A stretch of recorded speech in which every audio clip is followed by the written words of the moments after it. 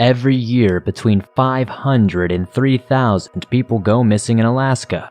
This is twice the US national average. Giving Alaska's population, this means 4 or 5 of every 1,000 people go missing each year. Of course, there are many missing person cases involving tourists rather than Alaskan residents, so we should take that figure somewhat with a pinch of salt, but it's disturbing nonetheless, especially considering a huge number of these cases remain unsolved years or decades later. Individuals and even entire aircraft disappear without a trace. In this video, we're going to look at some of the reasons why the missing person rate is believed to be so high, and then we'll discuss some specific cases. Most of these are unsolved, so it's important to raise awareness for these cases. Before we start this, be sure to slap that like button and subscribe if you're new. This is going to be one doozy of a video. Shout out and much love to my friend Justine Perry. She helped me write this script up and did a lot of work, so definitely show her some love in the comments. Now, let's jump into the many mysteries of the Alaskan Triangle. A lot of disappearances and strange occurrences happen in a place called the Alaskan Triangle, or the Alaskan Bermuda Triangle as many may know it. The Alaskan Triangle connects Alaska's largest city, Anchorage, in the south to Juneau in the southeast panhandle of Utqiagvik, a northern coastal town formerly known as Barrow. As you can see, the triangle covers a large portion of the state. In mid-May, the sun rises in Utqiagvik and doesn't set again for about 3 months. In mid-November, the sun sets and doesn't rise until late January. This phenomenon is actually a natural thing known as polar night.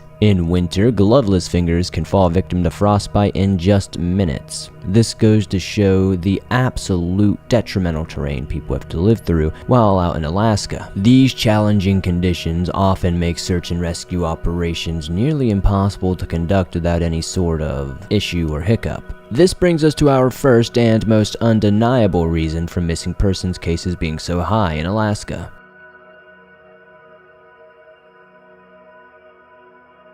Over half of the United States land that is designated for just wilderness and conservation is actually located within Alaska's borders. The Wilderness Act was established in 1964, and this set apart many millions of acres to be saved and, used for national parks and all kinds of cool stuff in the country. But 57 million of those acres are in Alaska. On top of this, there's additional land in Alaska that isn't officially protected as wilderness, but it's been untouched by man and is pretty much unlivable for us. Alaska contains over 100 volcanoes, some of which are active today, 12,000 rivers, and 3 million lakes. Alaska has more inland water than any other state and more coastline than all of the other states combined. Another fun fact, 5% of Alaska is actually covered in glaciers. The third highest cause of death in Alaska is accidental injury. It's not really surprising considering the vast and treacherous landscape we have just gone over. Accidental deaths include falling down mountains and slipping through crevices, the space in between glaciers. Crevices can be so deep that a person will never be found. More common incidents include car accidents and stuff like that, of course, often caused by challenging weather conditions. Drowning is also a very common way to die in Alaska. Cold temperatures cause bodies to sink to the bottom like a rock, making it very hard to retrieve them. Now, of course, Alaska is known for its very cold climate, but this is ridiculous. It regularly falls between -20 and -50 degrees under 0 Fahrenheit. That's like regular stuff for them every single day. Sometimes it even goes under -50 or lower. That's absolute insanity, I'm sorry. Temperatures this low can cause many hazards like ice fog, an eerie-looking phenomenon that occurs when tiny ice particles freeze in the air. High summer temperatures surprisingly present their own set of dangers. When the warm air comes in, they trigger severe thunderstorms. In 2019 alone, tens of thousands of lightning strikes were noted between a 2-week period in Alaska. With all this in mind, it's not too hard to see how unexperienced or unprepared campers and hikers may go lost. Even on common trails or in the wilderness, people go missing all the time in Alaska. Even experienced outdoorsmen have been known to struggle and even disappear. So the outlook is especially grim for the naive.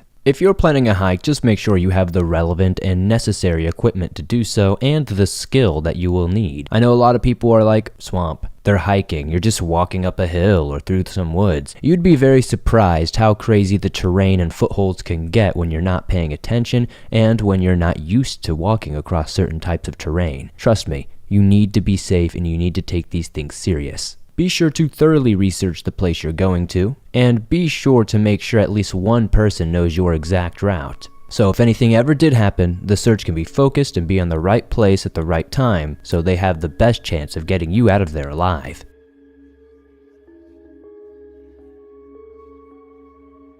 The story that demonstrates just how deadly the Alaskan landscape can be comes from Gnome, a northwestern town on the coast of the Bering Sea. For decades, the ongoing disappearances of both locals and tourists got some worrisome people thinking that there was alien activity involved. This inspired the 2009 sci-fi horror movie The Fourth Kind, which is set in Gnome. It's a great movie, I highly recommend checking it out. In the 90s, a more widely held view was that a serial killer was at large. It reached the point that the FBI was brought in to investigate. They concluded there wasn't a serial killer, but rather alcohol consumption combined with brutal weather was to blame. Alaska has many alcohol-free communities, so Gnome, where alcohol isn't prohibited, became somewhat of a party destination. Gnome is a remote town that isn't part of the Alaskan road system, meaning the main way in or out is by air or water. In winter, temperatures fall to between -10 and -50 Fahrenheit. Although it's possible some of the disappearances could have been murders, the majority were ruled out by drunken misadventure. In such harsh conditions, intoxicated people are susceptible to freezing to death or getting lost or injured in the snow very easily.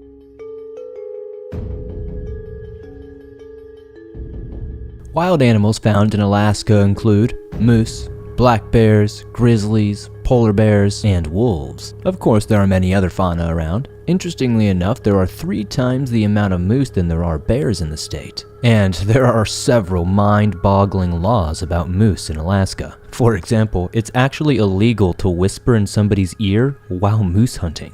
It's also illegal to give a moose an alcoholic beverage, or to push a live moose out of an airplane. I mean, these things are kind of obvious, but like, why are they laws? And first of all, I want to know who the heck pushed a moose out of a plane that made this law even remotely applicable. I just hope it didn't ruin your plans this weekend to go drinking with your local wildlife. Going back to the main topic at hand, moose aren't really thought to be much more dangerous than bears. But due to their insane numbers in the states, they are actually considered the main threat when it comes to human and animal encounters and attacks.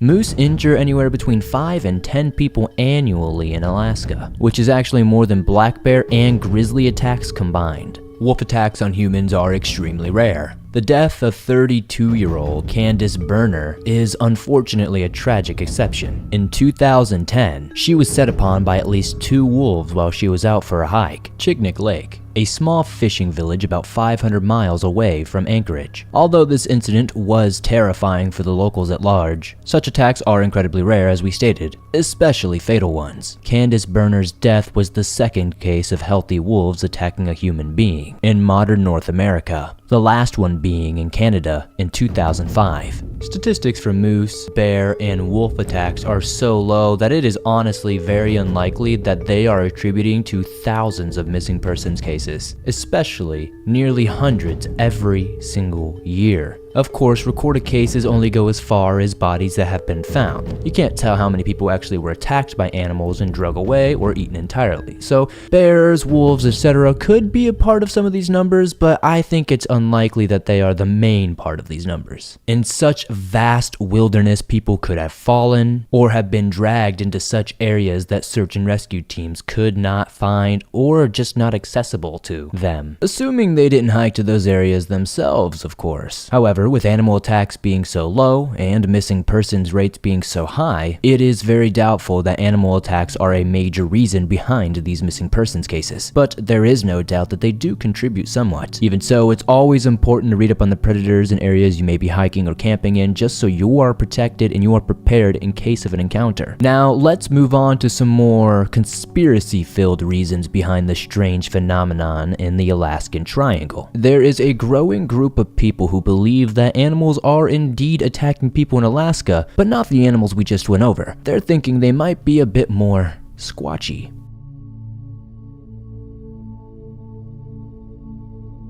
Bigfoot, also known as Sasquatch, are large, humanoid creatures that are said to be covered from head to toe in thick hair. Bigfoot hasn't been proven to exist by science quite yet, but there have been thousands upon thousands of alleged encounters with this creature all across North America and the globe. The uncharted wilderness of the Alaskan Triangle is a perfect hiding place for such a creature to be existing in without anybody ever knowing. You can almost say the Alaskan Triangle would be a paradise for a cryptid to hide out. There actually have been an alarming amount of Bigfoot reports in Alaska itself. Many of these experiences, though, kind of go against the belief of many cryptozoologists who think Sasquatch are more on the docile end. Of course, these reports are incredibly difficult to verify, and it's far more likely that a missing persons case was caused by some sort of weather or mishap in their adventure. But it is interesting to look at these Bigfoot claims nonetheless. The Alaskan Hairy Man is an Alaskan legend about a 10-foot tall, hairy creature.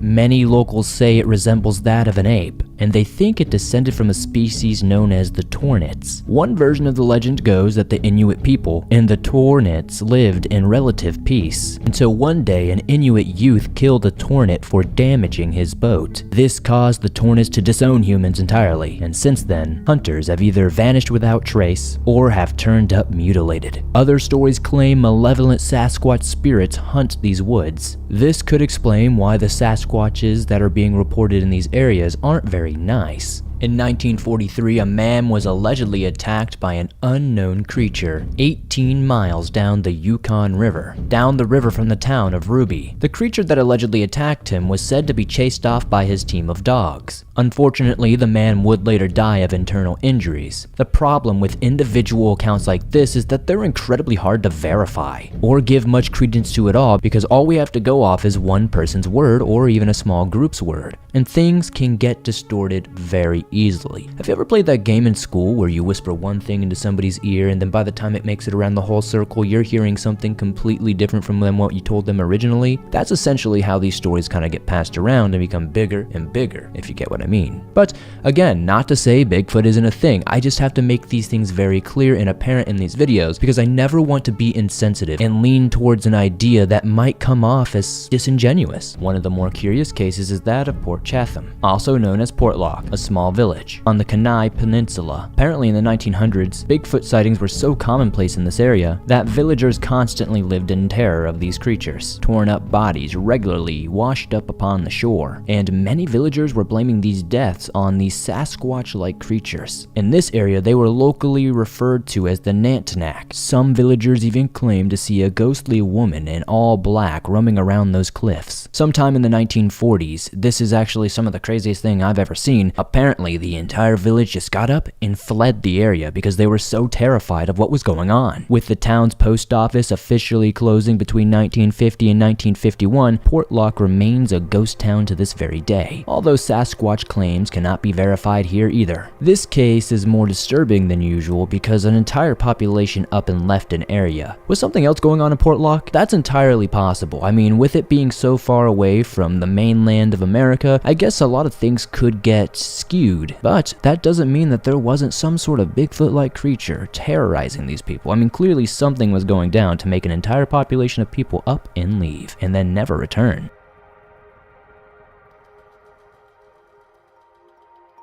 Bigfoot isn't the only mystical creature thought to inhabit Alaska.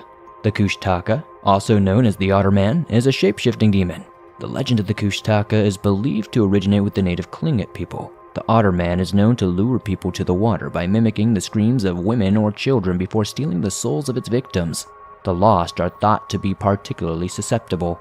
The Kushtaka is a creature of folklore. Rational skeptics are understandably reluctant to believe it has any bearing on missing person rates, but it's worth mentioning because of how heavily associated the Kushtaka is with the Alaskan Triangle. And like Sasquatch, although we can't prove these creatures exist, neither can we say they don't.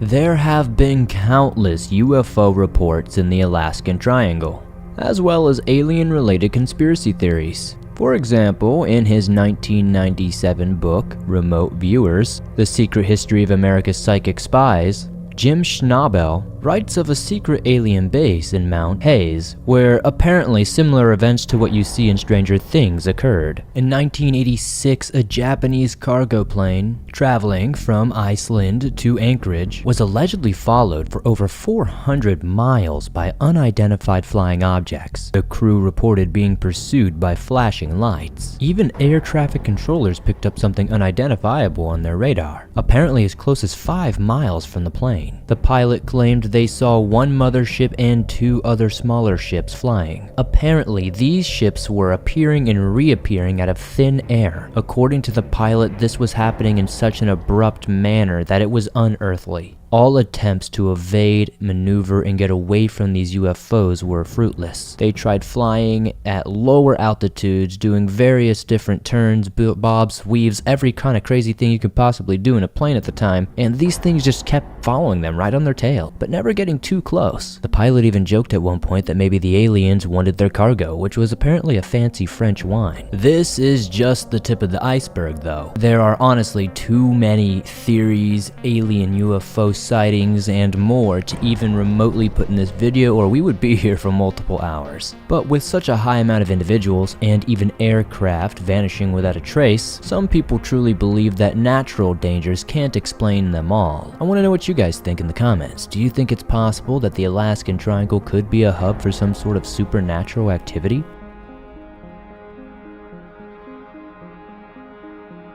On July 26, 2012, ufologist Linda Moulton Howe announced the discovery of a black pyramid, twice the size of the Great Pyramid of Giza, buried deep underground in Alaska, not very far from Mount McKinley. Moulton Howe made the discovery official on a conspiracy radio show known as Coast to Coast AM. She broadcasted a pre-recorded interview with Douglas Muchler, a retired U.S. Army counterintelligence officer. Muchler said that in 1992, China tested a nuclear device in the northwest Chinese desert. Apparently, the effects of this were felt all the way in Alaska, where it was first suspected to be an earthquake. Scientists used seismic recording equipment to investigate, and apparently discovered an unexplainable structure underground. Muchler claims this was reported to Anchorage Channel 13 News, but when he contacted the broadcaster to follow up and request a copy of the story, he was told the feature never ran, believing it to be a government cover-up. He reached out to Moulton Howe by email in June of 2012. Muchler went on to claim that he had accessed secret files at work after relocating from Alaska to Fort Meade, but apparently was promptly prevented from checking out any further information on those files. He allegedly said that other colleagues said, "They don't want us messing with this anymore." Following the radio show, a son of a retired electrical engineer contacted Moulton Howe claiming his father worked on a powerful electric system or a large underground pyramid of unknown origin between the years of 1959 and 1961. Apparently, his father and his colleagues referred to the structure as the Dark Pyramid. The government was very serious about keeping whatever project this was under wraps. Apparently, this project was a study of electrical distribution. The son went on to say the father would always complain about having to pay electric bills because if the public knew about that project and that black pyramid could emanate enough electricity to give everybody free electricity for life, he even speculated that it could not only power up that town, but all of Alaska and potentially Canada as well. Admittedly, this story does sound incredibly Harry Potter-ish, but it does have some elements of truth, right? If this was true, why hasn't anybody else from that era who worked in that place come up with any stories from 1992 about that? Why did Muchler wait 20 years to contact Linda? There isn't as much information about this story online as you would expect, suggesting it probably hasn't been taken very seriously, although it is a topic of discussion on a show called The Alaskan Triangle that did air on the Discovery Channel. Some people believe the structure to be of alien origin, while skeptics suggest that Linda made up the entire story to profit. It honestly does seem a little bit too outlandish and very underreported on for it to be super serious. It's interesting and entertaining nonetheless, but I don't know if the credibility is really there.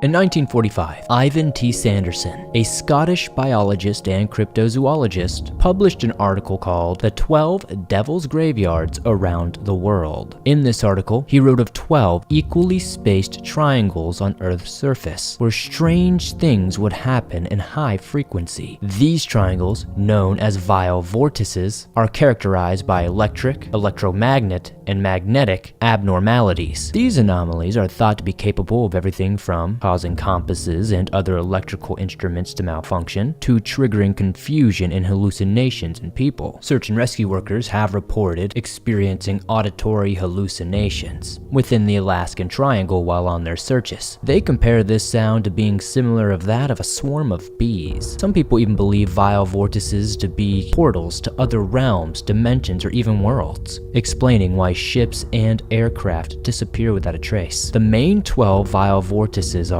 the Bermuda Triangle, the Devil's Sea off of Japan, the Algerian megaliths, Hamkulia volcano in Hawaii, the Indus Valley in Pakistan, Easter Island, the Loyalty Islands, the South Atlantic Anomaly, the Zimbabwe megaliths, the Wharton Basin, and the North and South Poles. Although the Alaskan Triangle isn't a part of these notorious 12, it's widely believed to be an area heavily affected by electromagnetic ley lines. The same can probably be said for England's Stonehenge. Some seem to think that the stones got there in the first place because of the ley lines. This is also said about the other megaliths, such as the Easter Island monoliths, because the origin of these heavy and unique structures are widely unknown. There are also other theories and rumors that aliens could be responsible for many of these things that we see around the world that we don't seem to have answers for. Ley lines and vile vortices are an unproven science though. There's countless content out there debunking vile vortices as a myth, and of course there's content debunking the debunking. It is one of the more far-fetched theories, but of course it's entirely worth mentioning. Now that we've run through some of the potential reasons for the high number of missing people cases and missing aircraft, you can bear all of this in mind as we cover some mysteries and missing persons reports from the area.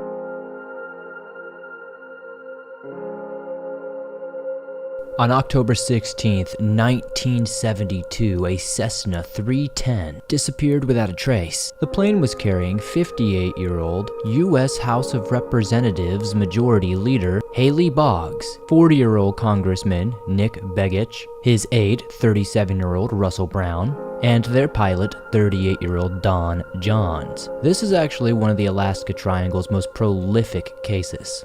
That's not very surprising considering two of the passengers were very high profile. This case was actually so prominent, the term the Alaskan Triangle was actually coined because of this. The flight departed from Anchorage somewhere around 9 a.m. and was expected to land in Juneau about 3.5 hours later, where the politicians were due to attend a rally behind Begich's campaign. The plane had enough fuel for a 6-hour flight. So, in theory, they should have been more than well off. When the flight failed to arrive at Juneau, the largest ever U.S. search and rescue mission at the time was conducted. This included over 40 military aircraft and 50 civilian planes. The search covered over 300,000 square miles. According to the flight plan, the Cessna had been set to fly through Portage Pass to Prince William Sound, then along the coast to Yucatan, and on to Juneau. The last contact the ground had received with the aircraft was shortly after it departed, indicating the crash more than likely happened earlier in the journey. No wreckage was found in Portage Pass, so officials suspected that the plane probably crashed in Prince William Sound and submerged under the water. There was a new law that required all airplanes to carry a black box. This would transmit its location even upon a crash. This is a much more reliable system if a plane crashes on land though. Crashing in the water can cause some sort of issues, especially back in the day. However though, it is believed that this Cessna 310 did not have that box on board. Unfortunately, the law didn't come into full effect until December of 1972. The search officially ended on December 24th and the men were all declared dead on December 29th. To this day, No trace of the plane or its passengers have ever been found. The flight was operated by a Pan-Alaska Airways company, which was owned by Don Johns apparently. He was an Army veteran and an experienced pilot, with more than 17,000 hours of flying under his belt. I did have a hard time finding images of the other two on this craft. The amount of experience the pilot had makes the disappearance of the plane just a little bit more puzzling. Johns was a competent pilot, and Anchorage to Juneau is a very common flight path.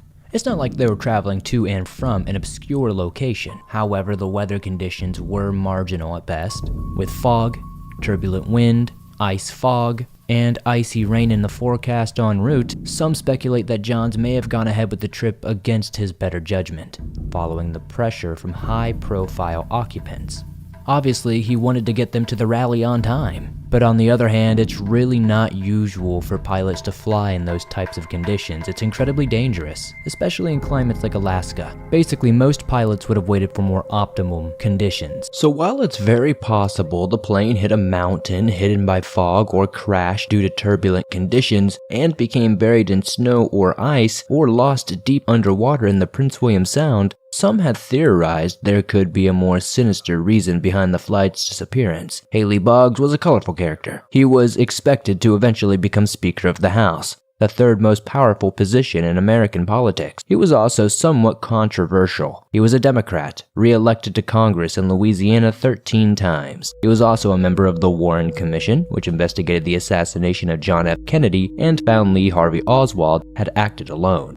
There were rumors that Boggs wasn't in agreement and sought to reopen the case. Although he publicly defended the findings and the case was never reopened, Boggs' car was reportedly run off the road in 1970, and he claimed his phone was being tapped by the FBI. Although he didn't disclose the reasons for this, he called for the resignation of the FBI director, J. Edgar Hoover.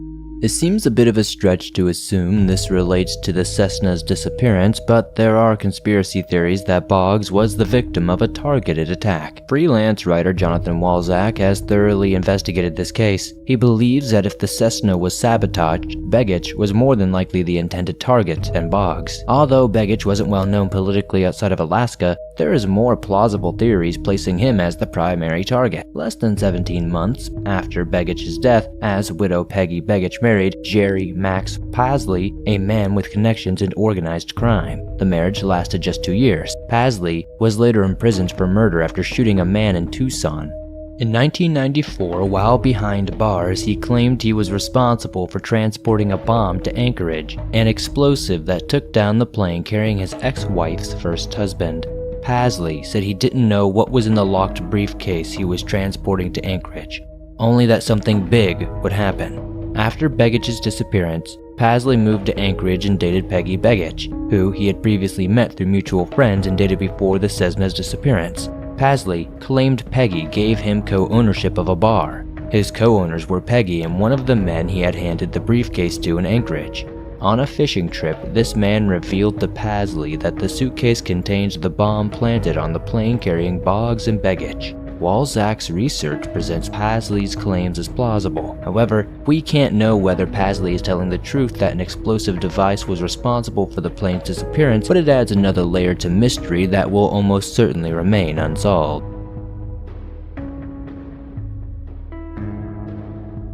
Thomas Marco Seibold was a German native, but spent the prior 6 years before his disappearance living in Wisconsin. He taught at the Teaching Drum Outdoor School, located in the Chequamegon-Nicolet National Forest of northern Wisconsin. The school is actually really cool. It teaches Native American values and skills to survive in the outdoors. You can learn such useful skills as weather forecasting, shelter building, hunting, and foraging, plus many, many more. Seibold would spend days up to weeks in the winter wilderness sometimes, camping in handmade shelters, and hunting for prey to not only cook but make clothing out of. In the summer, he would even stay out there in the wilderness for months at a time. He was generally described as a kind, loving, warm-hearted soul, he spent much of his time working at the school under its founder, Temarak Song, who described Seibold as being a wandering spirit and an experienced outdoorsman. In 2012, Seibold would take a 6-month leave to visit Alaska. He started at a native fish camp in the southeast before traveling north on the Tanana River, near Fairbanks. After arriving in the northwestern village of Ambler, he trekked approximately 30 more miles up the Ambler River to apparently stay with a friend of Temarak Song. Apparently it would be this friend and their 13-year-old son. Their home is located in Brooks Range, which is just outside the Arctic National Park, where apparently Seibold was planning to visit next. Gates of the Arctic National Park is actually probably one of the most dangerous parks in the entire planet. It is the northernmost point of Alaska, and it is the least visited national park in the country. With that said though, it is also the second largest park with over 8,472,000 acres. Of course, this park lies inside the Arctic Circle, so it's very cold, the terrain can be very treacherous, and the animals that like to live there and call it home can be, very competitive, if you know what I mean. The park contains part of the Brooks Range Mountains. There are no roads in or out of the park due to its seclusion. This, combined with what we already know about the Alaskan wilderness, cannot be a good mix. This should give us a very good idea of the potential dangers Seibold was facing when hiking in this area. But as all accounts seem to note, he was an experienced and competent outdoorsman who should have been able to deal with this. He had already spent months living in the outdoors in the Alaskan climate. Apparently, back in Norway, he'd even camped in negative 25-degree weather, so he was somewhat equipped for the cold, to say the least. On September 27, 2002, Thomas set off for the gates of the Arctic National Park. He planned to hike 30 miles to reach the town of Kobuk by November 10th if possible. From there, he would fly back to Fairbanks and then back home to Wisconsin, somewhere around November 15th. Police were contacted on the 11th when Seibold did not return. He failed to turn up for his flight, and he didn't get in contact with anybody letting them know where he was or what was going on. The search was initially focused on the Ambler River and Ulanique Creek, because this is where Seibold was believed to have set up his base camp. His diary was found, located in a cabin, last dated October 7th. He wrote about exploring up higher in the mountains and preparing the cabin for a harsh winter, indicating he did plan to come back but apparently never made it. Unfortunately, there weren't any clues in the diary or the cabin that gave any clues to his precise whereabouts. On November 20th, state troopers started using 6-seater planes for the search instead of 2-seater planes, giving them many more eyes to survey the ground. The 6-seater Piper Navajo was also more capable of flying in the winds and the harsh conditions of Alaska, making it much easier to search the highlands, where apparently Thomas's diary said he would be going. After 3 days of searching, a circle was eventually discovered. It was located on a gravel bar very far up the Ambler River, around 8 miles north of Ulanique Creek. Searchers were thinking that this may be an O from an SOS, but a ground search would once again yield no more clues. There was absolutely nothing to connect this circle to Seibold, unfortunately. And even if he had drawn it, he may have simply just been marking his own supplies. The official search was suspended on November 24th. There had been no significant leads, and falling temperatures were making it even harder to continue the search. Friends and family kept looking, of course, and they privately hired a search and rescue team to come in. They had hired specifically 2 of the bush pilots who had already been working on the case for the state. Unfortunately, no trace of Seibold was found, and he was declared dead in 2013. It's quite possible that Thomas got injured or died of hypothermia while out there. Again, Alaska is one hell of an unforgiving landscape.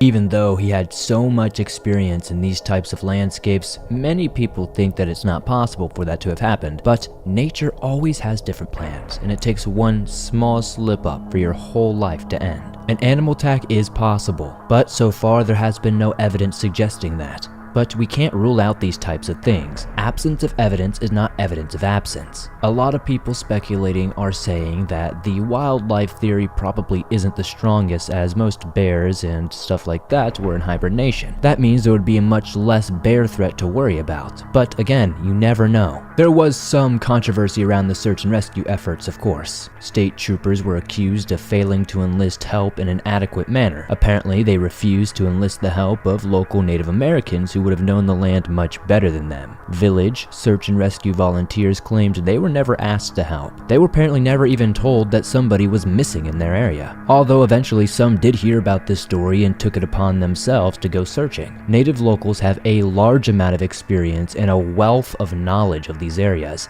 so their expertise is vital in finding people that may be missing. It really is a shame the state troopers didn't utilize this more. A collaborative effort between state troopers and locals could have resulted in a much more thorough search. A major setback and challenge for the rescuers in this story in particular is that we just did not know what path Thomas had taken. We knew the general area he was supposed to be in, but there could be multiple ways to get there. 10, 15, 20 different routes, if you will. The fact of the matter with Thomas is that he wasn't expected to be back for over a month when he set off for the gates of the Arctic National Park. So he could have been in trouble far sooner than we realize, and it would have been covered up by snow, animals, or whatever else could be out there. You know, sometimes cases do end up getting solved years down the line, and maybe this will be one of them.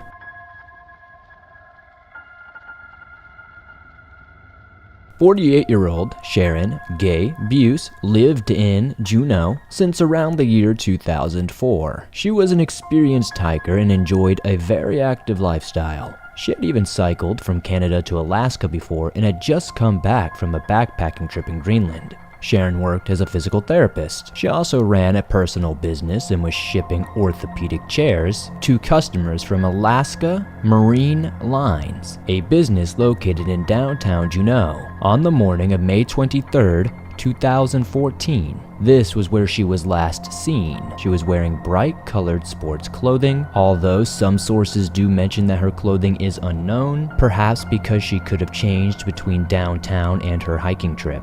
She had a black cast on her left hand. She was 5'8", brown hair, blue eyes.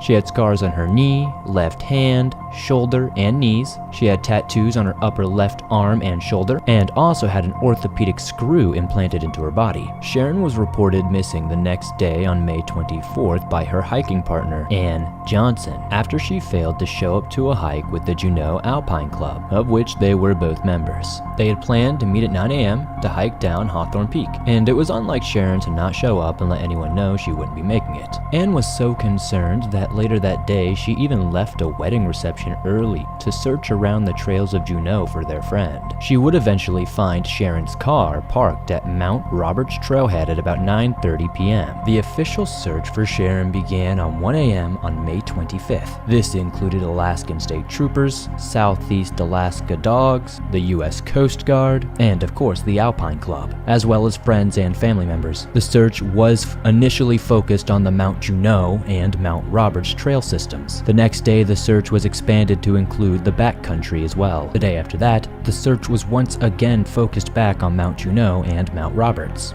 The Coast Guard scoured the area by helicopter, but thermal and night vision devices didn't seem to pick up anything at all. Aerial searches were carried out over the areas that couldn't safely be trekked by foot. For example, Granite Creek Basin, Mount Roberts Ridgeline, and Sheep Creek drainage. Snowy conditions made the search increasingly more difficult day by day. Luckily though, a dog would pick up Sharon's scent though, apparently near where her car was parked on the Mount Roberts trailhead. Other dogs also showed interest in that general area as well, but the handlers couldn't be certain that they were actually reacting to the scent of Sharon. After finding no significant leads, the search was suspended after just 4 days. Sharon's friends and family feel like that was premature. Nothing to suggest foul play was found in Sharon's home. Her overnight camping bag was left at her house, so we can safely say she wasn't planning on staying overnight. A handheld emergency GPS was also found at her house as well. It really is a shame she didn't take this with her. Her cell phone was not found, so presumably we can say she took that with her.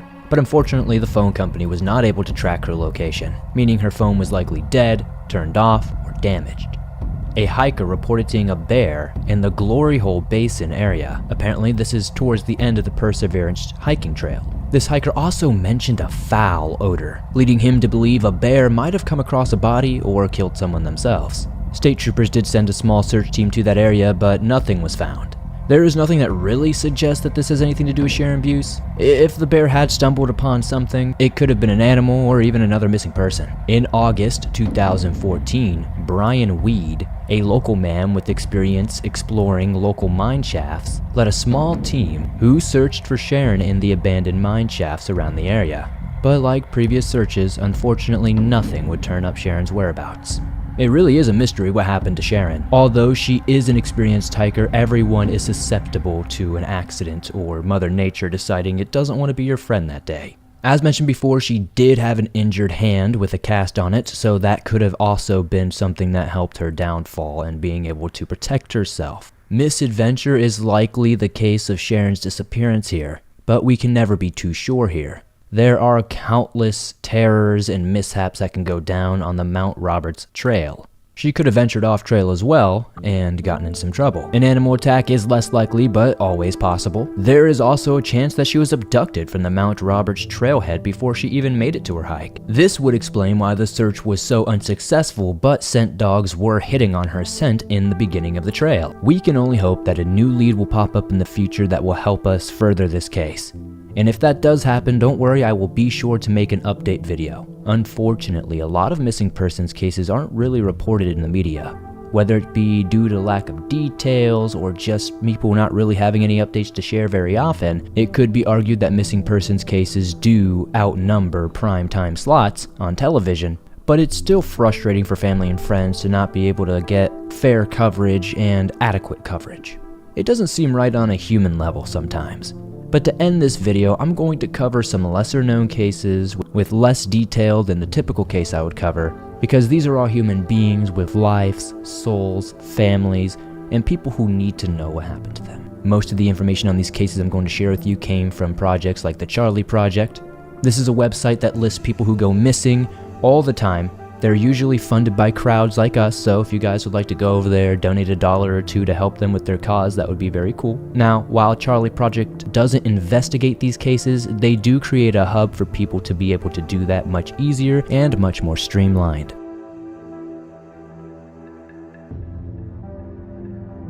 In June 2000, a wallet, driver's license, Illinois state identification card, and checkbook belonging to Dervish Adili were found at a campsite near Taylor Highway. Adili was a 35-year-old, 5'7" Caucasian male with brown hair and brown eyes. He would be in his late 60s if still alive today. There are a few unsettling details about this case. A receipt for food items purchased in Tok was found with Adili's identification. This receipt was dated August 13, 1992, so had he already been missing for 8 years by the time his belongings were discovered? A male relative reported Adili missing in 2006. This begs the question of why it took so long for him to be reported missing, and what action did authorities take in the 6 years between finding his possessions and his relative making the missing person report. Reddit users and internet sleuths have attempted to investigate this case. I won't go into it here because a lot of their findings are speculation and not backed up by sources. Cases like this remind us of the importance of checking in on friends and family members that live solitary lives and making sure that they have someone to whom they can feel they can report their movements for safety reasons.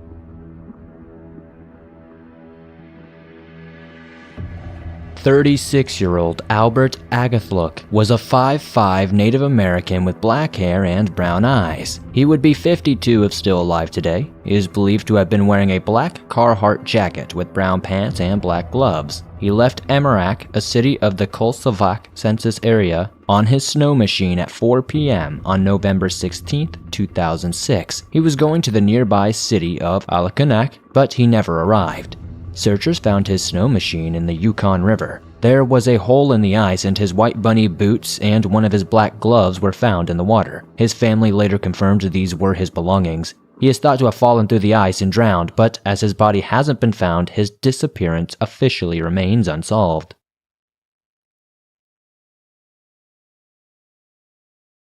Cora Anderson, a 51-year-old Caucasian female, was last seen leaving their Eureka Lodge at mile 128 off Glen Highway in Palmer on July 16, 1979.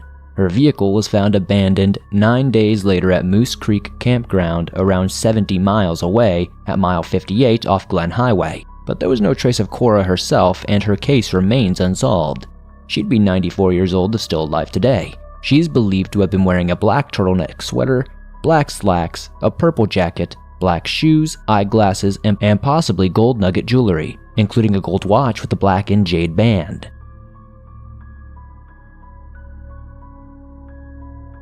"56-year-old Earl Ashworth and 4 friends went to explore a gold mine near mile marker 56 of the Seward Highway south of Anchorage on August 10th, 2018. He stayed behind with his 10-year-old dog Cruiser while his friends went into the mine. Cruiser was alone when the others returned. Ashworth was a 6'2" Caucasian male with blonde hair and blue eyes.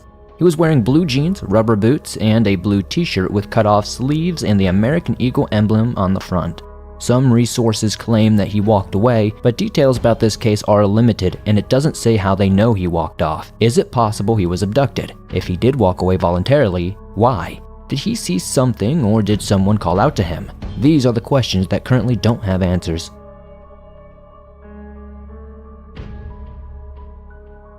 Roy Victor Banhart went missing from Ketchikan in December 2014.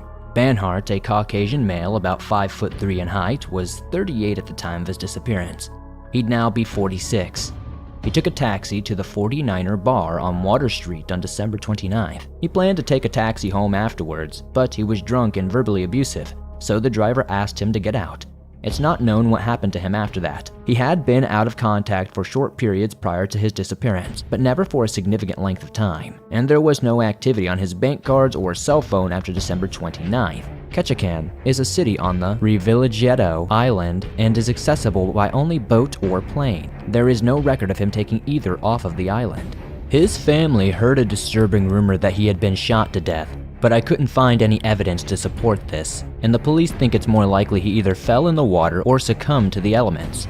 In a vigil held in early 2016 attended by 125 people, a family friend read aloud a letter written by Banhart's cousin Irene Anderson. She wrote, "There are many family members hurting because he is no longer here. We may never know how Roy's journey of life came to an end, but we'll pray that his spirit rest in peace along with other family members in heaven. Let us remember others that are missing, Gary Hamilton, Justin Nathan, and Thomas Booth, and pray they're all found, and the truth will come out about each loss." A scripture was read from a Bible that belonged to Thomas William Booth, a 35-year-old man who went missing in the Ketchikan area on January 2nd, 2016 after he went out to run errands and never returned. His body was sadly found 5 months later beneath a fishing processing plant. Although the cause and manner of death weren't released, Police Chief Alan Bengard said the body appeared to have been in the water for a substantial length of time and was pushed underneath the plant by a high tide. Although it's a heartbreaking outcome, hopefully it's given his friends and family some closure. At the vigil, a message Thomas Booth had written in his Bible was read out loud. It said,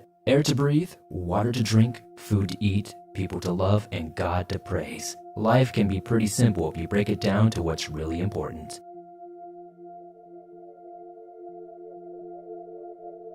This feels like the right place to end this video. I know it's been a long one, so thank you for sticking with me to the end. I would love to know your thoughts about the Alaskan Triangle in the comments. I asked a few days before finishing this video up on my community page on YouTube what your thoughts were. I said I would add a few that I liked into the end of the video, so popping up on screen right now you'll see various comments from viewers just like you. If you'd like me to do this further, be sure to comment yours down below and I'll add it to the next video. If you enjoyed this video and want to see more like this from me, be sure to subscribe. It helps me out a ton, and turn on notifications to not miss a new video as I upload them almost every single day. I have tons of cases already like this on the channel and many more coming. Be sure to hit that like button as it helps this video grow, leave a comment, and I'll see you soon with another creepy episode. Welcome back, swamp folk. It's good to see you back for another video and another new year. Maybe I'm just getting old, but it feels like these years are going by much faster than they used to, that's for sure. Regardless, we're about to discuss the technically unsolved double murder of Julie Williams and Lolly Winans from 1996. More commonly known as the Shenandoah murders, the couple was simply enjoying a romantic getaway when their lives were tragically cut short. Wikipedia lists Shenandoah National Park as having just under 80,000 acres and encompassing 8 counties along with parts of the Blue Ridge Mountains in the Commonwealth of Virginia. Roughly 40% of the land has been designated as wilderness areas and is protected by the National Wilderness Preservation System. Most of the park's main road, Skyline Drive, traces along the mountain's ridge lines. The Shenandoah River and its broad valley are on the west, and the rolling hills of the Virginia Piedmont are on to the east. Legislation to create the park was first introduced in 1901, but even Theodore Roosevelt's support wasn't enough to get the job done. Thus far, national parks were solely located in the west. The first eastern parks weren't established until 1919, and even then it was an additional 6 years before plans for Shenandoah were authorized in 1925. That's when the real struggles began. The creation of this park could be its own episode, but it finally became official on December 26, 1935.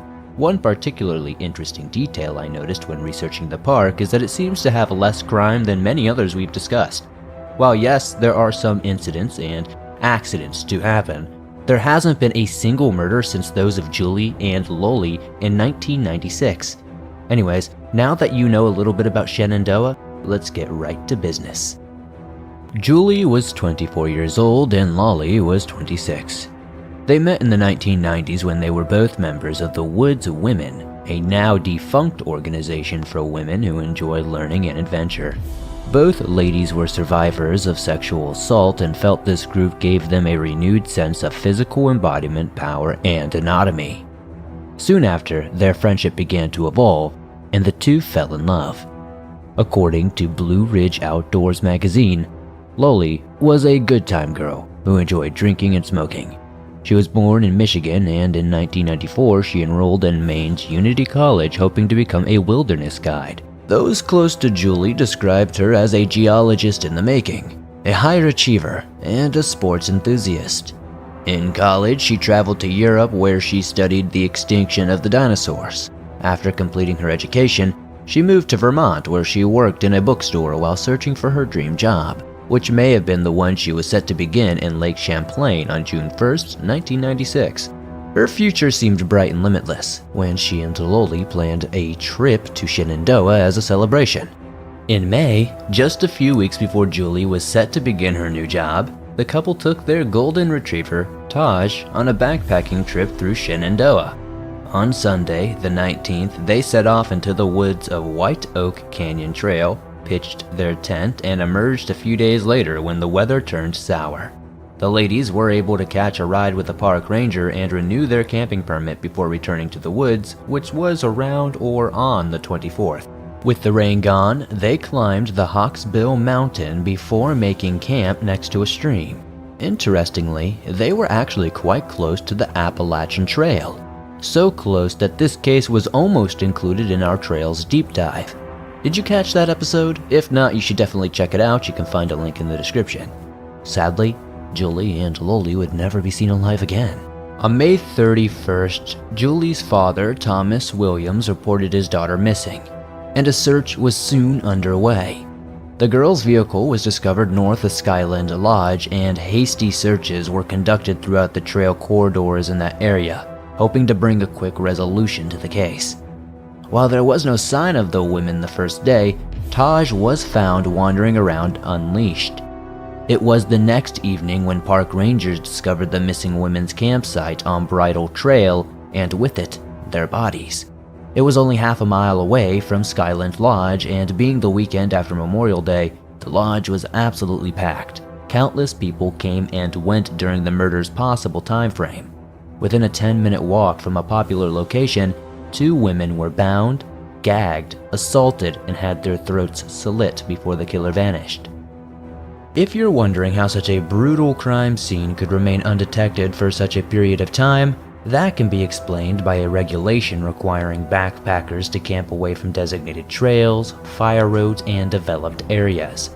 Julie and Loli were only following the rules when they set up away from the high traffic locations. This tragedy rocked the LGBT community, and for many, it put a hefty pause to all backcountry adventures. 1996 was a much more difficult time to be gay. There were certain rules society expected to have followed, and that's exactly what these women had done. They were minding their own business, far away from the judgmental minds of society, yet that still wasn't enough. When knowledge of the victim's sexual orientation was made public, it sparked nationwide conversations about wilderness safety and homophobic hate crimes. Unfortunately, this fact brought additional challenges to the investigation, which we'll cover in greater detail shortly. Since Shenandoah National Park is exclusively federal jurisdiction, the FBI took point to the investigation with assistance from the National Park Service and Virginia State Police. In the time since Julie and Loli's murders, some sources state that the authorities have followed up on an estimated of 15,000 leads, but there has been little to no progress made in the beginning. They didn't have their first suspect until July 1997 when a Canadian tourist was attacked. Yvonne Malbasha was riding her bike on Skyline Drive when a man in a truck forced her off the road and her bike. He then yelled sexual profanities as he exited the vehicle and tried to force Yvonne inside. Luckily, she was able to fight him off, but once back in his truck, he made several attempts to run her over. Thankfully, she was able to duck behind a tree, avoiding injury. Eventually, the man fled the area, but he was apprehended by park rangers when trying to leave the park. His identity was revealed as Daryl David Rice, and when investigators searched his vehicle, they found hidden hand and leg restraints inside. At the time of this attack, he was single, in his 20s, and living in Columbia, Maryland. In 1998, Rice pled guilty to the attempted abduction of Yvonne, and he received 135 months in a Petersburg, Virginia federal penitentiary. The interviews conducted after his arrest led prosecutors to believe he may have been involved with Julie and Loli's murders for a variety of reasons. There were the obvious parallels in the case, such as the geographical location and predatory behavior towards females.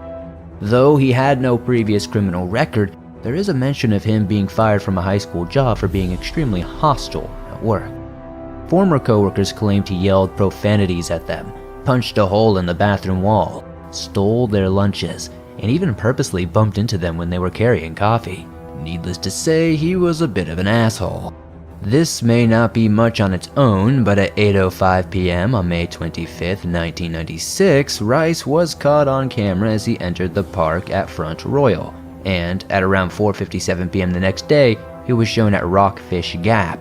He also returned with friends, Carol and Robert Ruckett, on June 1st, which he freely admits, but he completely denied being in the park on the other occasions.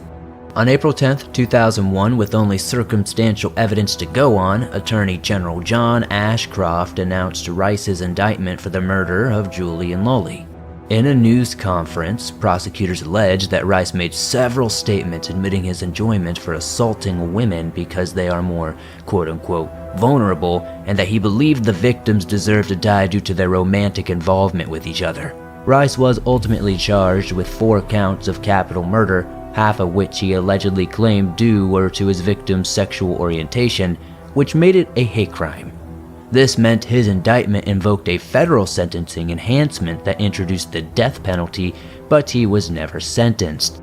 After years of attempting to build a case against Rice, there was still no forensic evidence against him. In 2003, new hope emerged when a hair from the crime scene was tested for DNA, but it wasn't a match for the suspect or either victim, and the case fell apart. In 2004, the charges against Rice were dismissed without prejudice, meaning he could still be charged at a later date, and he was released from prison in 2011. His last reported sighting was in 2014 when the Durango, Colorado Police Department received multiple calls from frightened citizens saying they saw him in the area, but since there was no warrant for Rice's arrest at the time, there wasn't really anything they could do. In 2016, NBC Washington wrote of the FBI focusing its attention on the Shenandoah murders again. Special Agent Adam Lee was in charge of the FBI's Richmond Division, and even then, on the case's 20th anniversary, he didn't consider it to be cold. He even was quoted as saying, "We will stop at nothing to find justice in this case until we have exhausted every means. We continue to exploit the existing evidence and try to obtain new evidence. Julie and Loli are not forgotten by the FBI, and we are going to aggressively pursue every lead in this case." Even after the charges were dropped against Rice, the case was still being investigated as a hate crime, but Lee refused to discuss specifics. He merely said it would be irresponsible to speak of any new links that may have been discovered. It's also important to note that many were outraged by the handling of this case from the very beginning. An Outside Online article from May 2022 discusses the research done by journalist Catherine Miles concerning the efforts made by officials to minimize public relations damage and mitigate a sense of panic during their peak summer season. She argued that the reason behind waiting 5 years for a failed indictment rests with the NPS acting too slowly and the FBI performing ineptly.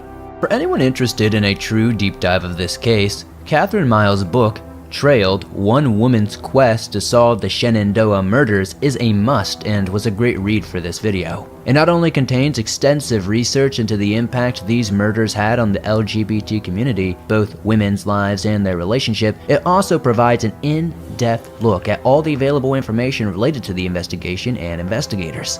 In an interview with A&E TV, Miles described the FBI as keen on emphasizing that they really thought they had the right guy already. It's a sort of strange move. Secondly, it really seemed like the FBI was throwing the National Park Service under the bus. One point she made regarding how the crime scene was processed is that the law enforcement training tends to focus on urban crime.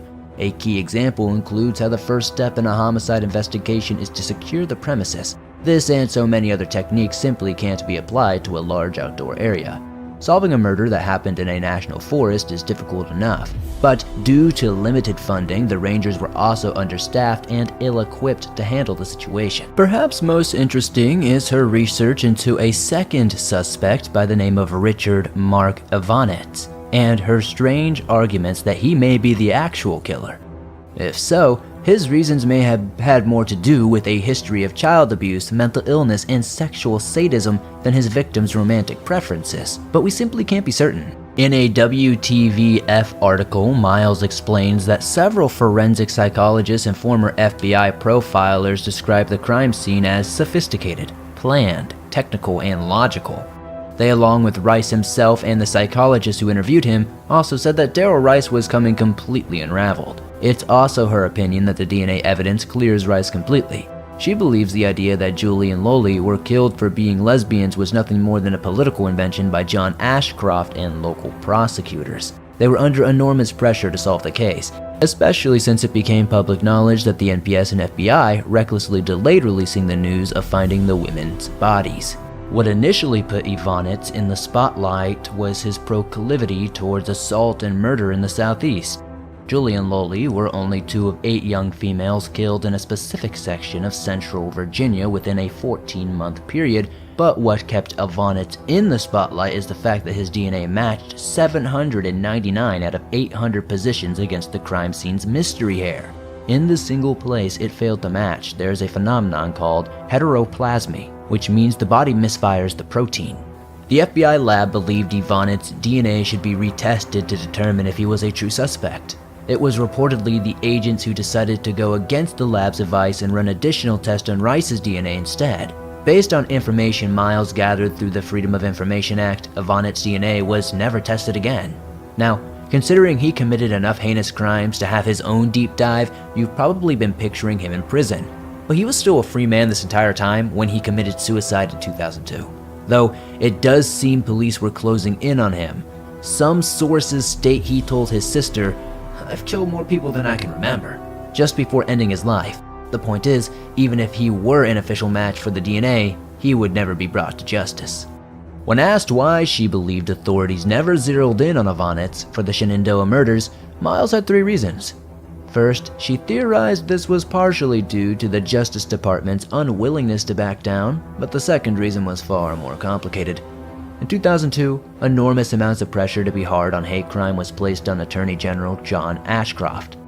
Rice's case was the first to be the first federal hate crime trial in the nation. His indictment was announced in a national press conference where Ashcroft seemed to infer the indictment would somehow help our country heal from September 11th. Finally, she noticed that the investigators seemed to assume Ivanitz had a preference for children since some of his victims were young teens. She described it as their inability to understand that the same predator who goes after a 15 or 16-year-old girl could also go after a young-looking 24-year-old woman. A 2021 WUSA 9 article includes an interview with Deidre Enright, founder and director of the Innocence Project at the University of Virginia School of Law.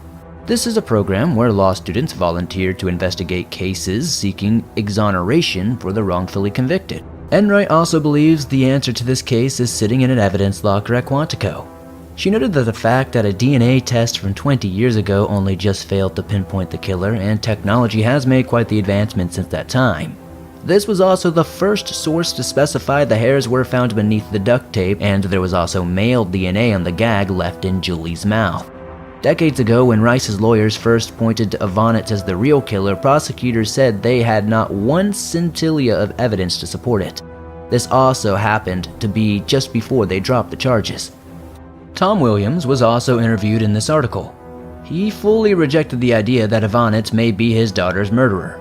He was quoted as saying, "I think it's a ruse. They, being the FBI, are not the kind of people that are going to try and pin some guilt on somebody that's not guilty. They just aren't."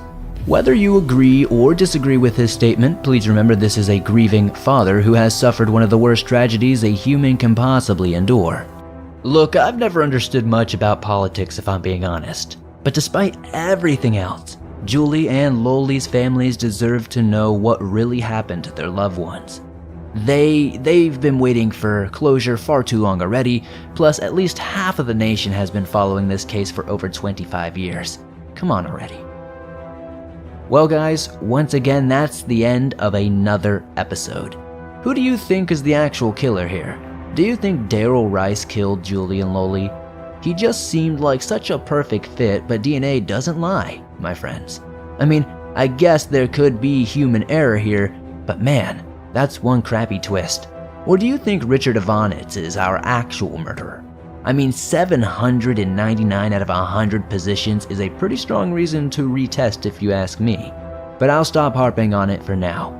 Hell, I don't know, just tell me what you think in the comments, and yeah, I'm aware that I asked you a ton of questions, so hopefully you'll answer at least one of them. And with all that said, be sure to backhand that like button so you break its nose, be sure to subscribe if you're new as it helps the channel grow, and again, comment down below letting me know your thoughts. I'll see you all soon with another creepy episode. I knew the woods of my small, southern rural town like the back of my hand. I cleared dozens of trails to ride my bike, built forts with my friends, and enjoyed the best and worst of what nature has to offer. Being outdoorsy, hiking the Appalachian Trail was always a primary goal. Growing into my mid-teens, I moved from a small town to a slightly bigger city in western North Carolina, where I could finally see the mighty Appalachian Trail for myself. This trail and the surrounding areas created pivotal memories that forever changed who I am as a person. My respect and undying passion for the forest were forever solidified with my time spent in those woods. Welcome back to the swamp, my friends, and a very special welcome if you're new. We're glad to have you. Today we're taking a microscope to one of North America's, well, really the world's most infamous hiking trails. So grab your snacks, elbow that like button, and get comfy because this is gonna be a long one. These are the many dark secrets of the Appalachian Trail. The Appalachian Trail stretches 2,200 miles from Springer Mountain, Georgia to Katahdin, Maine. That's right, and it extends through 14 states, and according to the Appalachian Trail Conservancy, it is said to be the longest hiking-only trail in the world. Upwards of 3 million visitors have walked these trails every single year since it opened in 1937. Lifelong forester Benton McKay initially proposed it in 1921. After a decade of back-breaking work, it was finally opened for the public to enjoy, and the Conservancy has never stopped improving and updating the ever-expansive trails ever since. The Appalachian Trail is one of the 3 that make up the illustrious Triple Crown of hiking, which I personally hope to complete sometime. The others are the Pacific Crest Trail and the Continental Divide Trail. Each year, over 3,000 people attempt to hike the trail, and barely 25% finish the daunting task. Generally speaking, the Appalachian Trail is a relatively safe hike. At least, the injury and death statistics align with most others around the country. Many of these incidents are from wildlife, weather, human error, and sickness, But unfortunately, the number of hostile human encounters is on the rise. Over the years, off-trail communities have been a growing problem. These communities typically consist of hikers, campers, transients, and others that tend to live on society's outskirts. It's not my goal to paint these people as any less than they are, but it is relevant to be aware of these types that we're referring to. Many have said these communities resemble homeless encampments. In contrast, the Conservancy has roughly 40 sponsored communities, which are simple gatherings of hikers passing through specific trail sections. They usually consist of visitor centers and other facilities. Upon completing the Appalachian Trail, you are awarded the title of through hiker, which only 1,186 people have ever done. If you complete a local section on the trail, then you are commonly known as a section hiker. And if you are northbound, you might say Nobo or Sobo for southbound. Rugged terrain, unpredictable weather, and crazed people truly make this an epic feat. Of course, if you believe the legends, there just might be more than a few other things to fear out there in the woods. Let's talk about the area's folklore while we're at it. Now, of course, we can't in good conscience start this section without jumping right into the Bell Witch story. It's quite possibly the best example of Appalachian folklore, and it all begins with a small community in Robertson County, Tennessee. The Bell family patriarch, John Bell, allegedly cheated Kate Bates in a land purchasing deal. As a result, Kate, aka the Bell Witch, cursed the land. Suddenly, tormented by hauntings, from 1817 to 1821, the Bell Witch would randomly appear disguised as a shadowy animal, typically a dog or a bird of some kind. The witch would put the brunt of her focus on the Bell's daughter, Betsy, tormenting her through the night. She ripped off her bedsheets and even physically was assaulted, with punches, scratches, and even soccer kicks. These violent attacks worried the family so much that they began sharing their stories with others in hopes of finding help. Eventually, a family friend, James Johnston, experienced the haunting firsthand, and the case grew so famous that it ultimately reached General Andrew Jackson. Jackson is a colorful character in his own right, but that's a video for another day. According to legend, he and his soldiers set up tents outside the Bell home. One of the men claimed to know how to handle witches and confidently speculated silver bullets would end her terror. Apparently, the Bell Witch made an example out of this man and severely beat him. After this incident, Jackson and his team reportedly fled from the area. As for John Bell, he mysteriously passed away in 1820, but the hauntings continued plaguing his family. Betsy was forced to end her engagement with Joshua Gardner, who was said to have personally witnessed several incidents. It was only after this final blow that the Bell Witch finally disappeared. Legend says she promised to return to curse the Bell's descendants in 1935, but I couldn't find any mention of this coming to pass. However, you can still visit the Bell Witch Cave, where many visitors still claim to experience paranormal happenings. Let us know if you've ever been there or live near this area. We'd love to hear more. The Brown Mountain Lights are a staple in the Appalachian Mountains. I experienced this phenomenon while hiking with my good friends on the Blue Ridge Parkway in the early 2010s. It was getting dark when my friend noticed a strange set of lights above us, higher up the mountain. After looking up, we stared at these peculiar, strobing lights before they faded out of sight, never moving a foot. Strange things happen on our planet, things our minds simply cannot rationalize. At least, not yet. The Blue Ridge Mountains in North Carolina hold one peculiar mystery, and it all surrounds a strange set of lights that seemingly appear out of thin air. It's hard to say when these ghostly sightings truly began, but historically I have seen accounts dating as far back as the 1890s, while the earliest documentation is dated 1910. Either way, the lights truly gained their notoriety in the 1920s. It's also essential to know that this is around the same time electricity was becoming widespread in the area. One of the earliest accounts appeared in the Charlotte Daily Observer on September 24, 1913. The report was attributed to Anderson Lovin and depicted mysterious lights seen just above the horizon every night. They were red and materialized punctually, once at 7:30 p.m. and again at 10 p.m. In that same year, a United States Geological Survey employee D.B. Starrett investigated the claims. He discovered the headlights of westbound Southern Railways locomotives could be seen from Lovin's hotel, and the train schedules, according to the local train station, left him no suspicion that this was the cause behind the lights. Then, in 1922, a USGS scientist, George R. Mansfield, attempted to debunk these claims once again, arguing things like trains, car headlights, and brush fires to be the cause. Mansfield set up an Alidade telescope near Lovin's hotel, and he recorded several nighttime lights, one of which appeared to move erratically in flare and brightness, making Joseph Lovin call it a true brown mountain light. Another series of lights were witnessed on a mountain curve in a Southern Railways track, and its appearance coincided precisely with that of a scheduled train. For the time being, these claims eased the public tension and concern. However, over the years, locals have begun speculating these 20th century occurrences and wonder what they could have been. Many other famous sightings were revealed over the years, and the Brown Mountain Lights even had their own X-Files segment from a 1999 episode titled Field Trip. The lights have inspired many movies, such as the 2014 film Alien Abduction, and other shows like Ancient Aliens, Mystery Hunters, and Weird or What. Of course, much like the rest of the world, the Appalachian wilderness has many stories of monsters lurking in the forest shadows. Of course, there is no better place to start than the legend of the wild men in the wood.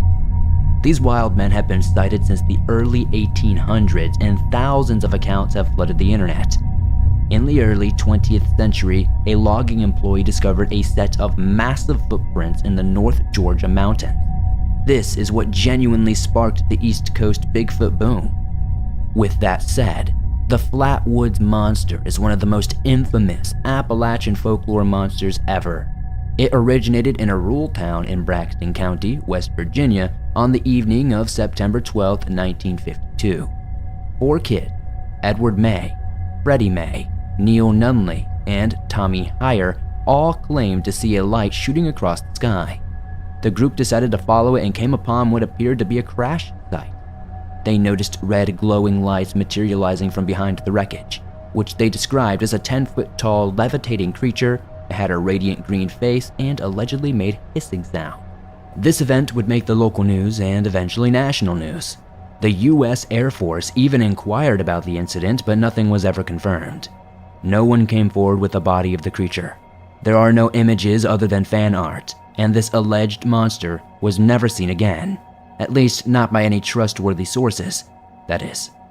Now, that's not to say the Flatwoods Monster didn't crash land in Braxton County, but we may never know what really happened that evening. Today, tourists from all over the country visit these infamous areas to catch a glimpse of Sasquatch or gander a peek at the Brown Mountain Lights. Of course, we could cover many other stories like the Moon-Eyed People, Mothman, and the Wampus Cat, but I have videos dedicated to these topics, and most people already know a lot about them. For today, we'll just leave you a few links in the description, and those interested can check out those full stories on my channel. Now I want to move on to the real meat and potatoes.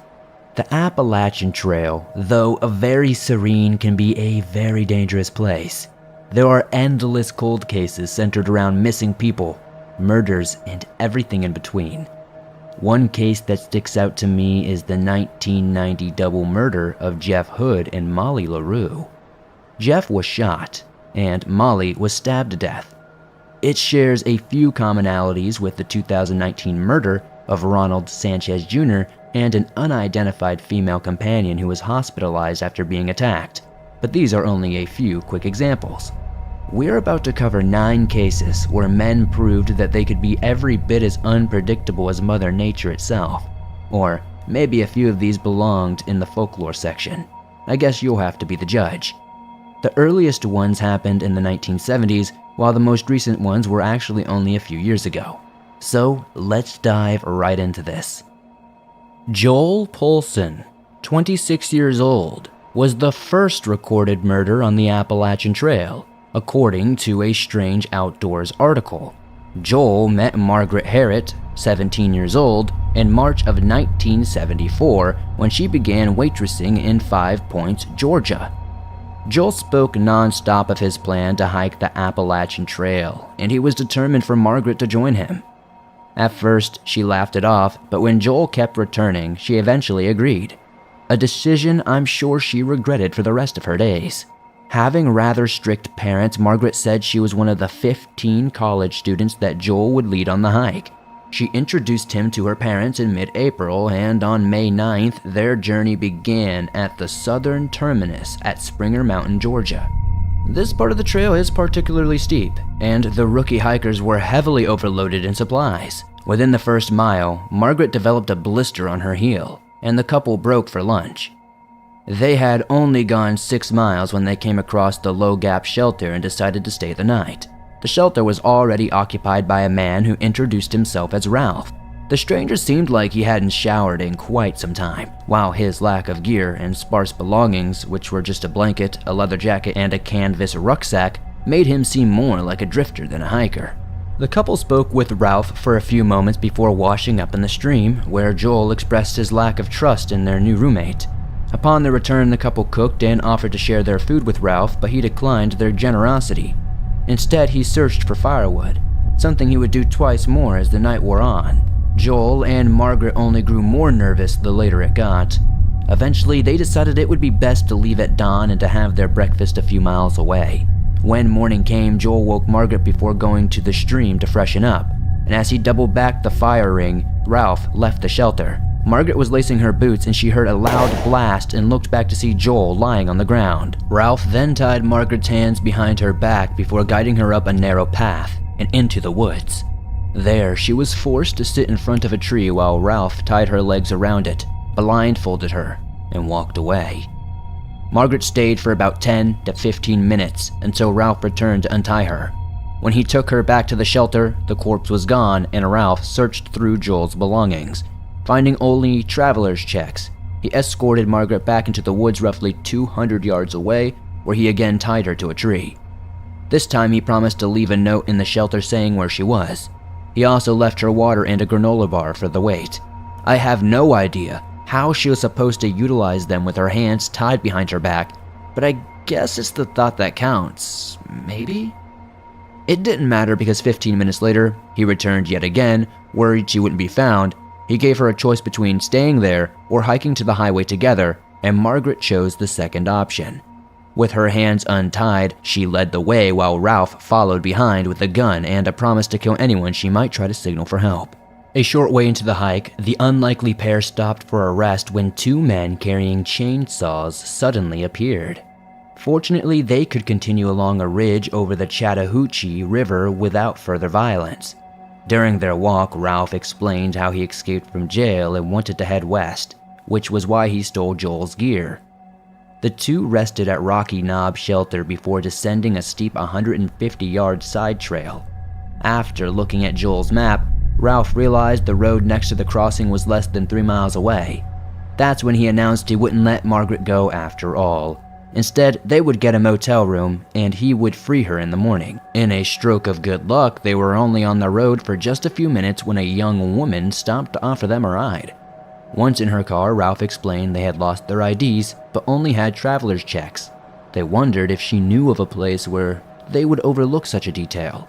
With the gun still in Ralph's hand, Margaret also asked for a motel recommendation, to which they were told the Chattahoochee Motel. There, Joel signed Mr. and Mrs. Joel Polson to the registry, and the pair purchased food and beer from next door before settling into their room. They watched an Elvis Presley movie while Ralph practiced Joel's signature, and he offered to let Margaret take the memento from Joel's pack, but she declined this. It was a weird gesture, but a kind invitation, I guess? I don't know what to call it, but that's probably not really a kind thing at all, huh? Margaret asked to shower, but Ralph followed her to the bathroom, worried she would climb through the window. Out of options, she went to bed, surprisingly able to sleep the night through, while Ralph remained on watch with the gun. The following day, they were able to cash out another $20 check at a gas station, and this would be where Margaret was set free, but you won't be surprised to hear there was another change in plan. Over coffee, Ralph explained it would be best to find a bus station in Cleveland, and from there they could go their separate ways. They did successfully hitchhike to a station, but once there the man selling tickets explained it would be cheaper to take a Greyhound directly east. The pair hitched yet another ride, cashed a few more checks, and had a lunch while waiting for the bus station to open. By then, Margaret had bought a $10 ticket to Columbia, and Ralph had purchased a $3 ticket to Atlanta. Ralph's bus was late but still the first to arrive, and Margaret patiently waited through this tense departure until her bus arrived a short time later. It was dark when she finally made it to Columbia. She had an older brother living nearby, but she could not reach out to him or her parents. She only called the Columbia Police Department. Her call was relayed from South Carolina to Georgia. Sheriff Frank Baker called in backup from the Georgia Bureau of Investigation. On Saturday, May 11th, Special Agent Stanley Thompson accompanied the sheriff to Low Gap Shelter. There, they discovered Joel's remains concealed beneath forest debris across the stream from the shelter. A plastic bag was tied around the victim's head, and his autopsy revealed a .38 caliber bullet had pierced his skull just behind his left ear. On May 16th, the Atlanta PD received a phone tip from a woman claiming to have met a man matching Ralph's description, and she knew his address. Agent Thompson and Sheriff Baker then drove to Atlanta where they obtained a search warrant. Their suspect wasn't home when they arrived, but inside the apartment they found Joel's backpack, clothes, camping gear, and the murder weapon. All they had to do was wait, and the moment Ralph returned, he was promptly arrested. Ralph Howard Fox, 31 years old, had quite the criminal record from his youth. Once, while his parents were away, he kidnapped a girl from his party. At 17, he was arrested for stealing a car, and the following year he was arrested again for breaking and entering. In 1963, he took a 15-year-old to New Mexico where he was arrested for statutory rape and contributing to the delinquency of a minor. But that didn't stop him from marrying the girl just a few months later. In 1964, his young wife was pregnant and Ralph handled the stress by forcing a high school student into his car at gunpoint. He then drove the poor girl 13 miles to a secluded area known as Lover's Lane in Troy, Michigan. Thankfully, a police officer happened on the scene as Ralph tied the child's hands behind her back. This incident earned him a 15-year sentence, but he only served a short portion before escaping Michigan State Prison. His wife divorced him, and in October 1969 he was captured in Miami and extradited back to Michigan. Years later, when he was released on parole, he broke into his ex-wife's home and waited for her with a rifle. Fortunately, he missed when she arrived, and from there, he fled to New Orleans and Fort Lauderdale before ending up in Atlanta. He was only on the Appalachian Trail for 5 days before killing Joel. Margaret was able to pick Ralph out of a lineup, and he confessed to owning the murder weapon but maintained he never intended to harm Margaret. In October 1975, he was indicted for murder and pleaded guilty to his charges. However, he was sentenced to life in Georgia State Prison. In 1991, he was given a 1-month reprieve to attend his brother's funeral in Michigan, and he was eventually paroled. Once released, he moved to Lapeer County, roughly 50 miles north of Detroit. But his freedom was short-lived. After 7 months, he failed to meet with his parole officer and couldn't be found at his home or work. A week later, on March 5, 1992, police discovered the body of 29-year-old Diane Good. Thanks to towing records, they placed Ralph at the scene and a nationwide alert was issued. 2 days later, he was arrested in Skagit County, Washington, while attempting to break into a parked car. The trial for Diane's murder was held that November. Ralph maintained a plea of innocence, but the jury had no trouble declaring him guilty. In June 2003, he was transferred to the state prison hospital where he died from lung cancer the following month. On April 20th, 1975, Janice Balza was 22 years old and was sitting at a campfire near the Van Deventer shelter when 51-year-old former mental patient Paul Bigley attacked her. He murdered her with a hatchet. Some accounts say it was because he admired her backpack. According to a news clipping, Bigley later walked off the Appalachian Trail, knocked on the door of a nearby house. There, he asked the homeowner to call the sheriff's department and confessed to murdering Balza. When officers arrived, he claimed to have been in the shelter first and murdered Balza as she sat at the fire. 3 deputies were dispatched and the young girl's remains were soon located. Bigley was charged with first-degree murder and spent the rest of his life in prison. Fun fact, some actually believe Janice's ghost haunts Van Deventer shelter, but I can't really find any solid evidence saying that this is true, but it is an interesting story to note. A Grunge article tells of a gruesome double murder from May 19, 1981. Robert Mountford Jr. and Laura Susan Ramsey, both 27-year-old social workers, traveled from their Maine hometown to Virginia to hike a portion of the Appalachian Trail. It was meant to serve as a fundraiser for a school run by Mountford's mother. The school specifically served children with developmental challenges. On the night of their murder, the young couple shared a meal with another hiker, Randall Lee Smith, at the Wapiti shelter in Giles, Virginia. After their dinner, Smith shot Mountford with a .22 caliber pistol, and Ramsey was hit with a piece of iron before being stabbed multiple times, not with just a knife, but a weapon described as a long nail. Smith then dragged the bodies back to their sleeping bags and buried them in shallow graves. It was less than 2 weeks after they were reported as missing that the authorities discovered the crime scene at the Wapiti shelter.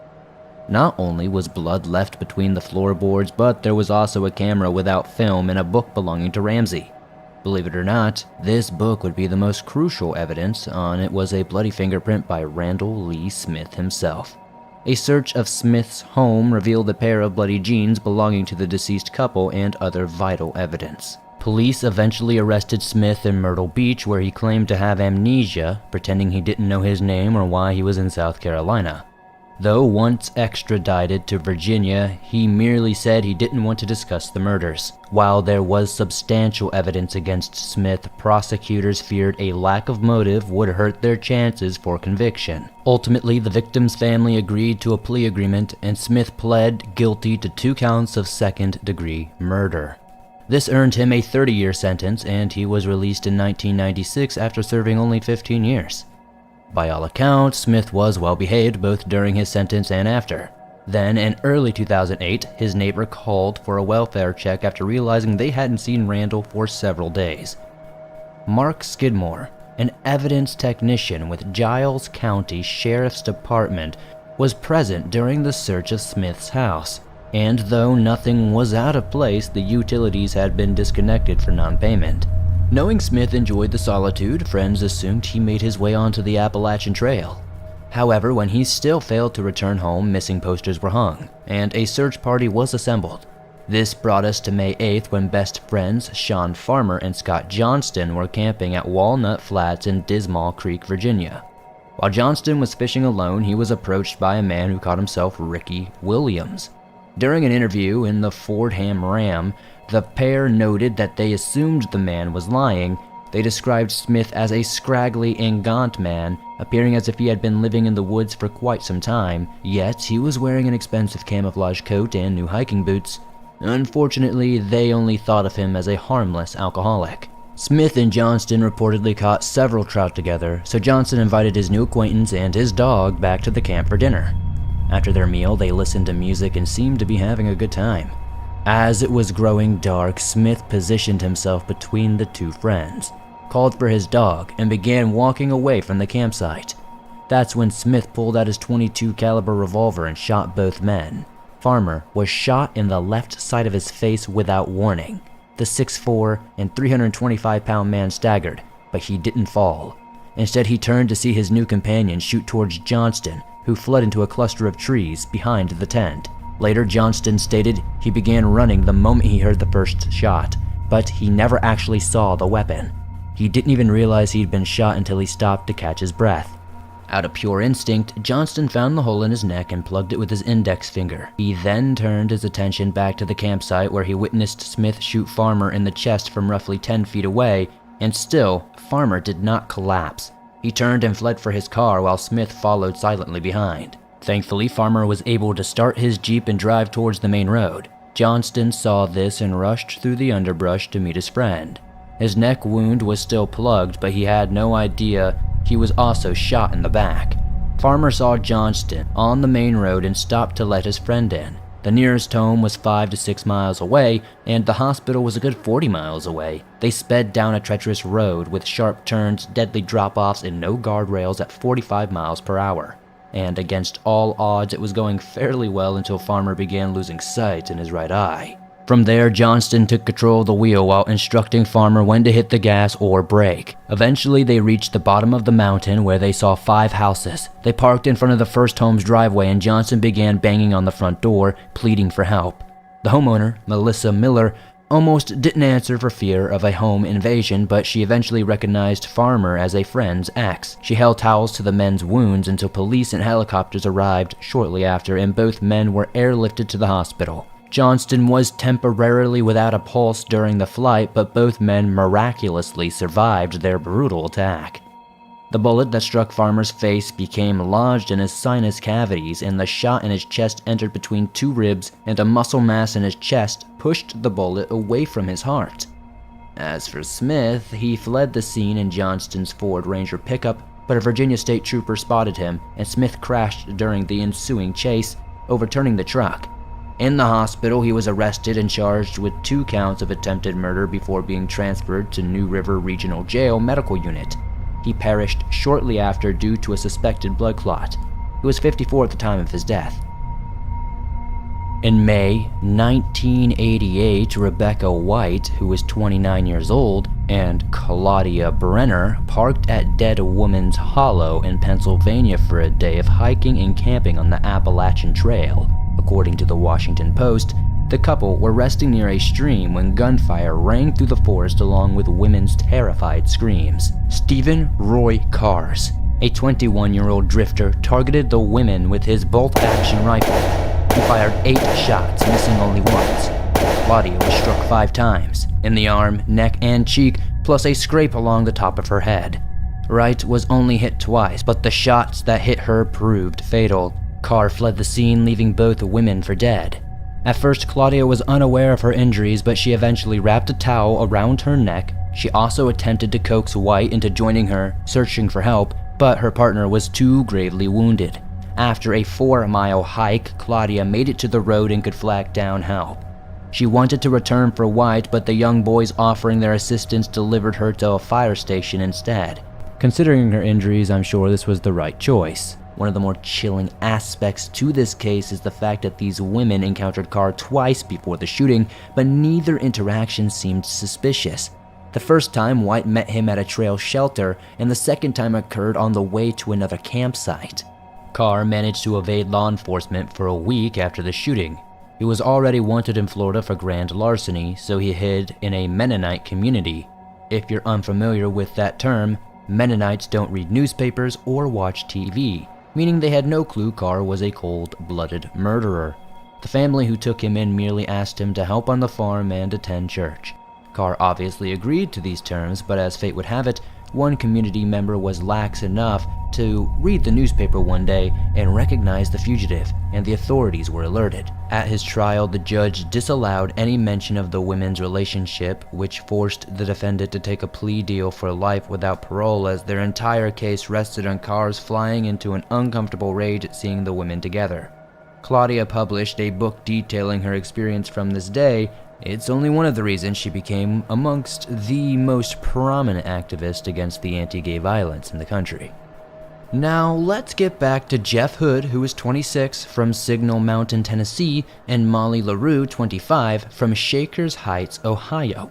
According to Penn Live, the young couple was through hiking the trail, adopting the trail names Clevis and Nalgene. On September 11, 1990, the young couple spent a night at the Doyle Hotel in Duncannon. Upon their arrival, they unpacked, called their parents, ate, and retrieved their mail. The following day, they shared one last lunch with the family before returning to the trail, and that night, they slept at the Thelma Marks shelter atop Cove Mountain. Early in the morning of September 13th, a drifter by the name of Paul David Cruz, who is 38 years old, from Loris, South Carolina, brutally murdered Jeff and Molly. Their bodies were discovered by 2 hikers later that same morning. Hood had been shot 3 times and LaRue was assaulted before being stabbed in the throat, neck, and back. The article distinguished the throat and neck. Is there a difference? I'm not entirely sure. This tragedy left the community shaken and caused many hikers to skip this section until Cruz was finally arrested on September 21st near Harper's Ferry, when officers discovered he had items belonging to Jeff. He gave the name David Casey Horn and waived extradition from West Virginia to Pennsylvania on November 15th. The next day, he was placed in Perry County Prison without bail. Starting on May 9th, a jury consisted of 5 women and 7 men was kept sequestered for the 11-day trial. Testimony came in on the 15th, and they started their deliberation on the 24th, but it only took 45 minutes to find Cruz guilty. It took less than 2 hours to agree on the death penalty the next day. Unfortunately, due to a costly appeals process, Paul's sentence was reduced to 2 life terms without the possibility of parole on December 21, 2006. According to the Conway Daily Sun, Louise Chaput, a self-employed psychologist, was last seen on November 15, 2001, and her case remains unsolved. The 52-year-old drove from Quebec to Pinkham's Grant, where she acquired a lodge at the Appalachian Mountain Club Visitor Center. Though she planned to stay the weekend, she never checked into her accommodations. Around 3 p.m. that day, she asked a clerk to recommend a short hike which led her to the Lost Pond Trail. The trailhead was just across the street, but she was never heard from again. On Monday, November 19th, friends and family quickly realized she had failed to return and filed a missing persons report with local police. Sadly, her remains were discovered 200 feet from the Glen Boulder Trail just 3 days later on Thanksgiving Day. Chaput's backpack, car keys, and sleeping bag were never recovered, but her car was parked in the Dire to Sema trailhead. An autopsy revealed multiple stab wounds, but it was also clear that she put up a fight. Her case was ruled a homicide, and authorities theorized it would be a random killing, stating that Chaput's attacker was likely a stranger. Though this is now a cold case, the victim's daughter remains active in their search for justice. They've not only stayed in touch with the New Hampshire Cold Case Unit, they also remain active on social media in hopes of spreading further awareness about their mother's case. Meredith Emerson was a 24-year-old born in Charleston, South Carolina, and raised in Holly Springs, North Carolina, but she resided in Beaufort, Georgia at the time of her disappearance. On New Year's Day in 2008, she went hiking with her dog on Blood Mountain in northern Georgia, and it proved to be Meredith's last. According to her wiki page, she was last seen working with an elderly man on the Spur Trail, which connects the Appalachian Trail to the Byron Herbert Reese parking lot. This man would later be identified as Gary Michael Hilton, a 61-year-old serial killer who was unfortunately mistaken for a drifter. Interestingly enough, Wikipedia also refers to him as the National Forest serial killer. Honestly, we could do a whole video on just him.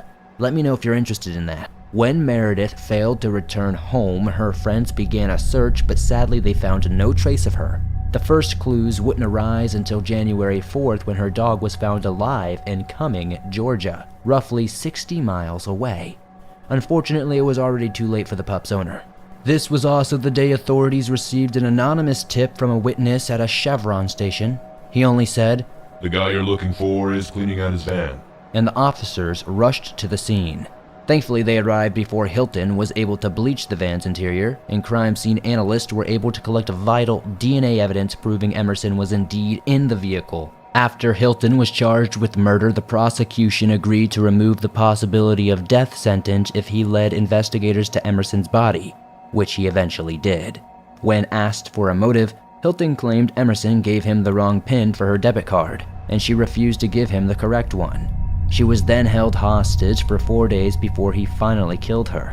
The autopsy would rule her cause of death as blunt force trauma to the head, but we can't take some modicum of comfort knowing her dog was released unharmed. Hilton claimed he couldn't bring himself to kill the dog, and as for Emerson, he merely said, "It was hard, but you gotta remember, we had spent several good days together." This is a particularly heartless way to describe it, even for a possible sociopath.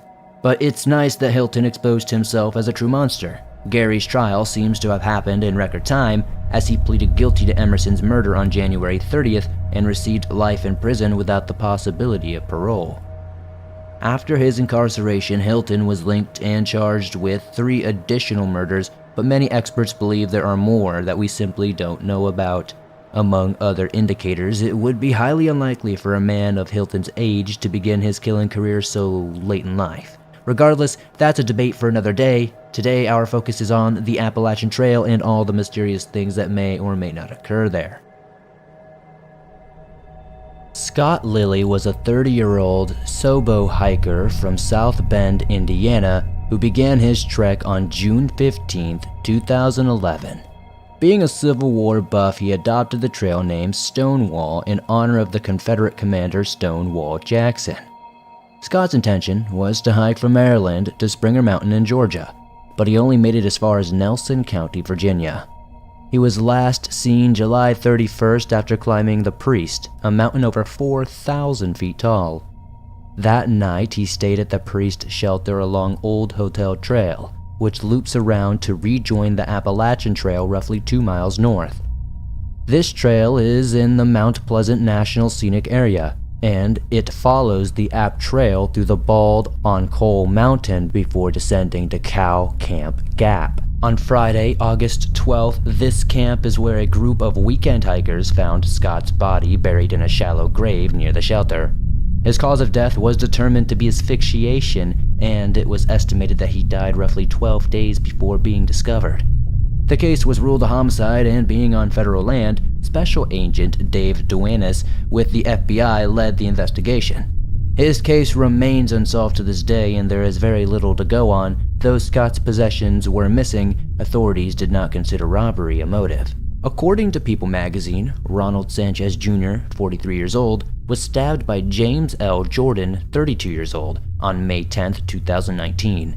His trail name was Stronghold, and he was hiking in Virginia, hoping to benefit from the trail's therapeutic effects after multiple deployments to Iraq left him suffering from PTSD. Ronald was with 3 other hikers when James, trail name Sovereign, first approached the group in Smythe County. Witnesses described him as behaving disturbed and unstable, and the small party actually recognized Jordan from warnings on social media. Other hikers had written of their experiences with the strange man, saying he threatened them when passing through Tennessee. After this first initial encounter, the group continued along the trail, reaching Wythe County, where they then set up camp.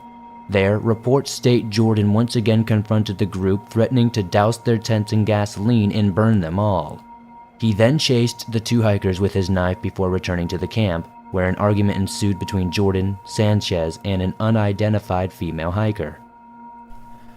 During this heated debate, Sanchez was stabbed and fell to the ground. He was able to activate an emergency alert on his phone, but succumbed to his wounds shortly after.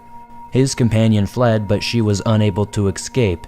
Jordan stabbed her repeatedly until she fell to the ground, playing dead. Miraculously, she not only survived the gruesome attack, but she hiked 6 miles in order to call 911. Jordan was later arrested, and in April 2021, the defense and prosecution agreed the defendant would enter a plea of not guilty because of insanity, with a federal judge accepting. An evaluation found Jordan suffered from schizoaffective disorder and concluded he was unable to appreciate the wrongfulness of his acts. The defense lawyer also read the following statement. Mr. Jordan is deeply remorseful for the profound sorrow he has caused. He regrets that this lifelong battle with mental illness ultimately resulted in this trauma and loss for innocent hikers and their families. Mr. Jordan understands that continued treatment and medication will be required for the rest of his life. Most importantly, he would like the victims and the family of Mr. Sanchez to know he thinks about the damage he caused every day, and that he would like to do anything to change the past if he could. Jordan was later committed to a psychiatric institution and will not be released until a court finds by clear and convincing evidence that his release would not create a substantial risk of injury to anyone else. Well guys, that does it for the Appalachian Trail. What did you think? Could any of the unsolved cases be related to any of the legends? Do you think more of them are connected than we realize? Could Janice Bowser's ghost really haunt the Van Deventer shelter?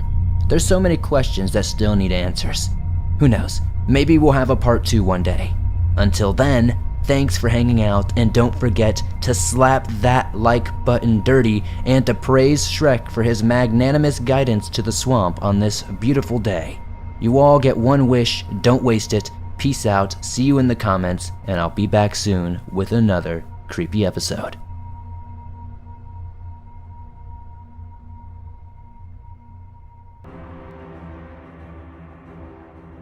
In the summer of 1985, 11-year-old Jesse Morgan and his friends were playing a game similar to hide and seek in Bear Brook State Park, located in their hometown of Allenstown, New Hampshire. One of the boys called out to the others, revealing his hiding place because he'd found something more exciting than their game.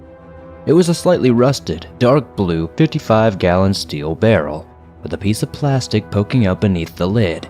They managed to slightly loosen the lid, releasing an odor that resembled spoiled milk. When they were unable to open the lid all the way, one of the boys kicked the side of the barrel, knocking it over to its side. A white liquid trickled out. Again, Jesse and his friends mistook this for rotten milk, and they went home, leaving the barrel in the woods. In November 1985, Officer Ron Montplaisir of the Allenstown Police Department received a call from a hunter who believed he had found a barrel containing a dead body. Montplaisir was used to dealing with typical small-town call-outs, so at first he thought it was more likely that a deceased pet or deer carcass had been dumped. But upon looking inside the barrel, he found himself face to face with a decomposed human skull. Montplaisir was the only police officer on duty, which was normal for Allenstown, so he called in the other members of the force and deputized locals to secure the area. Jesse Morgan's father was deputized, and with shock, the Morgan family realized it was the same barrel Jesse and his friends played with a few months earlier. And so began a mystery that would span over 3 decades. Before I get into this video, I want to take a moment to credit and shout out Bear Brook, a podcast hosted by Jason Moon and produced by New Hampshire Public Radio. A lot of information in this video was sourced from there. It's an excellent investigative podcast. If you want to hear more about the case after this video, it's on Spotify and most other podcast platforms. They break down each aspect of the case in detail, and there's a second season exploring a new mystery coming later this year. I recommend it if you're interested in true crime. I'll leave a link to their website in the description. I also want to shout out Justine Perry for helping me put together this script and all of this information. She was very, very helpful, and I truly appreciate her. If you want to show her some love, you can find links to her other work in the description. Now, let's get into this video. The barrel contained the remains of a woman and a female child. The remains were nude, dismembered, and decomposed to the point that they were partly skeletonized. The bodies were wrapped in plastic and tied with electrical wire. They had possibly been dismembered to fit inside the barrel. The cause of the death for both victims was blunt force trauma to the head. Investigators estimated the bodies had been in the barrel for anything from a few months to several years. The woman was thought to be in her 20s or early 30s at the time of her death, and the girl between 8 to 10 years old. The New Hampshire State Police took charge of the investigation while the Allenstown Police continued to canvass for information locally. Back then, there wasn't the level of forensic examination we have these days. The victims were thought to potentially be mother and daughter, so investigators tried to match them to missing mother-daughter reports. Campground records in the Bear Brook area were checked, and detectives also tried to find a match in the FBI's database of dental records. However, any leads turned out to be dead ends.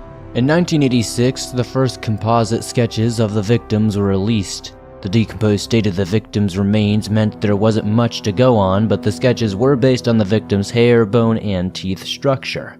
This gave the public some idea of what the victims might have looked like, but unfortunately, this didn't really lead to any new information. The bodies were released for burial in 1987. The victims were buried together, and their gravestone read, "Here lies the mortal remains known to only God of a woman aged 23 to 33 and a girl aged 8 to 10. Their slain bodies were found on November 10, 1985 in Bear Brook State Park. May their souls find peace in God's loving care." The case remained cold for 15 years.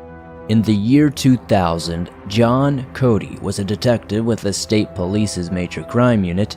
Each officer in the unit was assigned 2 or 3 cold cases with the expectation they'd work on these in their spare time. Cody was assigned the Bear Brook murders. He decided to visit the area where the barrel was discovered to get a visual of the scene described in his case notes. He drove to Allenstown and hiked to the place where the barrel was found. He widened his perimeter to get a better sense of the area and made a startling discovery. On its side, next to a boulder partially concealed by greenery, lay a barrel identical to the one photographed in his case notes. Dark blue, 55 gallons. Cody tried to convince himself it wasn't what he feared. This was no longer possible after opening the barrel to find human remains. There were 2 more bodies, just 300 feet away from where the first barrel had been found 15 years earlier. The second barrel contained the partly skeletonized remains of 2 infants, both female, one aged 1 to 3 and the other 2 to 4. Like the victims found in the first barrel, they had suffered severe, blunt trauma to the head. There was little doubt that they had been killed by the same perpetrator or perpetrators. Investigators were also confident the second barrel had been there when the first one was discovered. This understandably led to anger in the community. Many people thought the police, both local and state, should have found the second barrel shortly after the first was discovered, and the quality of the 1985 investigation was brought into question. However, at this point, it's worth considering the terrain of the Bear Brook State Park. The park is a 10,000-acre preserve. It's one of the largest state parks in New Hampshire, spanning 15 square miles and covering more than half of Allenstown. Popular public amenities such as picnic areas and an archery range are easily accessible, but other areas of the park are overrun by wild and dense woodland. 300 feet, the distance between the 2 barrels, is the length of a football field, not including the end zones. New York's Statue of Liberty and London's Big Ben both stand just over 300 feet. Large blue whales can weigh 150 tons and grow up to 100 feet long, meaning the length of 3 blue whales in a line is the approximate distance between the first barrel and the second barrel. In an open space, this is not particularly far, but it's more complicated when you consider the tangled forest, swampy landscape, and all the other things that factor in between when it comes to nature. Technically, the barrels were found on a strip of private land adjacent to the park, but the area was often mistakenly used by visitors to the park, such as Jesse Morgan and his friends, and the hunter that found the first barrel. So what do you think? Was the 1985 investigation subpar? Or was it an understandable error that the second barrel was missed? The only consolation for those angered by the delay to the discovery of the second barrel is that it seems unlikely finding the second barrel in 1985 would have made much difference to the investigation because once again, investigators were unable to identify any of the victims. The victims from the first barrel were exhumed from the grave. It was later confirmed the adult victim was the mother of the oldest and youngest child victims, but not the 2 to 4-year-old found in the second barrel. She became known as the middle child because of her age relative to the other child victims, not to be confused with a middle sibling because she wasn't biologically related to the others, and it was unknown how she came to be with the other 3 victims. Radioisotope testing of the remains showed the middle child was born and grew up in a different part of the country to the other victims, but they had been together for the 6 months prior to their deaths. You can actually find much more information on this specific part on episode 3 of the Bear Brook podcast. Some people think the murder of Danny Paquette is a factor in why the second barrel wasn't found in 1985. On November 9th, 1985, the day before the first barrel was reported, a man named Danny Paquette was welding in his backyard in Hooksett, New Hampshire, when he was shot dead. The bullet came from the woods near the house, so at first police thought it could have been a hunting accident. However, as investigation progressed, detectives learned Paquette was a Lothario that plausibly could have had enemies. New Hampshire State Police were spread thinly dealing with 2 murder cases at once. At the time, New Hampshire had an average of 15 murders per year. A more cynical view is that the Bear Brook murders were deliberately neglected because the Paquette case had an identified victim and suspects with motives. It might have been considered more exciting than a case with 2 unknown victims. Despite initial optimism that the Paquette murder would be promptly solved, this case also went cold, and Paquette's death was largely considered a hunting accident after all, rather than a premeditated killing. That was until the early 2000s after the Hooksett chief of police hired a private investigator to go back over the case. This investigator found inconsistencies in the information originally provided by Paquette's stepdaughter, and the truth unraveled. Eric Wyndhurst was 17 when he shot Danny Paquette to avenge his 15-year-old friend, Melanie Paquette, who had accused her stepfather of molesting her. Wyndhurst was released from prison on parole in 2020 after serving 14 years inside. His original sentence was 15 to 36 years. Melanie claimed she didn't ask Wyndhurst to kill her stepfather, but the judge did not believe her and she was sentenced to 3 to 6 years in prison. Although the Paquette case might have initially detracted attention away from the Bear Brook murders, the Paquette case being solved after 20 years injected hope into the Bear Brook mystery. In 2009, it was given to the New Hampshire Cold Case Unit, which was formed partially because the Paquette case proved that cold cases could be solved with enough resources and personnel assigned to the job. Unfortunately, time went on with none of the 4 Bear Brook victims identified. In a bizarre twist of events, the killer's name would be unearthed first. On New Year's Eve 1999, Elaine Ramos hosted a party for her family and friends at her California home. She was delighted when her cousin, Yunsun Jun, asked if she could bring a date. Both their families had immigrated to the United States from Korea when they were young. Yunsun was in her mid-40s. Elaine thought that maybe she had struggled with dating because she often felt like an outsider in the country. Not that there's anything wrong with being single in your 40s, by the way. However, Elaine recalls that when she met Yinsen's boyfriend, Larry Vanner, a chill ran down her back, unlike anything she'd experienced before. Elaine described Vanner as older than Yinsen, balding on the top, scruffy brown hair on the sides, and wore a mustache and had poor personal hygiene. She said the only thing appealing about him honestly were his blue eyes. He claimed to be a retired Army colonel, but snapped at Elaine for questioning him when she made polite conversation about this. He was working as a handyman when he met Yinsen. They met when she hired him to make repairs to her own house. Yinsen seemed happy, so Elaine tried to be supportive. But she and other family members raised concerns about Vanner, which led to Yinsen distancing herself from her family in 2000. She said nobody wanted her to be happy and they should just leave her alone. This was out of character for Yinsen, so her family feared Vanner was influencing her and deliberately isolating her from her loved ones. Vanner moved into Yinsen's home in Richmond, California. They got married in 2001 in an unofficial Star Trek-themed ceremony held in their backyard. Elaine wasn't invited, as you can imagine. Yinsen did, however, remain close to her friend Renee Rose.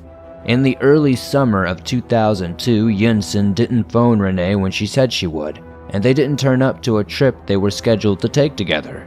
Renee left several voice messages for Yinsen, but only ever heard back from Vanner.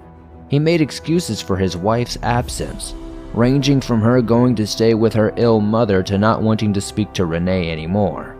Like many of Yinsen's loved ones, Renee was suspicious of Vanner.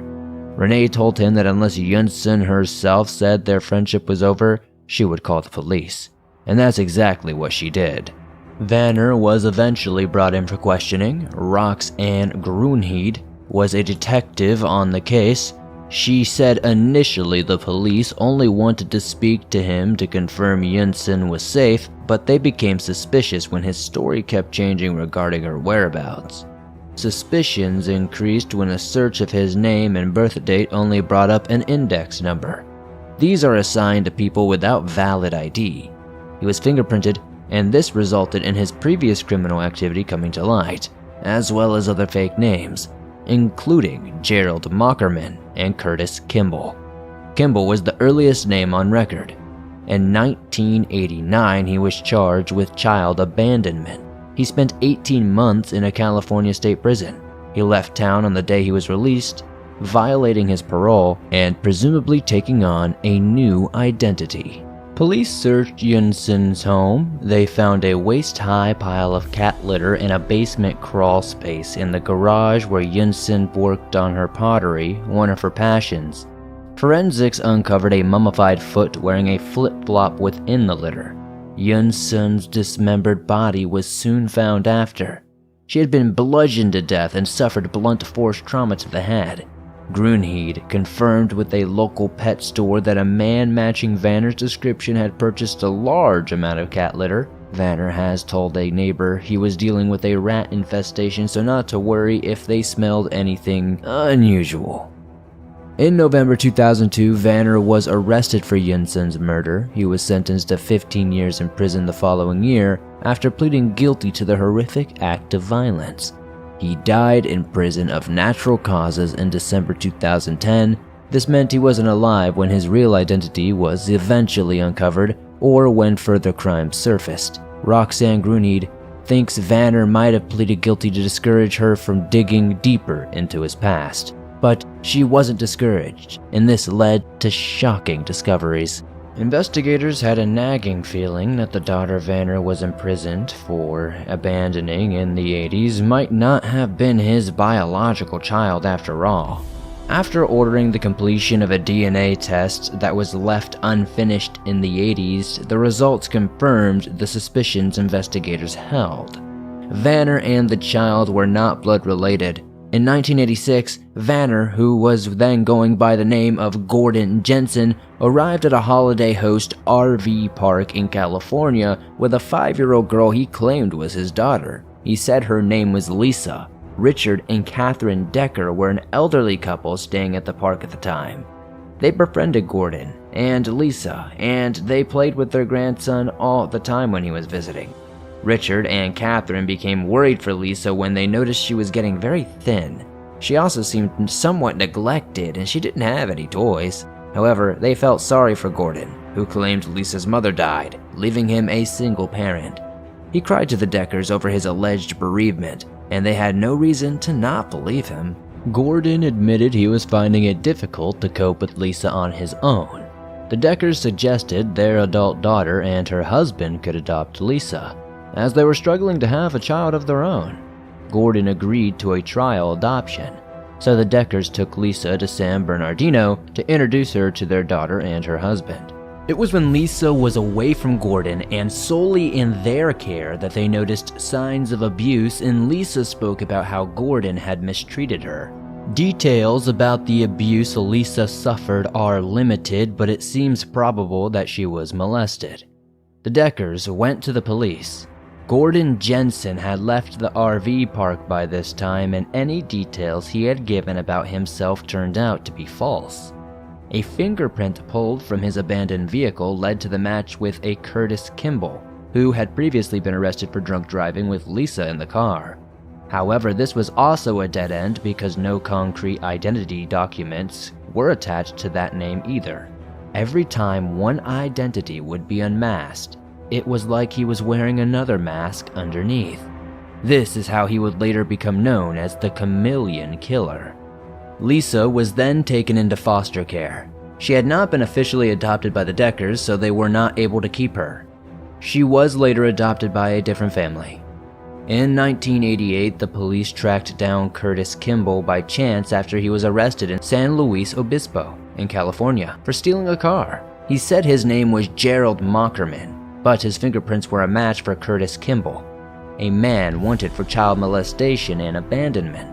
In 1989, Kimball accepted a plea deal. He pled guilty to the child abandonment charges, and in return, the molestation and vehicular charges were dropped. The authorities had concerns that Lisa might have been kidnapped and wasn't in fact Kimball's daughter. A blood sample then had been taken from Lisa, but as mentioned earlier, the paternity test wasn't completed at this time. A blood sample was never taken from Kimball. The reason for this is entirely unknown, but some have speculated the plea deal closed the case and it was subsequently forgotten. It's frustrating because had the paternity test been completed, Kimball would have been facing kidnap charges. This could have put a dangerous man behind bars for a significant length of time, instead of a meager 18 months. Grunheed's 2003 discovery that Lisa wasn't Vanner's biological child prompted a lot of questions about her actual identity. Investigators contacted the San Bernardino authorities because they had jurisdiction over Lisa's case. It must have been a shock for Lisa to discover at 22 years old that her name was not Lisa and her father was actually not her father.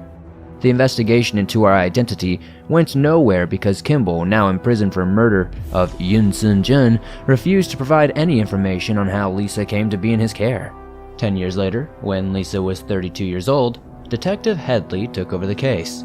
All his leads went nowhere until Lisa herself suggested sending her DNA to a genealogy website.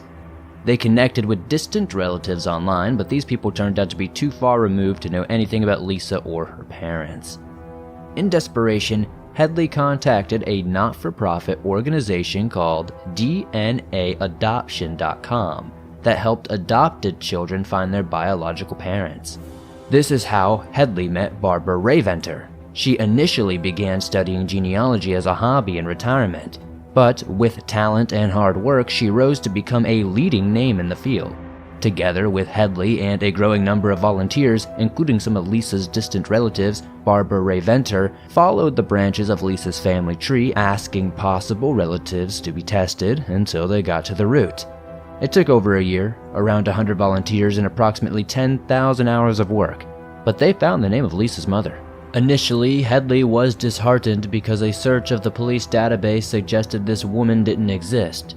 It turned out she didn't show up in police records because she had been inactive on voting and driving databases for a long time. This is because she went missing in 1981. After speaking to relatives that remembered Lisa, she finally discovered her birth name, Dawn Boudin. Her mother, Denise Boudin, disappeared from New Hampshire shortly after Thanksgiving with baby Dawn and her boyfriend, who went by the name of Robert Bob Evans. This was another alias for the man who also used the names Curtis Kimball and Gordon Jensen. We don't know for sure that Kimball killed Denise Boudin, but unfortunately it seems likely considering she's been missing for so long and became separated from Lisa, and Kimball has a track record of violence against women and children. Lisa has asked for privacy amid the attention around Kimball's crimes, but we know she's married with 3 children, and in a statement released by the police on her behalf, she is said to be living a happy and secure life.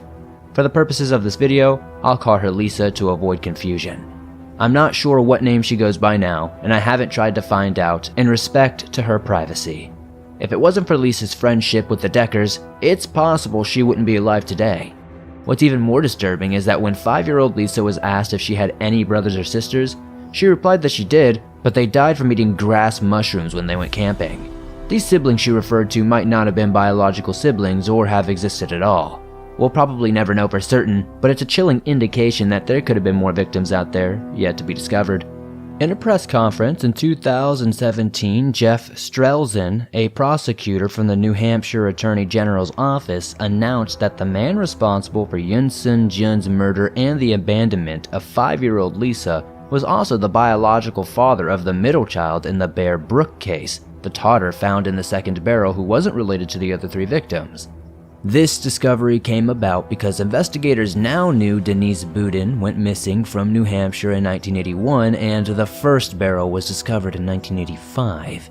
DNA tests were undertaken to find out if Denise was the adult victim. It was not her, but the connection between Denise Boudin and Robert Evans/Curtis Kimball led to another DNA test that found Kimball was the biological father of the middle child. All 4 Bear Brook victims were still unidentified at this point, but detectives were closing in on the killer. Kimball died in prison in 2010, so couldn't be questioned, but more connections between him and the Bear Brook murders would soon come to light. Remarkably, helping Lisa discover her birth name wasn't where Barbara Rayventer's involvement in this case ended, but also used her genealogy talents to uncover the birth name of the chameleon killer. Her work in general has proven groundbreaking in recent years. She has successfully found killers and victims from cold cases where investigators had the DNA of the person they wanted to identify.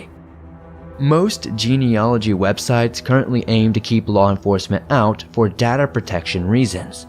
However, others such as GEDmatch are open to being used to solve crimes. The chameleon killer never uploaded his DNA online, but his relatives did. Even if it was a distant relative who uploaded their DNA to one of these websites, as we saw in Lisa's case, this could be used to trace closer relatives. Lisa's case took around 10,000 hours to crack. In contrast, it took Rayventer just 10 hours to track down the chameleon killer. The man that went by Gordon Jensen, Curtis Kimball, Bob Evans, Gerald Mockersman, as well as many other aliases, had 4 children whilst going by his birth name.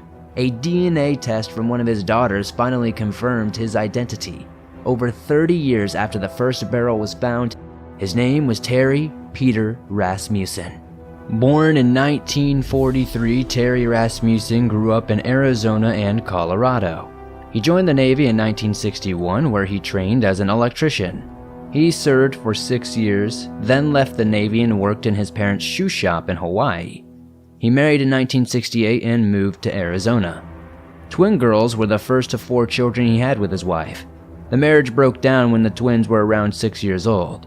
His children rarely saw their father after their parents split, and Rasmussen moved away. He turned up unexpectedly a few months after the split with a woman, but being so young, his children were unable to really give many details about her, if any at all. It's possible she was the adult victim from the first barrel or the mother of the middle child. Unfortunately, the DNA of the Bear Brook victims was too degraded for the same method of genealogy tracing that uncovered Rasmussen's identity to work. But Ray Venter and her team were not giving up quite yet. Rebecca Heath, who usually goes by Becky, spends most of her free time web sleuthing. She investigates mysteries and missing persons cases by scouring online message boards, especially forums where family members post about loved ones that are either officially missing or with whom they've lost touch. Interested in the Bear Brook murders, Becky decided to search the web for family members that might have posted about the victims. She focused on the late 70s and early 80s, as this is the period in which the younger victims were born and then later went missing. Anyone that had been seen after 1985 could essentially be ruled out. She also focused on posts from people based in New Hampshire and California, as this is where Terry Rasmussen is known to have spent a lot of his time. It definitely wasn't easy work because posts were often out of date, either because the OP, original poster, didn't provide an update when the person they were seeking was found, or their contact details had expired. Becky felt like she was closing in on something important when she found a message posted in 2000 from someone looking for their half-sister who was born in California in the mid-70s. The writer said they had told the parents of her half-sister were dead. Knowing Rasmussen had lied about people being deceased in the past, Becky decided to search for an official record confirming their mother's death, a record she couldn't find. In 2003, a man commented on the post saying he was trying to find his sister who had 2 children when they lost touch. He was wondering if the OP's half-sister could be one of the children. In 2014, someone else commented saying they believed the mother was her missing sister. This was a missing family whose ages and timelines matched the Bear Brook victims. Becky posted about this in a Facebook group for the Bear Brook mystery in 2017, but her post didn't get much interest or response, so she just let it go. But later, after listening to the Bear Brook podcast, she had a gut feeling that she had been on to something before. So she went back to the forum and contacted the family. One family member mentioned the mother had been married to a man named Rasmussen. She couldn't remember the man's first name, but thought it may have been Terry. This was after Terry Rasmussen had been announced as the suspected killer of the Bear Brook victims. This tied the missing mother to the Bear Brook case. Not wanting to share her suspicions with the family in case she was wrong, Becky contacted Detective Headley in October of 2018. Around the same time, Barbara Ray Venter was making groundbreaking progress with the hair of the Bear Brook victims. She was testing autosomal DNA, which is found inside the nucleus of a cell, and it had previously been considered impossible to recover autosomal DNA from strands of hair that were no longer attached to the root because DNA inside the hair root cells shatter when it becomes part of the strand. But through trial and error, Ray Venter and her colleagues were actually able to resemble that broken autosomal DNA found in the rootless hair of the victims. Her work confirmed Becky Heath's theory, and the victims were finally named. The mother, Marilise Elizabeth Honeychurch, was in her mid-20s when she died. She was born in Connecticut in 1954. Her sisters remember her as bubbly and quirky with a good sense of humor. She married twice before meeting Terry Rasmussen and had a daughter with each husband. One of her sisters said she was excited to be a mother and loved her children dearly. Maralise went missing around Thanksgiving in 1978 after introducing Terry to her family at her mother's home in California. Her family think that there had been an argument between Maralise and her mother about Terry's suitability as a partner. After this, they never heard from Maralise again. It sounds eerily like what happened with Yun Sun Jun and her family. All this evidence suggests Rasmussen was a physically and emotionally abusive partner that isolated his victims from their family.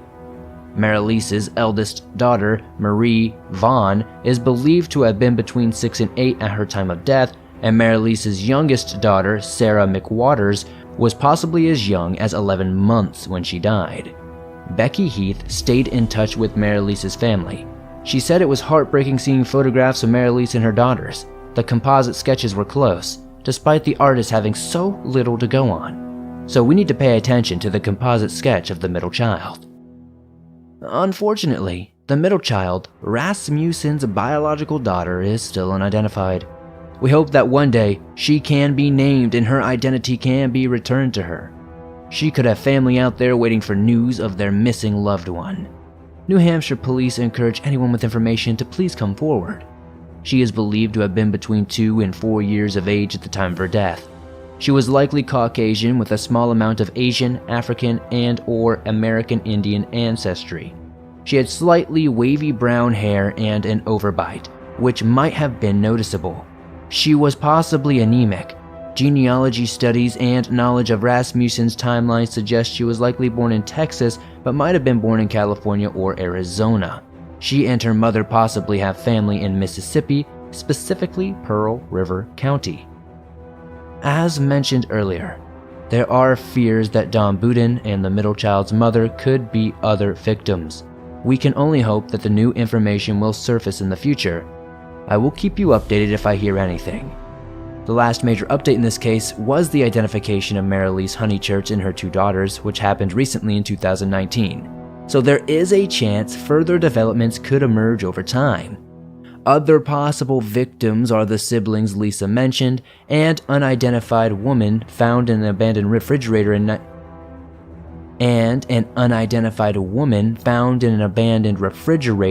1995 in San Joaquin County, California. The woman suffered blunt force trauma to the head, and the way the body was dumped resembles the Bear Brook barrels to some extent. The fridge contained a brand of milk that was only delivered in an area Rasmussen was known to be at the time. Former San Joaquin County Sheriff Assistant John Huber believes Rasmussen might be responsible for the woman's death, but it will be difficult to say with any degree of certainty unless she is identified. We might never know how many people Rasmussen actually murdered. I'll post a follow-up video if I hear any significant developments.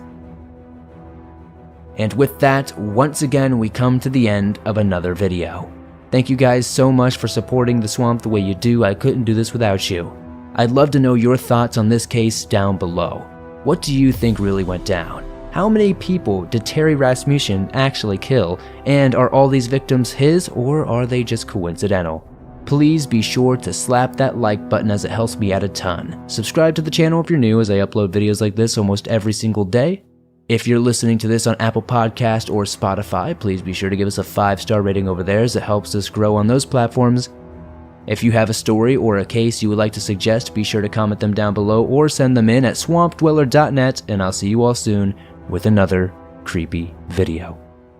The defendant is 29-year-old Wade Wilson. He faces multiple charges, including 2 counts of first-degree murder in the deaths of Christine Melton and Diane Ruiz. These 2 women were killed within days of each other back in October of 2019. Melton was found dead in her home, and Ruiz was found in a field several days later. Wilson faces the death penalty there in Florida in connection to these killings. Is it possible for someone to be a natural-born killer, or is it a learned trait through trauma? It seems like every case is different depending on the details, of course. Today's case is one that genuinely floored me from the start. Being a Florida native, seeing heinous crimes like this in my area really moves my heart. I wanted to cover this case because the media coverage was outrageously insane. I have watched several hours of jail phone calls, court proceedings, and podcasts about this case. With all that information soaked into my brain, here is the disturbing and downright disgusting story of Wade Wilson. On October 7th, 2019, Wade Wilson killed 2 women, Christine Melton and Diane Ruiz, in Cape Coral, Florida. Wade met Christine for the first time at Buddha, a popular local bar, on October 6th, 2019. They would end up partying together, and the next day while she was asleep, he strangled her to death and stole her car. Later that morning, he encountered Diane Ruiz while she was walking to work. He asked her for directions and coaxed her into the car. Once in his car, Wade strangled Diane. When he saw that she had not died, he pushed her out of the passenger seat and he ran her over multiple times with the vehicle. Later that same morning, he also viciously attacked his now ex-girlfriend, Mila Montanez, and tried to drag her into the car. She managed to escape, and somebody called the police. Roughly around 9 a.m. on Monday, Fort Myers police responded to the 2000 block of West 1st Street for a report of a male and a female fighting, according to a probable cause statement. Somebody made multiple 911 calls and callers stated that the male was dragging the female outside of a business. Police said a 36-year-old Fort Myers woman, Mila Montanez, was involved in the altercation and told them that Wade tried to pull her into his vehicle and that as she was about to get away, he got out and started to drag her towards his car. She said he also punched her in the face and bit her ear. But she said she was able to escape to a neighboring business. Police say that the woman had multiple injuries, which included road rash on her elbows and arms, scraped knees, a busted bottom and top lip, and a cut elbow. She also told police that Wilson threatened to kill her and that she was in fear for her safety. At around 10 a.m. on Monday, Diane Ruiz was last seen walking to work at the Cape Coral Moose Lodge. When she didn't arrive by her scheduled time, her co-workers called the police, worried about their friend and co-worker. Police immediately issued a missing person alert. It was a normal business day. I was just dealing with clients that morning. Did there come an occasion when you came into contact with Mr. Wilson? Yes. Would you please describe for the ladies and gentlemen of the jury how that came about? Wade came in a black car. He backed up to one of the buildings on the property there, and he came up to my truck, my vehicle, when I was on the property, and I was with a client at that time, so I told him to give me a moment, and I'll be right with him. And once I went into the building, he was there trying to get a plane ticket or a bus ticket or whatever he could from me to leave town. And when you saw Mr. Wilson, could you please describe for us what he was wearing at that time? He was wearing sweatpants only, no shoes, no shirt. He was bloody, and he was missing a couple of teeth. At around 8 p.m. on Monday, the Cape Coral Police Department contacted a witness named Josh Luckage. He reported that Wilson had arrived in a black vehicle and confessed to stabbing someone. The police established a perimeter and searched for Wilson but could not locate him. Later, they discovered he was hiding at a residence in the 2000 block of Northeast 1st Terrace. When the police spoke with the homeowners who were out of town, they confirmed that no one had permission to be in the house. The police then called the landline inside the home and spoke with Wilson. According to the affidavit, he mentioned that he needed to talk to his father and then he would come out of the house. On that same day, Cape Coral police investigated a suspicious death in the 4800 block of Tudor Drive, Cape Coral. The deceased was identified as Christine Ann Melton, aged 35. The police continued searching for Diane and even brought in dogs on Wednesday to search the area around the German-American Social Club off Pine Island Road around 1:30 p.m. on Thursday. While searching for Diane, Cape Coral police found a body near her home, and on a Friday, they confirmed that it was indeed her. I answered the phone, and he said, hey, Dad, I need some help. Well, I automatically thought, he needs a hotel. He needs money for whatever. So it was a hot day. I was frustrated. I said, listen, call me around dinner time. I'll be done working. Just call me then. We'll figure it out. So he calls me. He's in a panic. You know, I could tell he's high. I need help. I've done something I can't take back. You know, there's 2 people that aren't with us anymore. And, you know, and my first thought was, oh God, here we go. You know, I just thought he was on one. We talked for a few minutes. I said, listen, I'm on my way home. I said, call me back tonight and we'll figure it out. You know, I said, are you safe where you are? And he said, yeah, I'm good. I'm in the house. I'm good. I said, all right. So in the meantime, and he's already told you about taking 2 people out. Yeah, but it was general. That's all he said, you know, and he didn't say, you know, he just said, I've done something I can't take back. When Wade Wilson's father, Stephen Testaseca, spoke with his son, Wilson immediately confessed that he was a killer. And because Wilson is known to exaggerate and has a history of drug abuse, Stephen, who was at work at the time of the call, told Wilson to call him back later in the evening when he had more time to process this. At least 2 other calls followed that we know of. It wasn't until about 10 p.m. when Stephen began to think that Wade might be saying the truth and is not on some sort of drug delusion. Stephen said Wade confessed to choking Christine after she fell asleep. Wade then admitted to stopping Diane for directions before he somehow convinced her to get into the car. And he choked her while he drove.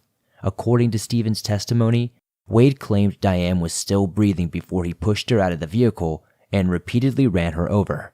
He was excited, Stephen said, adding how his son wanted to make Ruiz look like spaghetti. He wanted me to feel the same way he was, Stephen said. That really freaked him out. But what really freaked him out the most was Wade did not show any remorse. Stephen said he initially wanted to help his son, but his perspective changed when Wade began delving into detailed recounts of the slayings. Luckily, Stephen's better judgment took over, and he called the police. Stephen asked Wade for his location and told him he would send an Uber to his location to get him. Instead, Wilson's location was relayed to police and he was arrested on October 8, 2019. Once in custody, things began to get even more interesting when Wade entered Lee County Jail. You try me. Question, so you try me, bro. Question. You try me, Dad. Always. How did I try you? You know, and it's so dumb. You always try me. You don't want me to have anybody in my life. That's crazy. You want to just kick everyone out of my life, bro. Wait, save that shit. Don't get on fucking TV talking about I'm a God-fearing man and I've got 2 little kids. You haven't asked me one time about your fucking kids. Not one time. Now you're on fucking the media talking about your God-fearing and I've got 2 kids. You're a dumbass because your stupid ass did what you did. Your stupid ass admitted it, and now your stupid ass is on TV claiming you're innocent. You dumb bitch. Oh, well. Now your stupid ass is put it out on TV. Hey, look how. Guess what, you stupid ass. Look how when I call you out. With that. Look how when I call you out, how you snap. You see what I'm saying? You know what you call when I call you out, you show your cards. You show your cards, Dad. Ass kid. You show your cards, Dad. Couldn't control his anger. You show your cards. 2 bitches, and now you're fucking claiming you need $8,000 for legal. You know how much money it would cost to defend your ass on murder charges? What do you think the state attorney thinks? I guess it's a good thing I haven't. I guess it's a good thing I haven't been. I guess it's a good thing I haven't been charged with murder then, huh? Confession. I guess it's a good thing I haven't been charged. No, you will be, unfortunately. You will be. And now, Wade, you're going to wear it because your dumbass can't keep your mouth shut. Oh, well. What, baby? Please insanity or something. What is wrong with you? What are you... Can you hear me?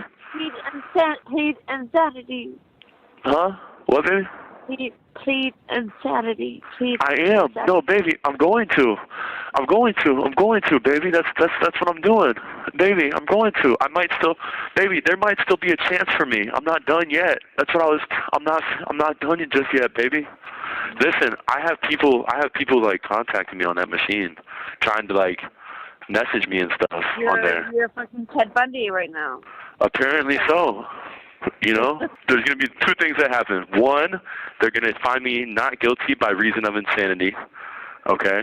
Or 2, they're going to fucking kill me. We, the jury, find by a vote of 9-3 that Wade Wilson should be sentenced to death. Wade was not only fighting 2 counts of first-degree murder, he had grand theft, battery, burglary, petty theft, and various other smaller charges under his belt at the same time, being found guilty for all of them.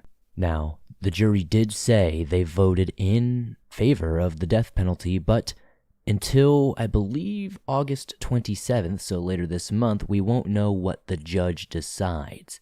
If he is sent to death row, he will be yeeted over into somewhere in Central Florida with a bunch of other death row inmates. There's about 300 of them there, and usually it takes about 20 years for them to execute somebody. They really don't take any real speedy routes when it comes to this in Florida. I was looking at some averages. It's like there's people that are sitting in there since the 80s still. So if good old Wadrakus here, as Jumpsuit Pablo likes to call him in his videos, if he does get sentenced to this death penalty, he will likely be spending a majority of his time alone, probably absolutely bored to tears, no way to really interact with people, very little contact with the outside world. But I think he'll be fine. His commissary seems like it's fat. There's tons of women that have been sending in letters, and even men in the process here. And I will probably do a part 2 when the sentencing actually comes through, where I go into a lot of the prison calls, a lot of the other behind-the-scenes stuff that I showed a little bit in here. There's a missing 411 phenomenon in Japan, oftenly known as Jahatsu, which roughly translate to the evaporated people.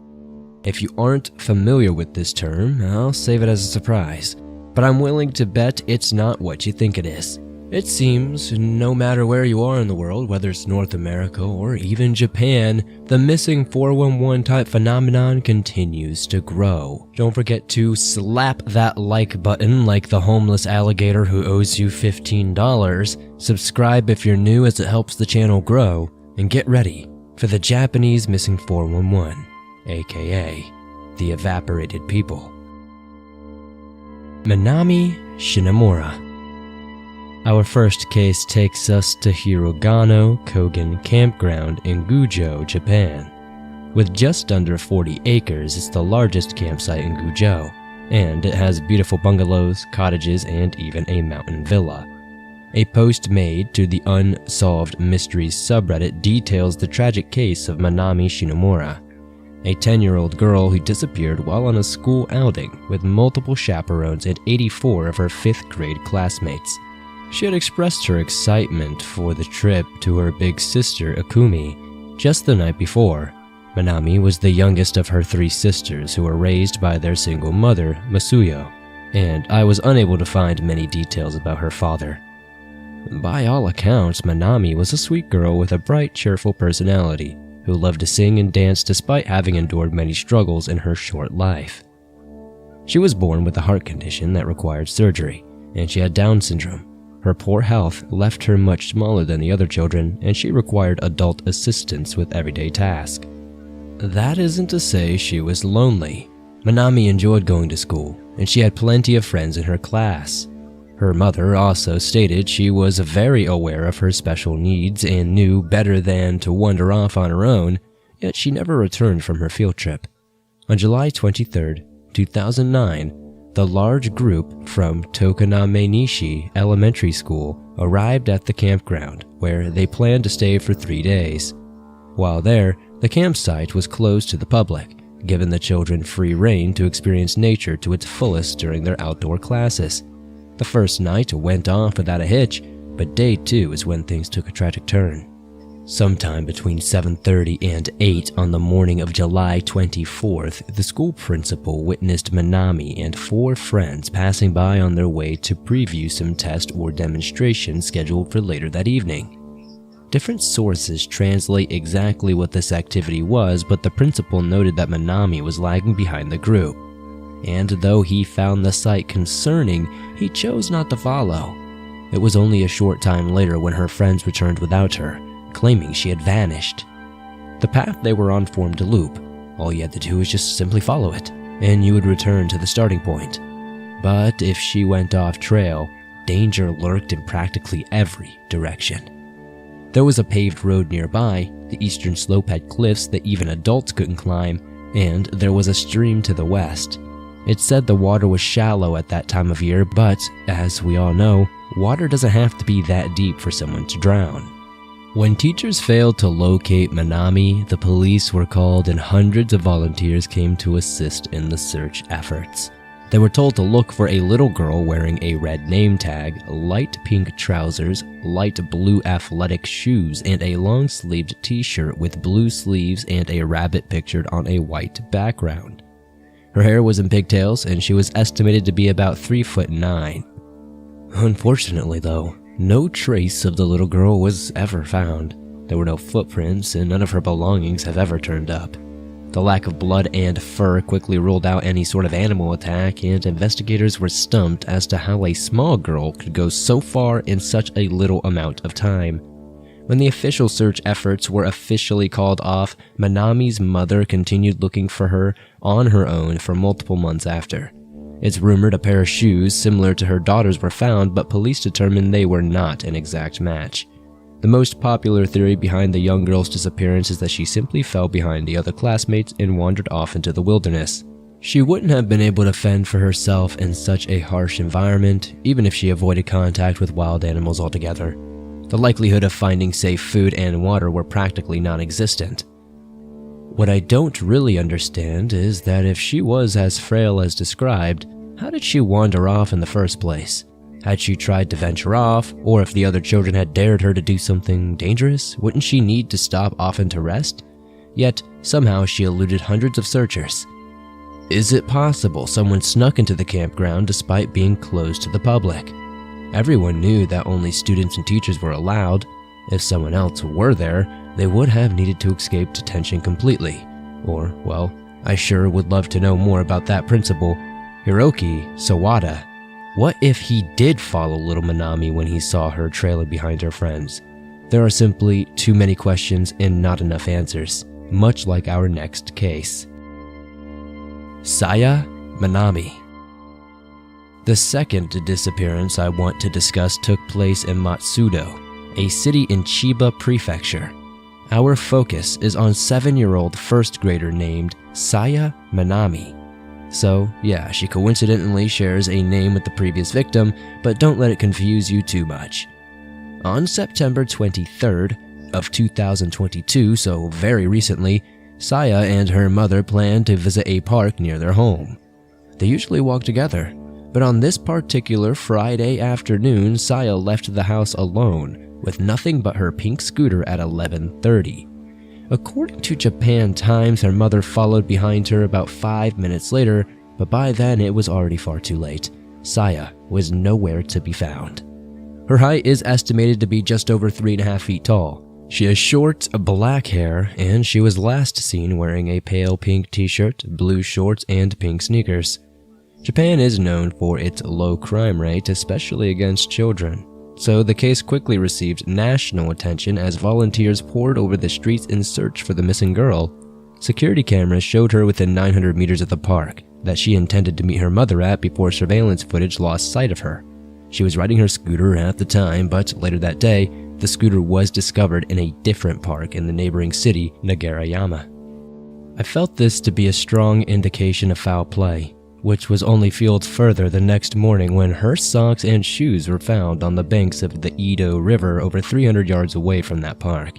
Crimes against children are simply that uncommon in their society. What does it say about our own that a predator is our first and only assumption? Saya's parents had previously searched the area where her socks and shoes were found, and they were certain the items were not there before.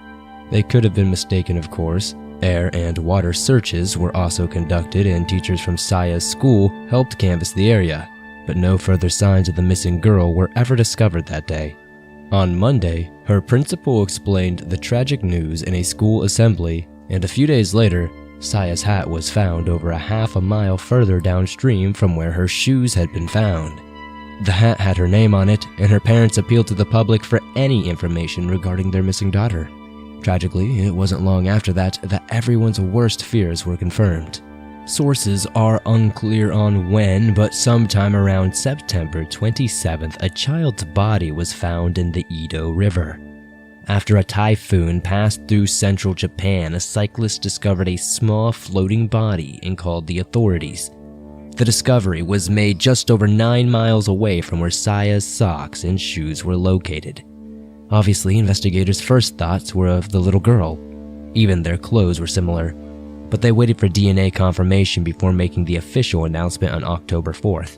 An autopsy concluded that most likely the cause of death was to be that of drowning. No major injuries were visible, and her time of death was placed between 1 to 2 weeks prior. A memorial was started near the site where mourners were able to bring flowers and small gifts. Whether Saya was suspected of running off or kidnapped remains unconfirmed by authorities. But it left the community too frightened to let their children go out alone for some time. It almost makes you wonder if those low crime statistics stem from the unwillingness to admit when certain cases have nefarious elements. Aside from her scooters somehow making it to an entirely different park, and the fact that her parents didn't initially see the clothing articles by the river, her parents also insist Saya hated getting her feet wet, and that she was not a big fan of water.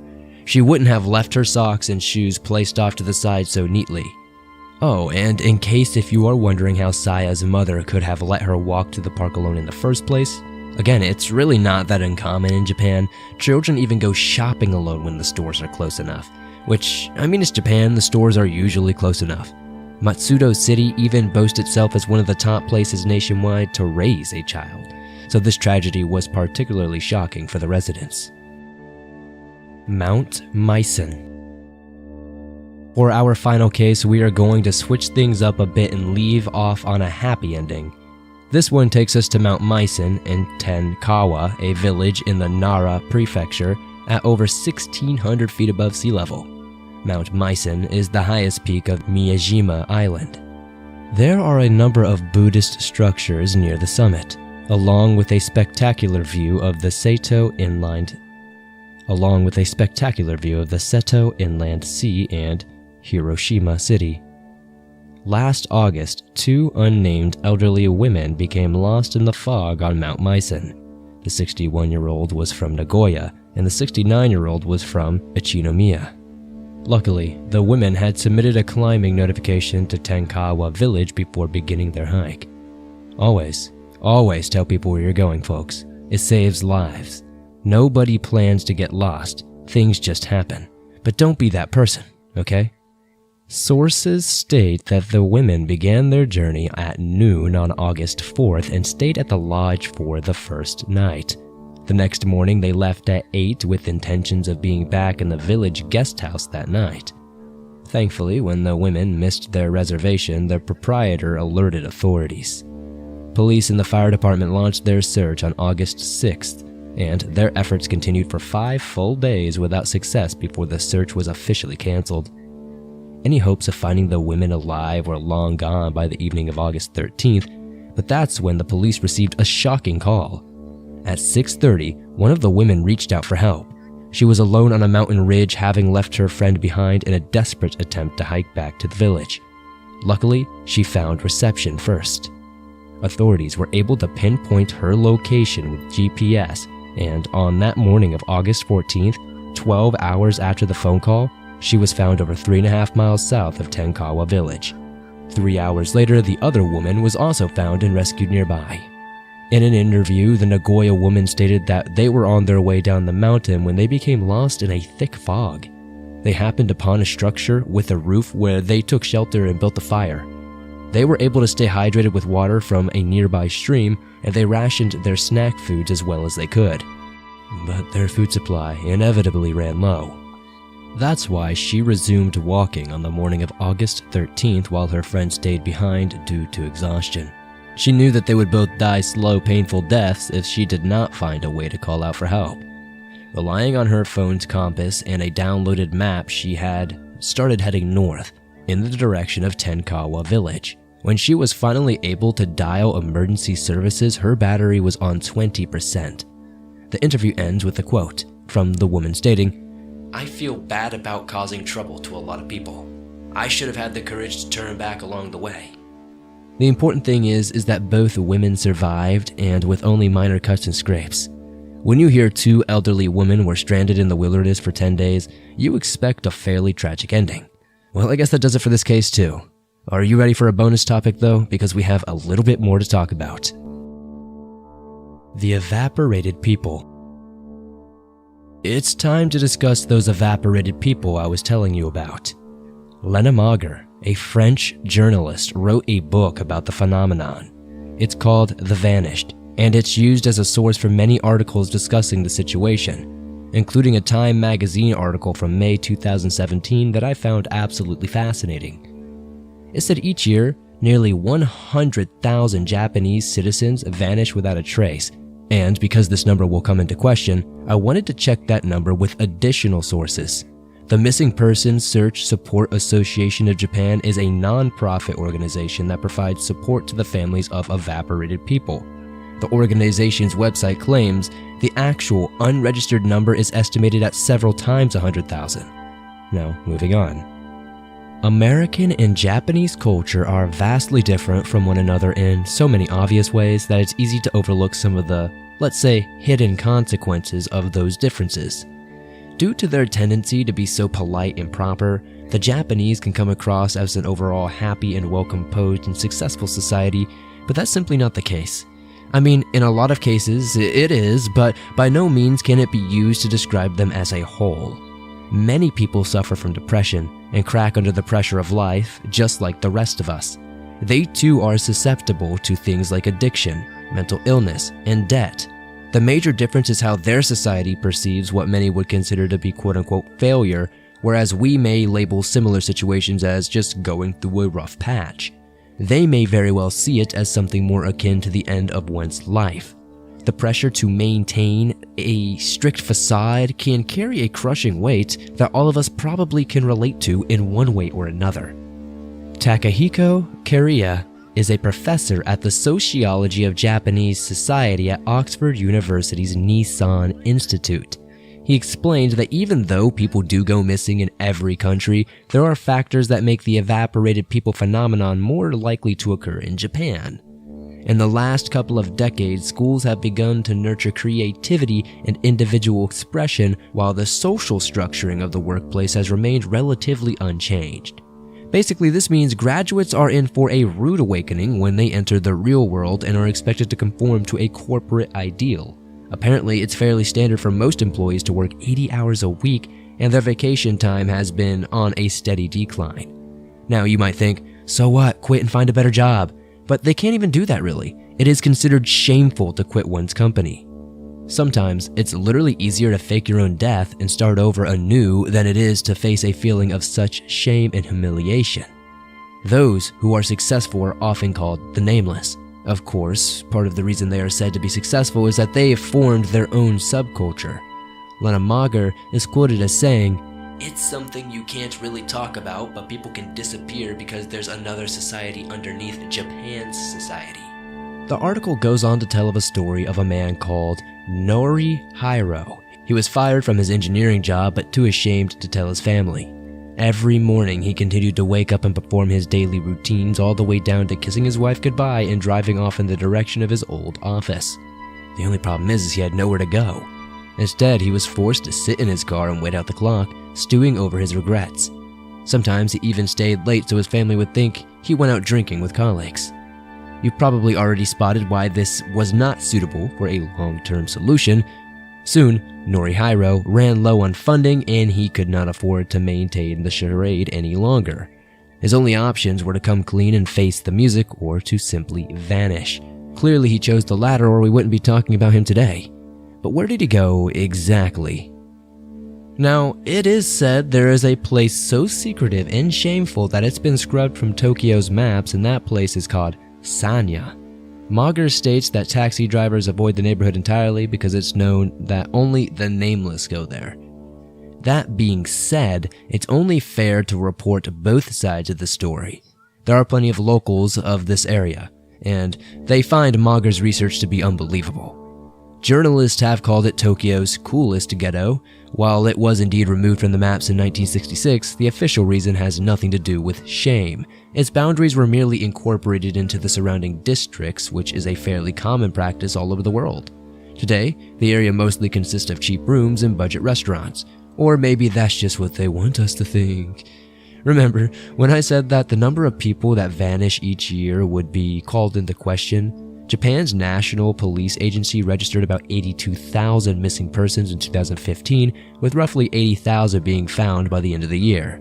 Only 23,000 of those were missing for more than a week, and 4,100 of them were found dead. Well, if there's one thing we do have in common with Japanese culture, it's that our conspiracy theories run deep. I assure you though, there's enough material for each side of the argument to have its own series of books.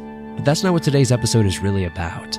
I just wanted to give you a peek into a fascinating topic that I found while I was just kind of looking around for other stories to cover. And I thought that this would be a phenomenon that you all would love to hear about since you seem to like the missing 411 North American phenomenon. Before we wrap this up, there's one more issue the Time article discussed that I want to make sure isn't confused with the supposed evaporated people phenomenon. There is a very real, very serious danger for women facing domestic abuse. Even in our society, it can be incredibly difficult for some women, and even men, to escape an abusive relationship. But the only way to truly convey what it's like in Japan is to tell you about a woman named Miho Saita. She is the CEO of the Yonengaya TS Corporation, and she helps victims of domestic violence to disappear. Her work and the people that she helps should not be confused with the evaporated people theories. She does not help anyone who is evading law enforcement or involved in illegal activities. What she will do, however, is make sure her clients are more difficult to track down by using a few simple methods such as redirecting mail to a red herring address or creating dummy cell phone contacts. If they're dealing with a stalker, the company will also sweep the house and cars for any tracking devices or bugs. Japan didn't enact its first law against domestic violence until 2001. In 2015, statistics showed 1 in 4 women still suffered from spousal abuse, but some experts argued the numbers were actually far higher. Almost all of Saita's clients come to her after the police fail to act. It's such a common problem that there are books one can purchase to literally have a guide that tells them how to literally disappear on their own and how to be unfindable, basically, and even like ways to afford professional assistance and stuff. It's actually kind of sad. More than 2 decades ago, Saita was forced to escape her own abusive marriage. At the time, she was managing several restaurants, and the police were not allowed to even ask more than a few questions to her abuser.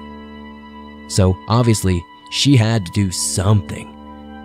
And 99.9% of the time, having the police come say, "Hey, don't do that no more, brother," is not really gonna help out. So eventually, Saita had enough. She took her car and her dog and disappeared. Her struggle inspired her to help other victims of domestic violence escape their own abusive households. And that's how she found her very own company. Each case varies, but depending on how far someone needs to flee and with how much stuff, it can take anything from a few people to an entire crew with moving trucks coming through in the dead of night. At the time of this interview, Saita estimated helping anywhere between 100 and 150 people vanish each and every year. You go, girl. Thank you for your service, and honestly, can't believe that we even have to have this type of stuff in this world, but it is what it is. I do have one more longer case I am going to jump into. I have covered it on the channel before. If you are a very hardcore viewer, you may remember it. But many people are not familiar with it and didn't see that episode, so I'm going to add it on here so you guys can learn a bit more about Japan's missing 411 phenomenon. This one occurred in the Daisetsuzen National Park, established in December 1934 in the mountainous center of Japan's northern Hokkaido. It's the largest national park in Japan. Its name translates to the Great Snowy Mountains. Before we dive into our actual topic, I want to share an exciting piece of information I discovered in my research. According to a local article, the people of Hokkaido have long revered the Daisetsuzen Mountains as a sacred place. In their native language, it's called Natap Kamui Sur, which means the mountains towering over the great wetlands.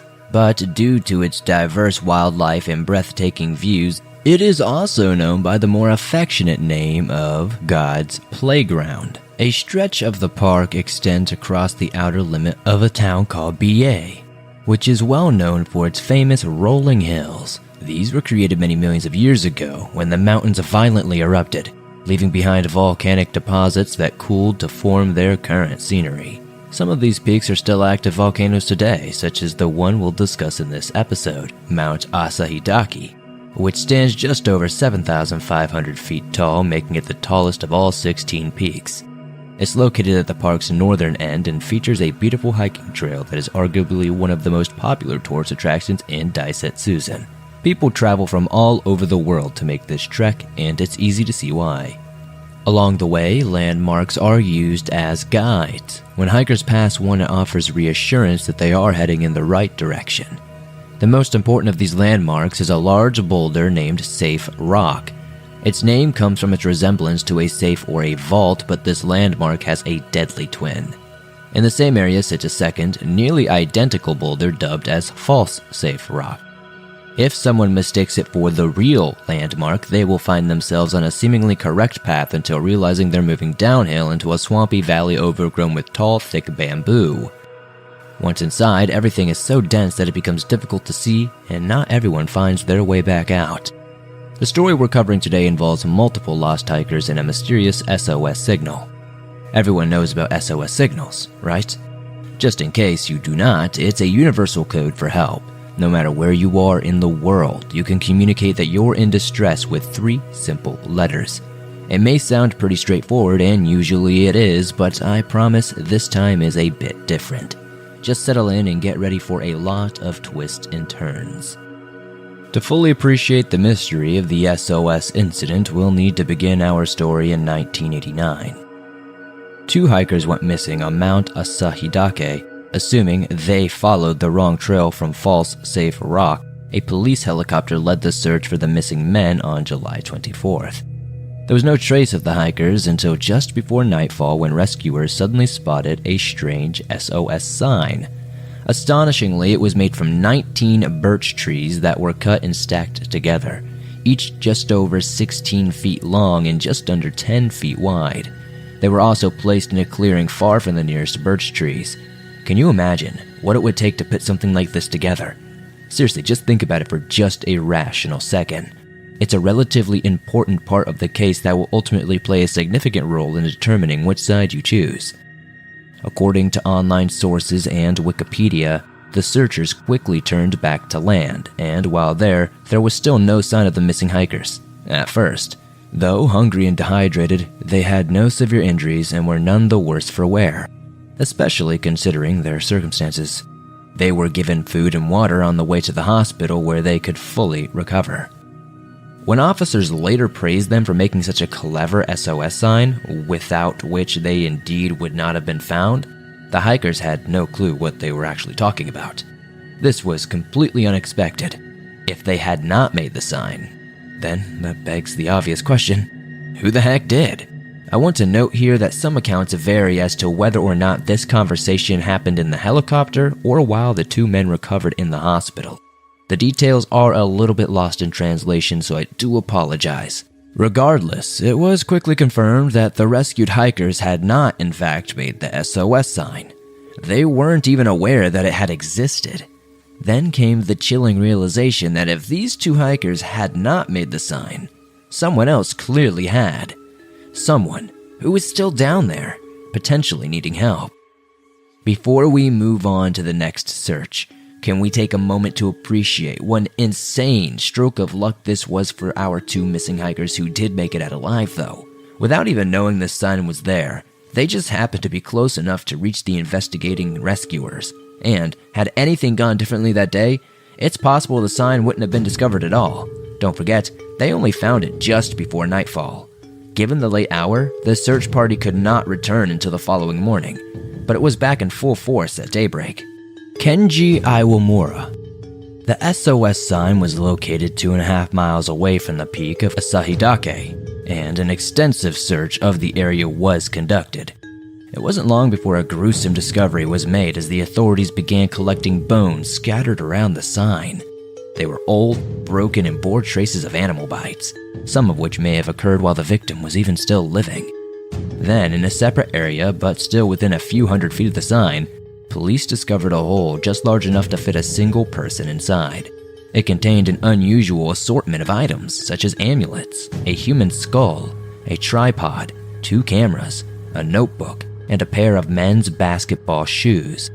But the most important discoveries were concealed within a backpack. They were a tape recorder with 4 cassettes and a driver's license belonging to Kenji, a 25-year-old office worker from Aichi Prefecture, and had been missing since July 10th, 1984. Kenji had set out on his own hike up Mount Asahidake, but when he failed to appear for work a week later, his parents reported him as missing. Unfortunately, no trace of Kenji was ever found until this discovery, 5 years later. At first, the cassette tapes seemed to feature nothing more than theme songs of the time's popular anime. But once listening, the authorities made another unbelievable discovery. Kenji recorded a final message over part of one of the tape's original contents. A statement in which he desperately begs for help that will never arrive. Even though the message was recorded in Japanese, the man's panic and desperation transcends any language barrier. The original clip is said to be over 2 minutes long, but the part of the message that translates to, "I'm on a cliff and can't move. SOS, help me. I'm at the spot where I first saw the helicopter. The bamboo grass is too deep, and I can't go anywhere. Please lift me from here." Now, considering the message specifically said SOS, you may presume he was the one to create the sign, and maybe he was. But this theory has several problems. First, however, we'll get through the official story, and then we'll break down all of the discrepancies at the end. Before we move on though, I will play a quick snippet of the part that I just translated for you so you can hear the actual desperation yourself in the voice.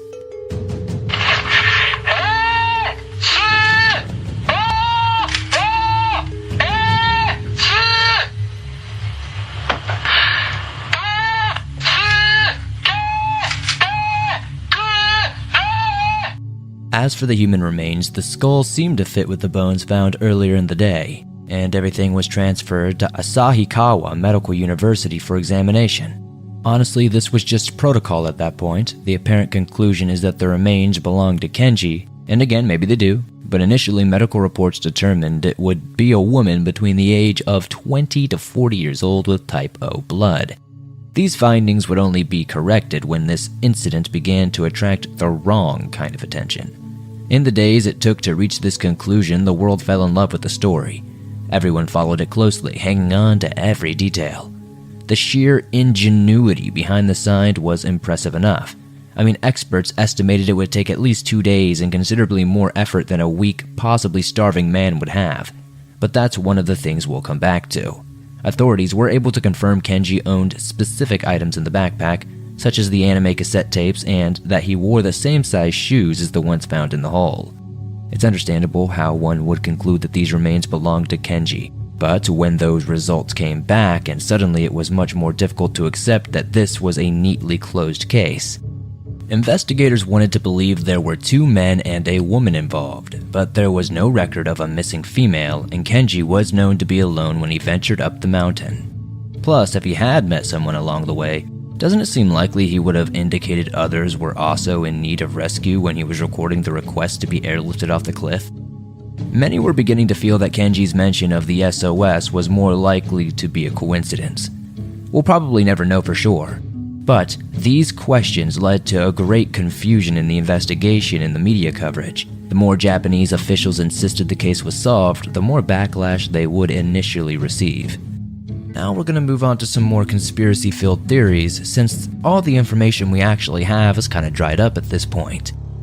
To the world's great surprise, on February 28, 1990, the Asahikawa East Police Station announced a complete re-examination of the remains had been performed, and new findings concluded they belonged to a male with type A blood, or in other words, Kenji. Make of that what you will. It feels a bit, suspicious to me. The Japanese aren't exactly known for being open and honest with their investigations, but it's only fair to hear both sides. And a Reed Cash article does report that mistakes on such a grand scale can happen often enough in medical universities. At the very least, it's not impossible, you know? So let's take a closer look at the sign itself instead. Today, this story is considered one of the more excellent internet mystery classics, and the ingenuity behind the sign is one of the main reasons that people are so obsessed with this. When it was constructed, the only thing we can say for certain is that the Japan Forest Agency and the Japan Geographical Authority checked previous aerial photos taken in September 1987. They could confirm the sign was already there. They also studied records from 1982, but these photographs lacked the enormous SOS signal. Experts estimated it was likely at least 2 days and significantly more energy than a weak, possibly starving man would even possess. Each of the 19 logs seemed to have been cut with an axe, yet no axe or any such cutting tool has ever been recovered from the site. Does that mean one doesn't exist? No, of course not. But the area has been thoroughly searched on multiple occasions. Oddly, it would be the only item to remain lost. Plus, don't forget how big the logs themselves were. 16 feet long and 10 feet wide sections of birch tree must weigh several hundred pounds. Maybe closer to 1,000 if you want to be realistic. I find it challenging to believe Kenji would be able to drag such sections of wood into the clearing, especially when the autopsy report specifically described him as very frail. It would have been quite literally impossible for him to do alone. As for why Kenji would specifically mention SOS in the recording, one interesting observation made by anime fans is that Osamu Tezuka's Astro Boy features a famous scene in which fallen trees are arranged into the shape of an SOS, or perhaps, unlike the two missing hikers, Kenji had previously seen the enormous sign, and it was simply on his mind. Either way, it's widely accepted that he recorded these messages intending to play them back for rescuers should he be discovered after becoming too debilitated to speak. Now, assumably, batteries would last longer than your own lung capacity. Those who disagree with this theory do believe the tape recorder was switched on by accident while the man was screaming for help. But I disagree. His message was exact, as it's giving somebody a specific instruction. It's not mindless cries for help. Of course, some question whether the man in the recording is Kenji or not as well. When his parents heard the recording, they could not confirm it was their son's voice. Is it because it wasn't their son, or is it because grieving parents have a hard time accepting the loss of a child? It's also worth noting that the sound quality of the cassette tape isn't exactly what we're used to hearing today. While yes, the cassettes were in pretty good condition and played rather fine, there's only so much a cassette recorder can do for a desperate, panicked man trying to record what he knows may be his last message. Furthermore, according to Kenji, he was trapped atop a cliff, needing to be airlifted out, but yet his bones were discovered out in the open. It's speculated he eventually reached a point where he simply wanted to descend the mountain any way possible, but when he climbed down to this last cliffside, he could not proceed any further or turn back. However, this argument is often met with the fact that Kenji could have easily changed his mind after recording the message. Eventually, he would have accepted the helicopter wasn't returning, and at that point he may have become desperate enough to continue his descent. Though this leaves us with even more questions. Would he have had enough energy to undertake such a task and constructing that sign? Primarily, if the climb down was responsible for his fractured bones, one fracture was found on a leg bone and the other was in his upper body. With all that said, that's still not the end of it. What about Mother Nature herself? We know this sign already existed in September of 1987, but how long can something like that sit out in the open elements without suffering overgrowth? How can it endure the extreme mountain weather conditions of heavy snow and rain yet still be perfectly visible for such an extended period? Investigators only stated that the logs looked too old and were partially submerged in mud. Is it more likely that someone constructed the sign after Kenji's death but before the two missing hikers in 1989?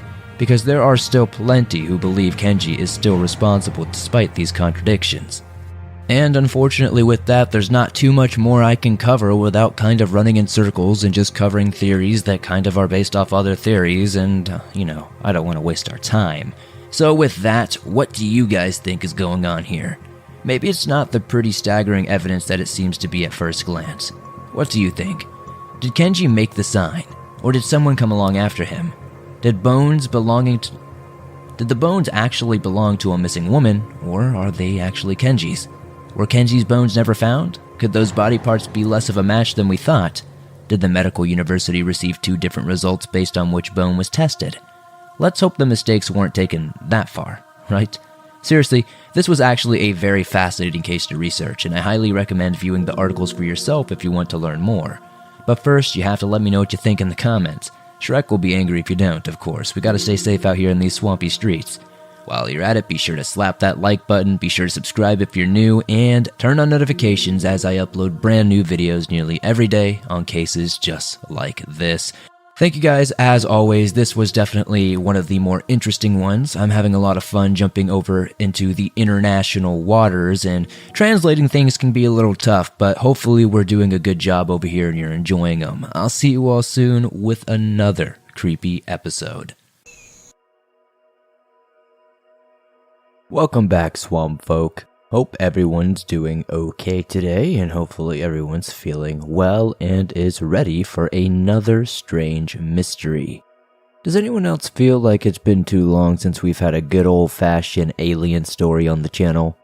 It took quite a while to find a story that I thought would be great, and it just so happens that right as I put this out, there is a new documentary about this coming out as well, so coincidence is on our side. Here I am yet again, hat in hand, ready to show you something very interesting. CBC News dubbed this as Canada's most documented UFO case. I know aliens are usually lumped in with either science fiction, horror, or government conspiracy theories, but they really are a category unto themselves. I'm not trying to say they are definitely UFOs out there circling the planet or anything. I'm just trying to say that statistically speaking, it's not that crazy to think that there might be other life forms out there somewhere. Sure, our solar system only has 8 planets, or 9 if you refuse to let go of Pluto, but we're only one of thousands of solar systems within the Milky Way galaxy. There are an estimated 100 billion planets in our galaxy alone, and based on mapping and simulations, scientists theorize that 1 in 5 stars like our sun should have an Earth-like planet in its orbit. That comes to 40 billion total. But don't forget, that's only our galaxy and our understanding of our galaxy. That doesn't include the hundreds of billions of other galaxies out there. So yeah, now I have my own controversial theories on everything. I don't know if I necessarily believe that Earth is so special, that aliens are here and just here, but maybe they are in contact with us, maybe not. I don't know, it's really hard to say. Is life a simulation? Is the sky actually blue? Is the grass actually green? I don't know, you tell me. Normally, when someone claims to see a UFO, they're treated as a fraud or a lunatic. To an extent, that's also true of today's case. But this one is far from typical. Whether it was a genuine UFO experience, a government experiment, or a straight-up hoax is for you to decide, but first, let me tell you just a little bit about Falcon Lake. It's a beautiful area located in Manitoba's White Shell Provincial Park on the Trans-Canada Highway near the Ontario border.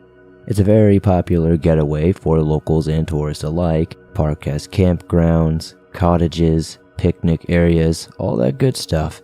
Now, it didn't quite have the same level of amenities in the 1960s that it does now, but it was still a hotspot for nature lovers. Some people even staked claims in the area to prospect for precious metals. That's what brought Stephen Mallik to Falcon Lake on May 20th, 1967.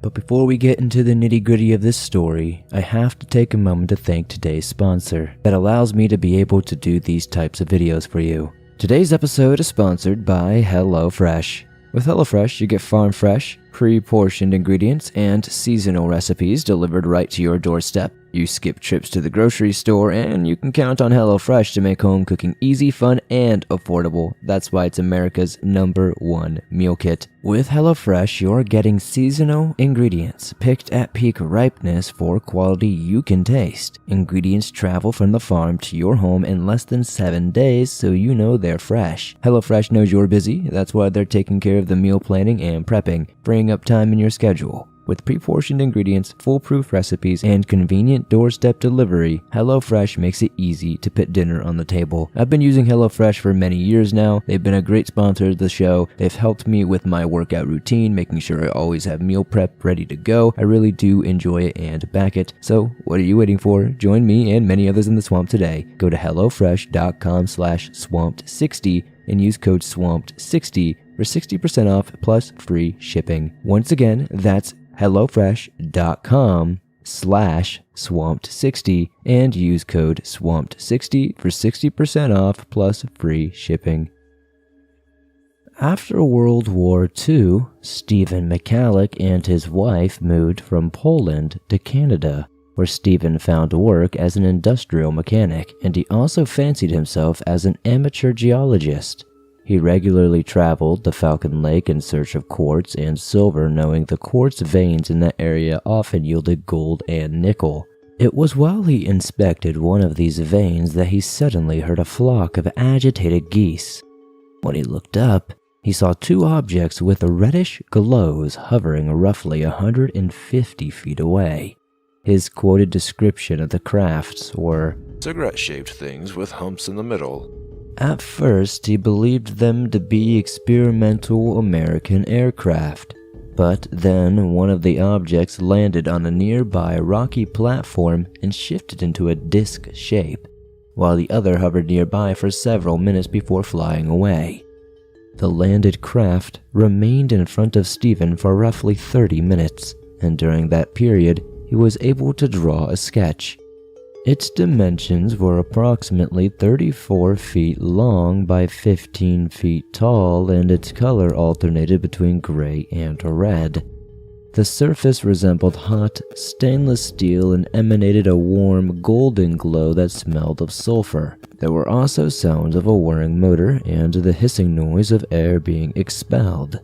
Once finished with the sketch, Stephen dared to venture closer in search of an insignia, but he saw none. He did note that the smooth, metallic surface lacked any seams, but after a few moments of standing there, a door lined with bright light slowly opened. He heard two distinct but muffled voices coming from the inside, and he believed they sounded human, one voice being notably higher than the other. Assuming that the Americans were experiencing some sort of mechanical malfunction, Mallik called, "Come on out, Yankee boys," and offered his assistance. This instantly silenced the other voices, and when there was no response, Stephen merely tried speaking in Polish, then Russian, and finally German. Man, you gotta love this guy. He thought a secret government aircraft landed right in front of him. So what does he do? First he sketches it, and then he decides, oh, let's see if we can actually help these fellas out. That's brave, or maybe stupid. It depends on how you look at it. When you think it belongs to the US or Canada, that's iffy. But I see how some might feel at ease, but this guy, he was even willing to bet on the Russians in the 1960s. I want whatever he was on, that's all I'm saying. Anyway, he didn't let a lack of response get him down. No sir. He put on his welding gloves and goggles and walked inside. Then he saw light beams and panels flashing in different colors. The craft itself seemed empty, but when he tried to walk away, 3 panels slid shut to trap him inside. When he touched one, it was hot enough to melt the fingertips of his gloves. The craft then turned counterclockwise to reveal a new panel. This one had a grid of holes that blasted Mallik in the chest with heated gas and threw him backwards out of the craft. His clothes were on fire, and he tore the burning items from his body as the strange craft flew away. The experience left him nauseous, and he vomited multiple times as he fled the area. Some sources say he also saw pink dots in his vision. This all left him too disoriented to find his way, So, knowing the road was to the southeast, he then tried using his compass, but the needle went haywire. Thankfully, he did eventually locate the road, but he wasn't home free quite yet. Constable G.A. Soltke, a police officer, happened to notice the frazzled man and believed him to be drunk, but there was no smell of alcohol. So the officer claimed he wanted to help Stephen get to Falcon Beach for medical treatment, but said his offer was declined. Yet Stephen said the officer was dismissive and refused to help. To be fair, I can see how one might be dismissive of someone claiming to have been inside of a UFO, but this was still a disturbed man who was clearly alone and in need of help. They were essentially in the middle of nowhere. Mallik did eventually make his way back to the motel where he spoke to the owner about seeing a doctor, but the only doctor was unavailable at the time. That sounds like some Andy Griffith stuff right there, but I guess it is the 1960s, so we'll let it slide this time. With no other options available, Stephen returned to his room where he called his wife. He said there he had had an accident and that he was returning home on a Greyhound the following day.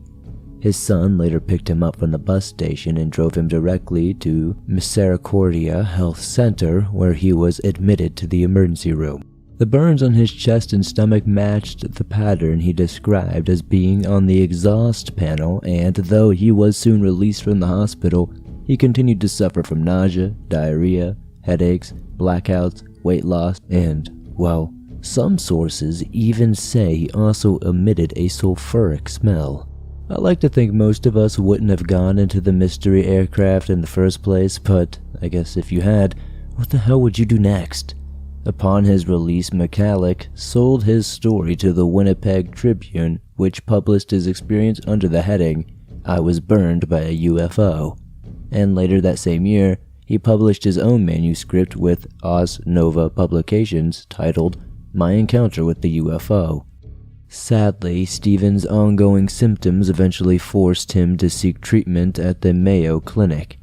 There, they determined he was sound of mind and concluded his physical condition was consistent with radiation poisoning, but his test results came back negative.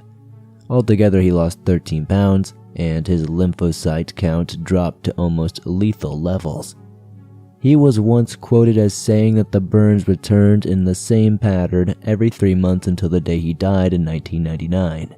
Never once did he doubt his encounter with something otherworldly, and he passed that belief on to his youngest son. Stan was only 10 years old at the time, but he eventually appeared in an episode of Unsolved Mysteries to discuss the events from his perspective. Now let's rewind just enough to discuss how authorities handled Stephen's claims. As we know, his supposed incident happened on May 20th, 1967, and every article tells the story just a little bit differently. It's normal to have minor discrepancies in the finer details, but this one is worse than usual. Thankfully, we can rely on the lovely 6-page police report that someone was kind enough to upload. It's dated June 26, 1967, and it was written by Sergeant Davis. It's not written in chronological order, but we're going to discuss it in chronological order to the best of our abilities, because we are not savages. On May 26th, Constable Schmalz advised that he spoke to the motel's cafe and beverage manager. According to this unnamed witness, Mallik stayed in room 17 on May 19th, and between the hours of 8 and 9:30 p.m., he drank 3 bottles of beer in the motel's beverage room. I guess that's what they called motel bars back in the 1960s. Stephen was said to have left the motel at approximately 9:30, and he returned an hour later, sometime around 11, at which point he drank 2 more beers. The manager said he was not too terribly drunk, or maybe not even drunk at all when he left, nor did he purchase alcohol to take back to his room. In Stephen's interview, he claimed to have left the motel at roughly 6 a.m. on the morning of May 20th, and his timeline was corroborated by the maid who cleaned his empty room at 7:30 that same morning. Mrs. Buis, the motel owner, told police she saw Stephen between 3 and 4 p.m. on the 21st, This is when he approached her, stating that he was in need of a doctor. Since there was apparently no doctor available, she referred him to the police. Mallik left and later returned asking to make a collect call to Winnipeg, at which he was directed to a phone booth outside. Nearly everyone he spoke to that day said he behaved as if he were intoxicated, but not a single one could say they smelled booze on him. On May 27th, Davis questioned Stephen about his alcohol consumption, and he denied having anything to drink on the night in question. There was also a discrepancy in the cafe manager's timeline. He claimed to have seen Mallik at 8 p.m., but that simply wasn't possible. Stephen traveled to Falcon Lake by bus, and he didn't even begin his 2-hour journey until 7:15. At the earliest, he would have arrived at around 9:15 to 9:30 that night. In Stephen's version of events, he was in his room until after 11 p.m. when he went to the beverage room for a burger and coffee. Later, Davis arranged for the manager to see Mallik in person, and he confirmed it was the same man he served beer to on May 19th. The beverage room was busy that night, so the manager admitted he could have been mistaken about the time, but he was adamant that Stephen drank the beer. Mallik was later confronted with the manager's accusation, but he continued to insist that he didn't drink. Davis states that he and squadron leader Buis were in daily contact with Stephen during the period of May 26th to May 30th.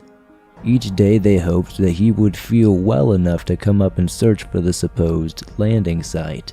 On May 30th, the two men drove to Stephen's home in Winnipeg, where he drew them a map of the landing site. Buis was then able to coordinate with the Canadian Army to obtain the use of a Hillier helicopter for the following morning. They argued this to be the best course of action due to the possibility of vegetation growth concealing the site. This risk grew more likely with each passing day, and investigators were desperate to win the race against Mother Nature. On the morning of May 31st, David and Constable Anderson drove to Falcon Lake, where they met with Buis and other Canadian Air Force personnel. At noon, another Army helicopter joined the search, but even with Stephen's map, the search efforts were pretty much fruitless. His instructions were to look for a flat piece of rock 300 feet long and 100 feet wide, which should have been doable. Rocks that large are very rare at Falcon Lake, but once again the search was called off as night drew near. Ultimately, it was decided all efforts to locate the supposed landing site should be futile without Stephen there to point them in the right direction. Davis and Anderson drove the 2 hours back to Winnipeg that very evening, and this time Stephen felt well enough to join them. The three men left for Falcon Lake early on the morning of June 1st. In an earlier interview, Mallik recalled walking a little over 3,000 paces to reach the highway after he saw the craft. This was estimated to mean that he couldn't have traveled more than 2.5 to 3 miles before reaching the road, so the air search covered about a 4 to 5 mile area. Shortly after their arrival, Stephen was taken up in a helicopter, but he wasn't able to recognize any landmarks from the air. Everything looked too different. That afternoon, they changed tactics. Davis and Anderson escorted Stephen to the area where his shopping bags and saw were previously located, and they managed to cover between 3 and 4 miles before nightfall. Yet they still found nothing of significance. This was actually the first and only mention I saw of the gloves and saw, so now that you know what I know, we can move on to the next section. Davis felt that Mallik was wandering around aimlessly without any real sense of where he was going. When questioned about this, he claimed he had been following quartz veins in the rock facings while prospecting and wasn't paying attention to his surroundings. Despite these initial difficulties, Stephen insisted he would find the site, and he appeared disgusted with himself for not having already found it. The search came to an end in the early evening, and Mallik was home by 10 that night. Davis and Anderson returned to Falcon Lake that following morning and resumed their search with assistance from Air Force personnel. This time they expanded the radius even further, but they still came up empty-handed. The effort was officially called off that afternoon on June 2nd at 2 p.m. On Saturday, June 3rd, the head of the United States UFO project at the University of Colorado, Dr. Roy Craig, came to conduct his own investigation of the possible UFO sighting. He spent the first day interviewing Stephen, and Sunday was spent exploring Falcon Lake. The doctor was initially impressed with Mallik during the interview, but when they actually got to the lake, he began having doubts. As he did when searching with the police, Stephen was stumbling around without any real sense of as to where he was going.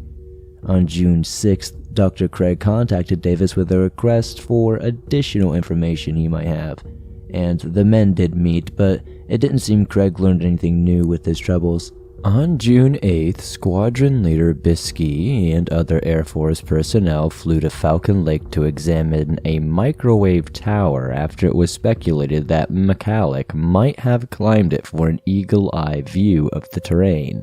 If he did, some thought it was possible he might have been burned by the electricity at the top, but Biskey concluded that this would have been highly unlikely. The tower was approximately 1 mile north and east of Falcon Motel, and in that same vicinity he found a spot that looked very much like the sketch Stephen gave the police. They thoroughly searched the area but found no evidence whatsoever. They informed Mallik of this location, but at the time of the report, Stephen had not been able to look at the site himself. I saw no further mention of this area, so it's likely he either didn't go or he couldn't find it very familiar. With this, the Air Force considered the matter closed pending the discovery of new evidence. The only thing they had that could technically be counted as evidence besides the shopping bags and saw was Stephen's burned welding gloves.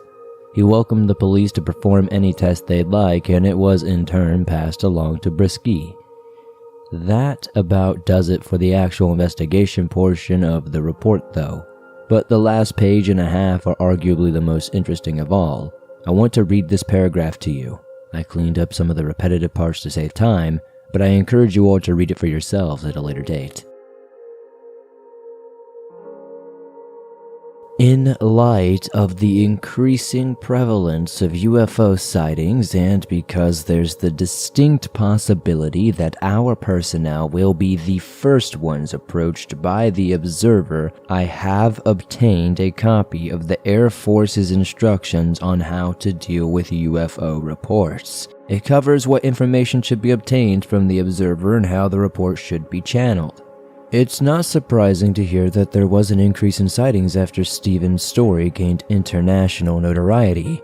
Such is the way, but hearing it in such an official capacity adds a healthy dollop of realness to it all, don't you think? The instructions were brief enough to include in the report, which means I can read them to you right now. Now, this is the official two-step process according to Canadian Air Force bases and other forces at the time. The first section says, reports of UFOs are frequently received at Canadian Force bases from various sources. Canadian Forces Headquarters is responsible for processing any action required regarding the report. The report should be transmitted to Headquarters in accordance with Section 2. Section 2 says, unclassified priority messages should be addressed to CAN Force HED, and the first words in the text should be for CFOC UFO report. All reports should include as much of the following information as possible. A. Date and time of sighting. B. Sky conditions. C. Observer's identity. D. Observer's location. E. Identification of any other witnesses. F. Description of the object. G. Duration of the sighting. And H. Any other relevant information. This form was published by the Royal Canadian Air Force on October 7th, 1966. And that, my friends, is how the Canadians handled UFO sightings in the 60s.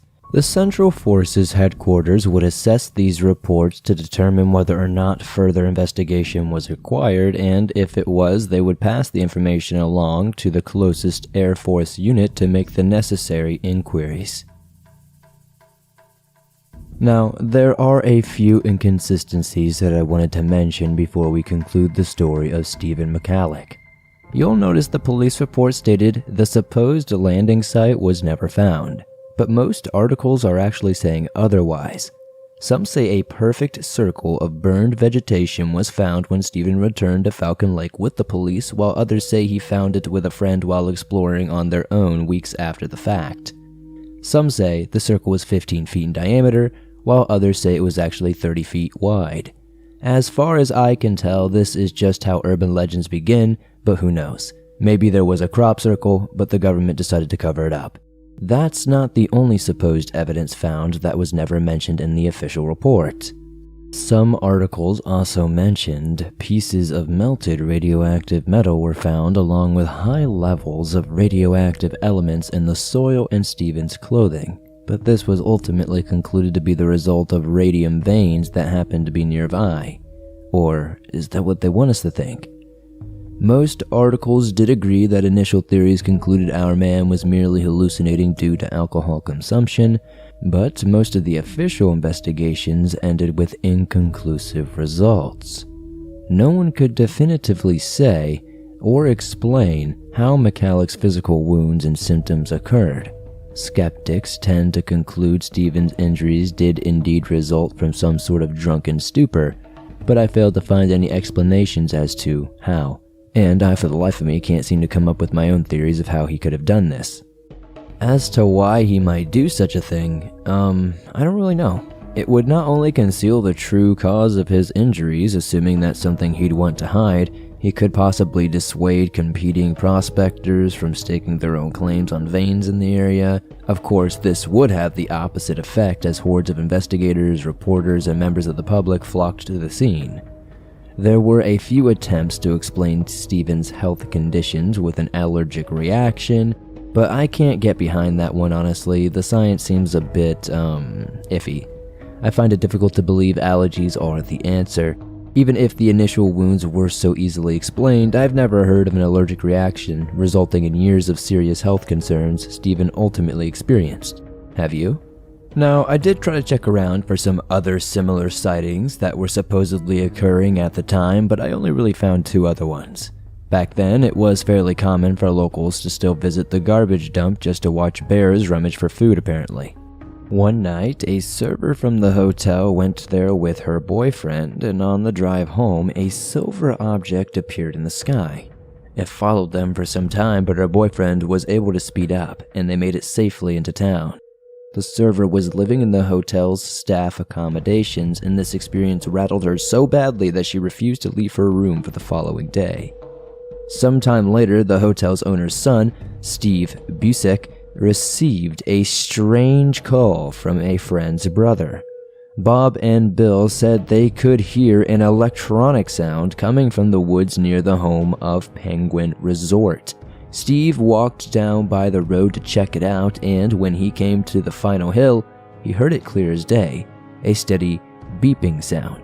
It almost sounded like it had some sort of pulsating influence to it, like it was coming from the trees. The 3 young men ventured into the woods with their flashlights, but the source seemed to be coming from everywhere all at once. The next day, Steve spoke with a local trapper who was somewhat of an expert on the unusual. When Steve told him about the electronic beeping, he laughed and said it was probably only a saw-whet owl. All I can say is that it must be one strange owl sound if it was some sort of electronic pulsating sound. Or could this have been related to the Stephen Mallik experience? I don't know, and we'll probably never know for sure. So, ultimately, Swamp Folk, what do you guys think? Is there a theory you agree with, or do you have your own? Have any of you ever visited Falcon Lake yourself? I would love to hear about any personal experiences you may have, and be sure to let me know if you want to learn more about UFO sightings. It's interesting to note that Falcon Lake isn't terribly far from Washington's border, which does happen to be one of the highest number of UFO sightings in our country. Coincidence or something more? I don't know. We'll discuss that in another video. It was really fun to cover one of these. I haven't done one of these in a couple of years. I think the last one I did was a case where a bunch of Illinois police officers were allegedly chasing down a UFO. And then the one I did before that was the strange and infamous case of the Warminster thing. You can find both of those on my channel. I'm definitely looking to cover more stuff like this, so definitely put your suggestions down below. If you enjoyed today's episode, be sure to slap that like button for me as it really helps the channel grow. If you're new, be sure to subscribe and be sure to turn on those notifications as I upload brand new videos almost every single day on all things natural and supernatural, and you're not going to want to miss them. If you have a personal experience that you would like to share on the podcast in a future episode, be sure to submit it at swampdweller.net or on Reddit at r/thedarkswamp. I would love to share your story with everyone else here in the swamp.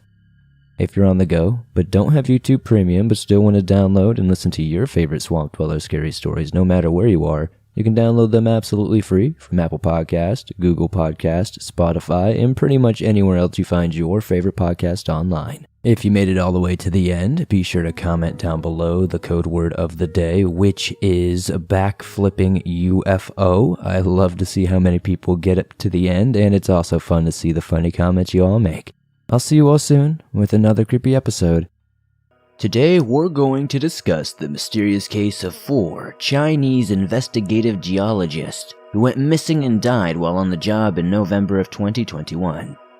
Early on, the case drives interesting parallels to a case we discussed in a previous video. One where a perfectly healthy family of 3 and their dog were found dead near Yosemite National Park, also in the year of 2021. These cases share early theories surrounding toxic algae exposure and potentially contaminated drinking water. If you want to hear more about this case, you can check out that video. It's called Yosemite National Park is Hiding Its History, and you can find it on my channel or in the description down below. However, when you dig a little deeper into the mysterious death of these men, you'll find that these 2 cases aren't exactly the same. It's true.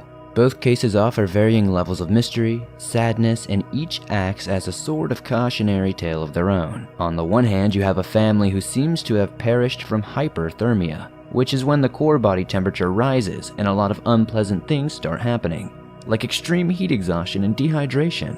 Then on the other hand, you have 4 men who some believe have suffered from hypothermia, the opposite of hyperthermia, but equally as deadly. You notice that I said some believe the men suffered hypothermia. Well, I guess that's the big difference here, because unlike the Yosemite case, one which received lots of coverage and was widely agreed upon, not to mention solved, not everyone agrees with the cause of death assigned to these 4 men. What's frustrating is there doesn't seem to be much mainstream media coverage on this one. There weren't various news sources covering the story or spreading awareness. In fact, I couldn't find a single story that broke in the United States about this at all. No one seems to be discussing this in the mainstream. But that doesn't mean that no one is discussing this case at all. Because while the hypothermia theory is widely accepted by Chinese mainstream medication, there are still several individuals, including geologists themselves, who greatly disagree.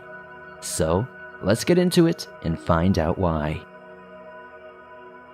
On November 13th, 2021, 4 investigative geologists from Kunming Natural Resources Comprehensive Survey Center of the China Geological Survey entered the Ailao Mountains in Yunnan to survey forestry resources. Among them were 25-year-old Zhang Jingbang, who was last seen wearing a yellow storm jacket and thermal underwear. Yang Min, who was 27, and Zhang Yu, who was 32, were also wearing camouflage clothing and thermal underwear, while Lai Yu, 29, was wearing a down jacket. Between them, they had over 20 types of tools and more than enough food for the intended duration of their trip. Zhang carried a gray-blue backpack with a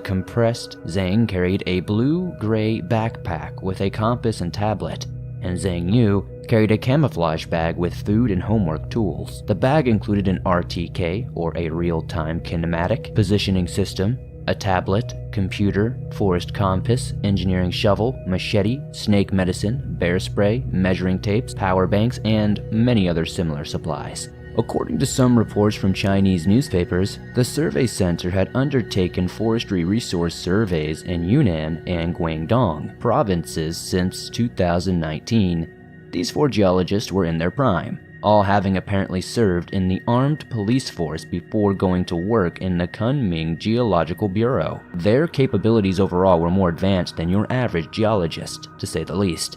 They were practically skilled at field survival and adaptability, having done a lot of preparatory work before starting the actual survey. They even set up mechanical compasses and RTK signal equipment, which we will most definitely discuss as we move forward. Basically, I'm saying these men were incredibly prepared.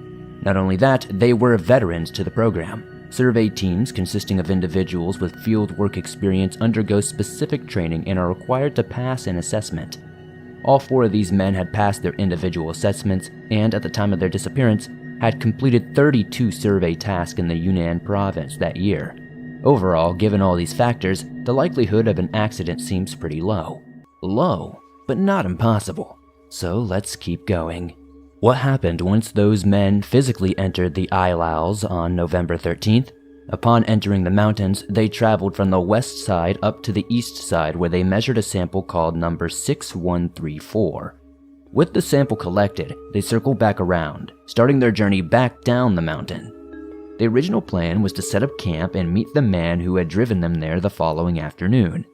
Except by 4 p.m. on November 14th, the group had lost all contact. Their bodies would be discovered almost a week after their disappearance. Before we tackle the deaths and disappearances of these men, we need to go back to the internal NRCSC report from October 23, 2021. Less than a month before the group vanished, reports state that NRCSC hired a local guide to help conduct a preliminary route survey. However, there's no indication a local guide accompanied the men on their trip. Oddly enough, other outside reports specifically state the group decided to do the survey alone after failing to hire a local guide. The men's driver, who was meant to pick them up on the 14th, even confirmed the men entered the mountain alone for both the preparations and the actual survey. Why the discrepancy? This may seem like a small detail, but it's one of the many small details officials and experts cannot seem to agree on. They start with the NRCSC report, and they end with the details surrounding what actually killed these men. So let's move on to how rescuers found these guys. What exactly did it take to find these men? 10 helicopters, more than 50 drones, and 8,000 people. This was the total deployment for the search and rescue mission that lasted over a week's time, beginning on the evening of November 15th, when the local government immediately set up a rescue headquarters, and ending on the 23rd when the bodies were removed from the mountain. The teams entered the core of the Ilau Mountain National Nature Reserve. The mountains are high, the forests are dense, and the ravines are vertical and horizontal, and all of them are steep slopes. From November 15th to the 17th, they searched continuously until heavy rain and fog severely reduced visibility, forcing an end to the search. On the 20th, the local rescue headquarters sent additional personnel and formed 3 crossing teams of 24 members. They also set up a camp near the location of the last personnel to expand the search. Finally, on the 21st, a drone with thermal imaging flew over the area and discovered 3 people lying on the ground. Through additional thermal imaging, the headquarters determined the specific location of the 4th and final deceased man early on the 22nd, near a steep mountain by the other 3. The official report from the search and rescue headquarters was released at 9 that morning and explained all 4 geologist surveyors had been found deceased. The cause of death was not immediately obvious to authorities, but they were able to rule out several things based on their initial findings. While searching for the men, pieces of disposable raincoats were found discarded around the area the men were thought to have disappeared from. Among footprints found by the search and rescue team, there were paint marks left by the 4 people on the slate, traces of tree cutting, discarded machetes, and a simple shack covered with disposable raincoats as a makeshift roof. Upon investigating, it was instantly discovered untouched inside the shack. Those who came upon the scene described seeing the 4 men were in various stages of dress, some fully clothed while others were stripped down entirely, and eerily each man had a smile fixated on their face. On the 23rd, exactly 10 days after the men entered the mountains, their bodies were brought down. The investigation into their death, however, would continue through December 2021. Once the men were discovered, authorities and experts set out to determine what exactly happened to them. All 4 were strong, possessed survival experience, and they had plenty of food.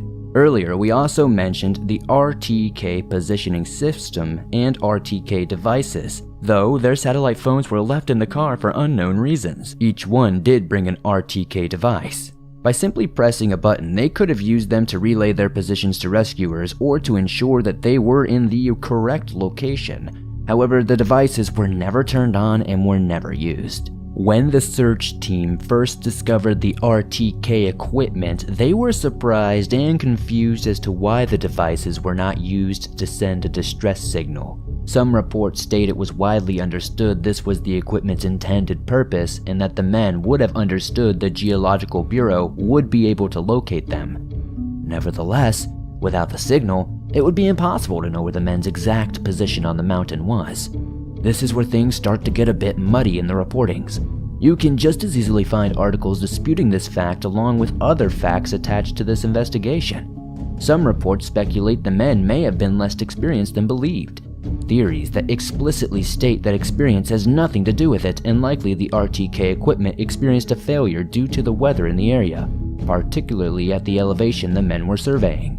If they were indeed inexperienced, it's possible they wouldn't have understood how the RTK worked, and it could also explain why they felt it was not a big deal to leave their satellite phones in their vehicles. What it does not explain is how the men had managed to complete 32 surveys prior, or how they were able to set up the RTK system to begin with, because remember, these men never received a local guide to assist their preparations. They had done all of this themselves. Also, the issue is not how the RTK was set up, but rather how none of the men seemed to use it for its intended emergency purpose. If you recall, sources said they recognized and confirmed the 4 men had served in the armed police force, noting them as former decorated officers. If that is the truth, then why are new reports speculating something entirely different? An interview with different individuals apparently connected to the NRCSC was published in a Chinese newspaper called Sanlian Life Weekly, which stated Zhang Yu and Yang Min, the oldest team members, used to only do logistics or kitchen work, but were transferred to forest investigation in September of 2021. Of course, the details surrounding their lives before forestry work remain more clouded than anything, as the investigation itself, and it's difficult to confirm their exact ranks with the NRCSC via the Chinese media. Details as important as these shouldn't be difficult to keep straight, but it appears that there are many important pieces of this puzzle that have either changed or simply left out entirely, or ignored. Regardless of the men's past experience or lack thereof, how would investigators explain the other curious details mentioned in their discovery? How would they explain one of the 4 members managing to be completely naked? Or even stranger, what would cause all 4 of them to be smiling post-mortem? Basically, according to Chinese officials and the PRC, or the Yunnan Province Republic of China, hypothermia could explain just about everything, so eventually that's what they put it down to as the cause of death.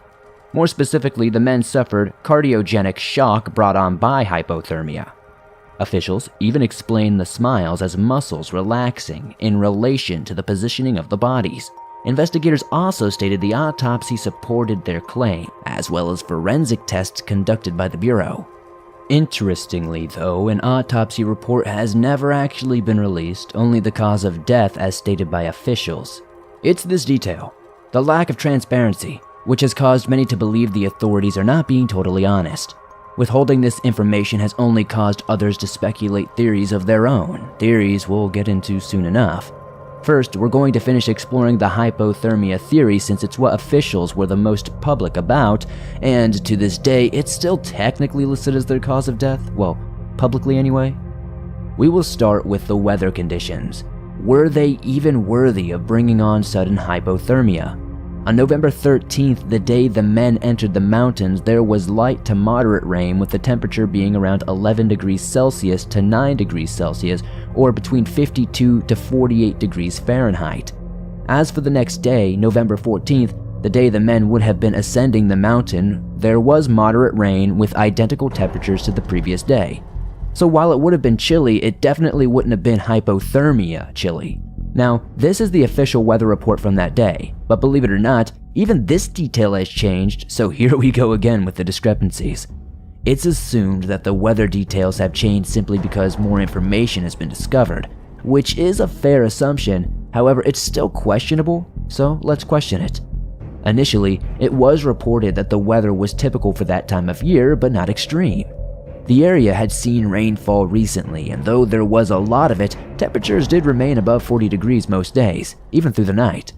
Later reports indicated the mountain may have faced a severe weather storm, though there wasn't any evidence to support the idea of a storm so severe it could cause hypothermia. Earlier, we described what the men were wearing when they entered the mountain, and based on those descriptions, experts said their clothing was sufficient, furthering that their larger jackets protected them from the cold and their additional raincoats for the added rainfall.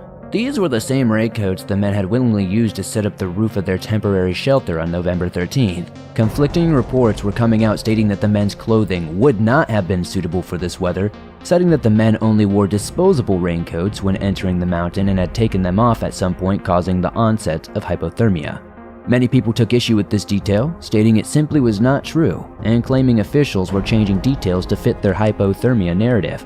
The NRCSC themselves stated that the clothing was most suitable for these conditions, arguing the men were all equipped in addition to being well dressed. The other detail people take issue with is the fact that the men had willingly built a perfectly functional shelter along with several tools. It would seem the group had everything they needed to survive the night, but yet they decided not to use any of it. Eventually, authorities proposed that the men had built their shelter prior to getting lost and ultimately dying from hypothermia. Their case was built on a few elements, one being that they had learned that the conditions that day were less than favorable, boasting heavy rain and severe fog. This information was provided by an unnamed forest ranger in the Yunnan. In the ranger's words, it was foggy after 3 o'clock on November 13th, and he could not even see 5 meters in front of him. He feared becoming lost and he did not enter the mountain with the men, but stated he even warned them that it wasn't safe. This seems a little bit sketchy, and it's not just me who feels this way. The unnamed witness seems to be the only witness to back up this information. Had conditions truly been that unsafe, there's no way the NRCSC or the men themselves would have ascended the mountain for overnight survey work. It's believed that if this man is indeed telling the truth, then park officials failed miserably at protecting the public, as the mountain had remained opened all day up until the investigation until their disappearance started. Possibly the biggest piece of supporting evidence of the lost theory is that search and rescue personnel found the compass failed due to the mountain's magnetic field interference. This led investigators to believe in the possibility that the men's RTK devices experienced a similar issue. They combined these details with low visibility following the fog and rain to determine that the group would not have been able to find their way back from collecting their initial sample. Therefore, the men's camp was likely set up prior to them leaving to collect the sample. During the early stages of the investigation, hypothermia had already been publicly speculated as the most likely possibility, but it wasn't until December 5th, 2021, Yunnan officials named it as their working theory. And at this time remains the cause of death on their official death reports, yet the police remained in the area beyond December 5th, closing it off to the public with little explanation. The extended police presence made some feel uncomfortable and raised many questions as to why they remained even after the cause of death was announced and the bodies were removed. If the case was thought to be nothing more than hypothermia, then why did the police remain on the scene? And was the public in some sort of danger? What else had they been investigating as a possible cause of death? Without an autopsy being released, alternative theories have been proposed to account for the inconsistencies with hypothermia. How did these 4 perfectly healthy men die suddenly? Each of the men had gasoline with them, which was brought for the express purpose of starting fires, for no fire or traces were ever found. When it comes to the hypothermia theory, the strangest detail the public is asked to accept is the fact that none of these men even attempted to save their own lives at any point. Starting from the beginning, when they apparently willingly entered a mountain under presumably dangerous conditions, which if that were the case, these were conditions they were both trained to avoid, but also how to handle should they find themselves in a situation like this. We're asked to believe that they chose not to use their RTK devices to send distress signals once realizing they were lost, or even the fact that they removed their raincoats to create a shelter that they ultimately were not found using as shelter at the time of their passing. Not to mention, and this is probably the biggest one, these men were fully equipped with everything they would ever need to start a fire. 2 of the 3 men had been found clothed and been carrying backpacks, and within those 2 backpacks were small containers of gasoline as well as ignition sources. Yet, there was never any sign of a fire being made, which in terms of hypothermia making one would have quite literally saved their lives. That same question circulates throughout these articles all the time. Why would these local men choose any of this? And is it possible that something else happened? Locals and experts have put forth their theories, and there are quite a few of them, all ranging from the plausible to more fantastical. Each is worth getting into though, as they help paint a better picture of what could have happened by narrowing down what most likely did not happen. Starvation. Despite one article that attempts to claim the men did not have sufficient amount of food, we can rule out starvation. We know all evidence shows the men had more than sufficient amounts of food both in their makeshift shelter as well as inside the backpacks the men had been carrying with them when they died. Most importantly, search and rescue along with medical personnel who helped in the discovery reported none of the men showed any signs of starvation. Exhaustion. Was the survey too strenuous for the men? Had they bit off more than they could chew, causing cardiac arrest? The PRC's assessment is that the area in which the men were going to, the sample site, was known to have unpredictable weather and many steep slopes made more dangerous when wet. However, the men suffered no injuries to suggest that they had suffered any sort of fall or traveled through any significantly rough terrain. Also, according to several interviews with fellow geologists and mountaineers, the task performed by the 4 geologists was actually very routine, with the normal crossing to the sample site being 5 or 6 hours on the faster end of things, and maybe 10 hours on the slower. Not something that would typically send 1, let alone 4 men into sudden cardiac arrest. This was also the opinion of the NRCSC officials who had surveyed this mountain forest several times before. The Yeren. Much like the North American Bigfoot, the Yeren has been described as walking upright, standing over 2 meters or 6 feet in height, having long, tawny hair on all parts, especially on the scalp, having a face resembling both an ape and a human, and are known for being incredibly powerful. Also, like Bigfoot, the Yeren is known to live in densely forested areas. So, did the men encounter this creature in the forest? I mean, probably not. In the rescue team's visual observation of the victims, most were relatively well dressed and did not appear to have been inundated by wild animals, as they didn't show any physical signs of trauma. As far as fighting goes, I don't think even this creature can kill 4 strong men at once. Although, while we are on the topic, this goes for any snake bite theories too. If there were a poisonous snake involved, it couldn't bite 4 people at the same time and likely wouldn't even try. Lightning strikes. Bloggers have reported the idea of lightning strikes being the cause of the death. Some have studied the thermal imaging pictures released by the media in which 4 people seemed to be facing this same direction when they fell, leading to the theory that they were suddenly and at the same time struck by lightning. Concerning the 4th man, they further speculated that he did not die immediately, but instead climbed a distance before falling off a steep hurdle, which would explain his position in relation to the others. This type of multi-pronged lightning strike has been known to occur, but they typically only occur in thunderstorm-prone summers and not typically in the winter. It did rain during the time the men were there as well as most of November, but there are no reports showing that there was in fact a very bad lightning storm during that period. When this type of lightning strikes, it's known to cause differences in damage to varying individuals, but primarily damaging the nervous system, which can also cause brain damage. Serious burns are rare, though strikes do cause marks on the body's surface. These lightning lines may appear 24 hours later, whether the victim is alive and or dead. We do not have the autopsy, but we do know the search and rescue personnel did not report any burns on the bodies when describing the state of the 4 deceased men. Miasma. It's possible this theory leans less on science and more on ancient theories. Be them true or false, we can't really rule it out entirely. The stories are about some of the ancestors of the area having entered the humid and hot forest on the south side of the mountain, only to fall inexplicably ill. They suspected the gas was poisonous and introduced the miasma theory, which has attached itself to the area historically. Modern science can detect that animal and plant decay in humid environments can easily breed some bacteria such as tuberculosis, typhoid, tetanus, and others, but they usually infect patients through mosquito bites and skin damage. This is a typical concern in the summertime, but these men went missing in the winter, when there are far fewer mosquitoes, so it's highly unlikely. Though the infection process itself is not easy to detect, making it almost impossible to rule out entirely.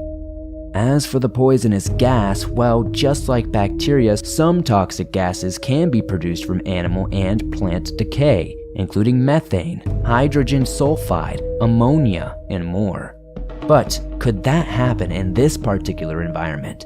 This concentration of gases produced by animal and plant remains in outdoor forest settings cannot be compared to that of closed biogas tanks used in the study, meaning it's highly unlikely this would cause the immediate death of 4 people in such an open space.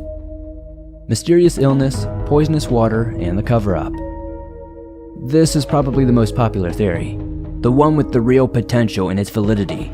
This one deserves its own category as it has received the most attention, not by officials who claim hypothermia, of course, but notable experts in the area, retired geologists, former members of police, and several local residents, including those who still occupy villages on both the south and east end of the mountain.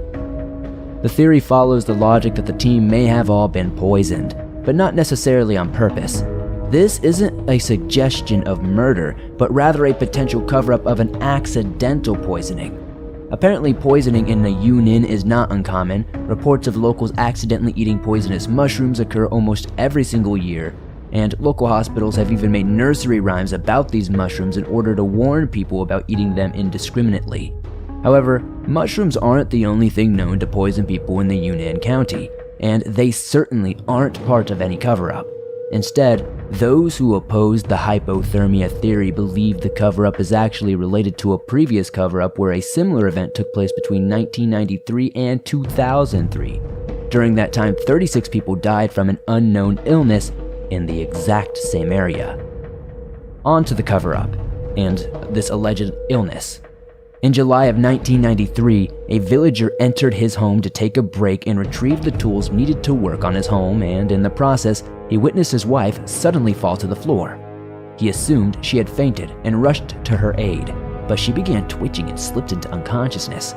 The man called for help, and moments later, villagers explained the man himself also fell unconscious. The two never awoke again. Both of the deceased had no history of disease and died without any apparent cause. On the day of their funeral, a whole family in the same village also passed away under similar circumstances. The deaths led to rumors, speculations, and superstitions in the small village. In Yunnan, officials were alerted and a health director was dispatched to the Shiaku village in order to conduct a medical investigation.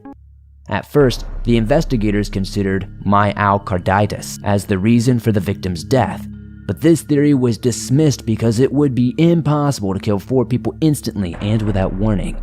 Due to the lack of progress in the medical investigation, officials had to leave the village and move on to other tasks. A few days later, another man from the same village died in his sleep, and his brother's wife also died that same day. Only a few days later, that man's father also died. Like the previous deaths, none of the causes were evident, and all 3 deaths occurred under similar circumstances.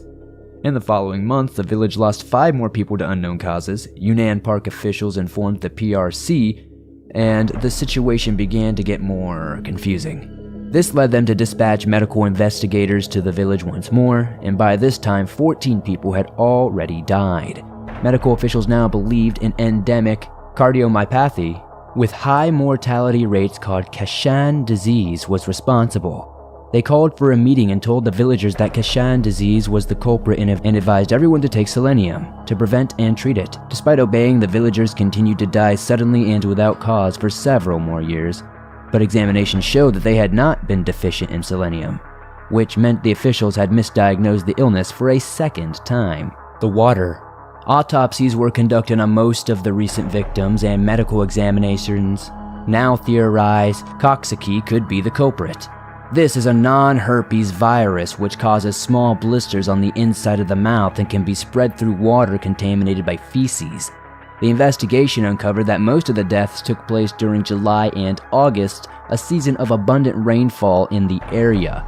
The source of rainfall is less than clean though. containing several contaminants including excrement from the livestock. Given this information, it appeared the water was the cause, so PRC and Yunnan officials began treating the contaminated water and cleaning the mountain spring water. Now, this clean mountain spring water was used for drinking after being disinfected in the summer. Arrangements were made for doctors to stay in the village and observe, just in case anyone showing symptoms again could be treated as quickly as possible. The cover-up. The solution worked until 2002 when 24 people fell ill from June to August, but medical personnel were stationed in the village and only 8 of the victims died. There were 36 deaths in the village between 1993 and 2003 caused by an unknown illness. Eventually in 2003, health officials took an extreme measure. Those living there were evicted forcibly without any explanation. The entire village was evacuated and moved further away from the mountain and water source. That's right, instead of identifying the cause of the problem and stopping it, they simply and forcibly moved those inside the area away from it.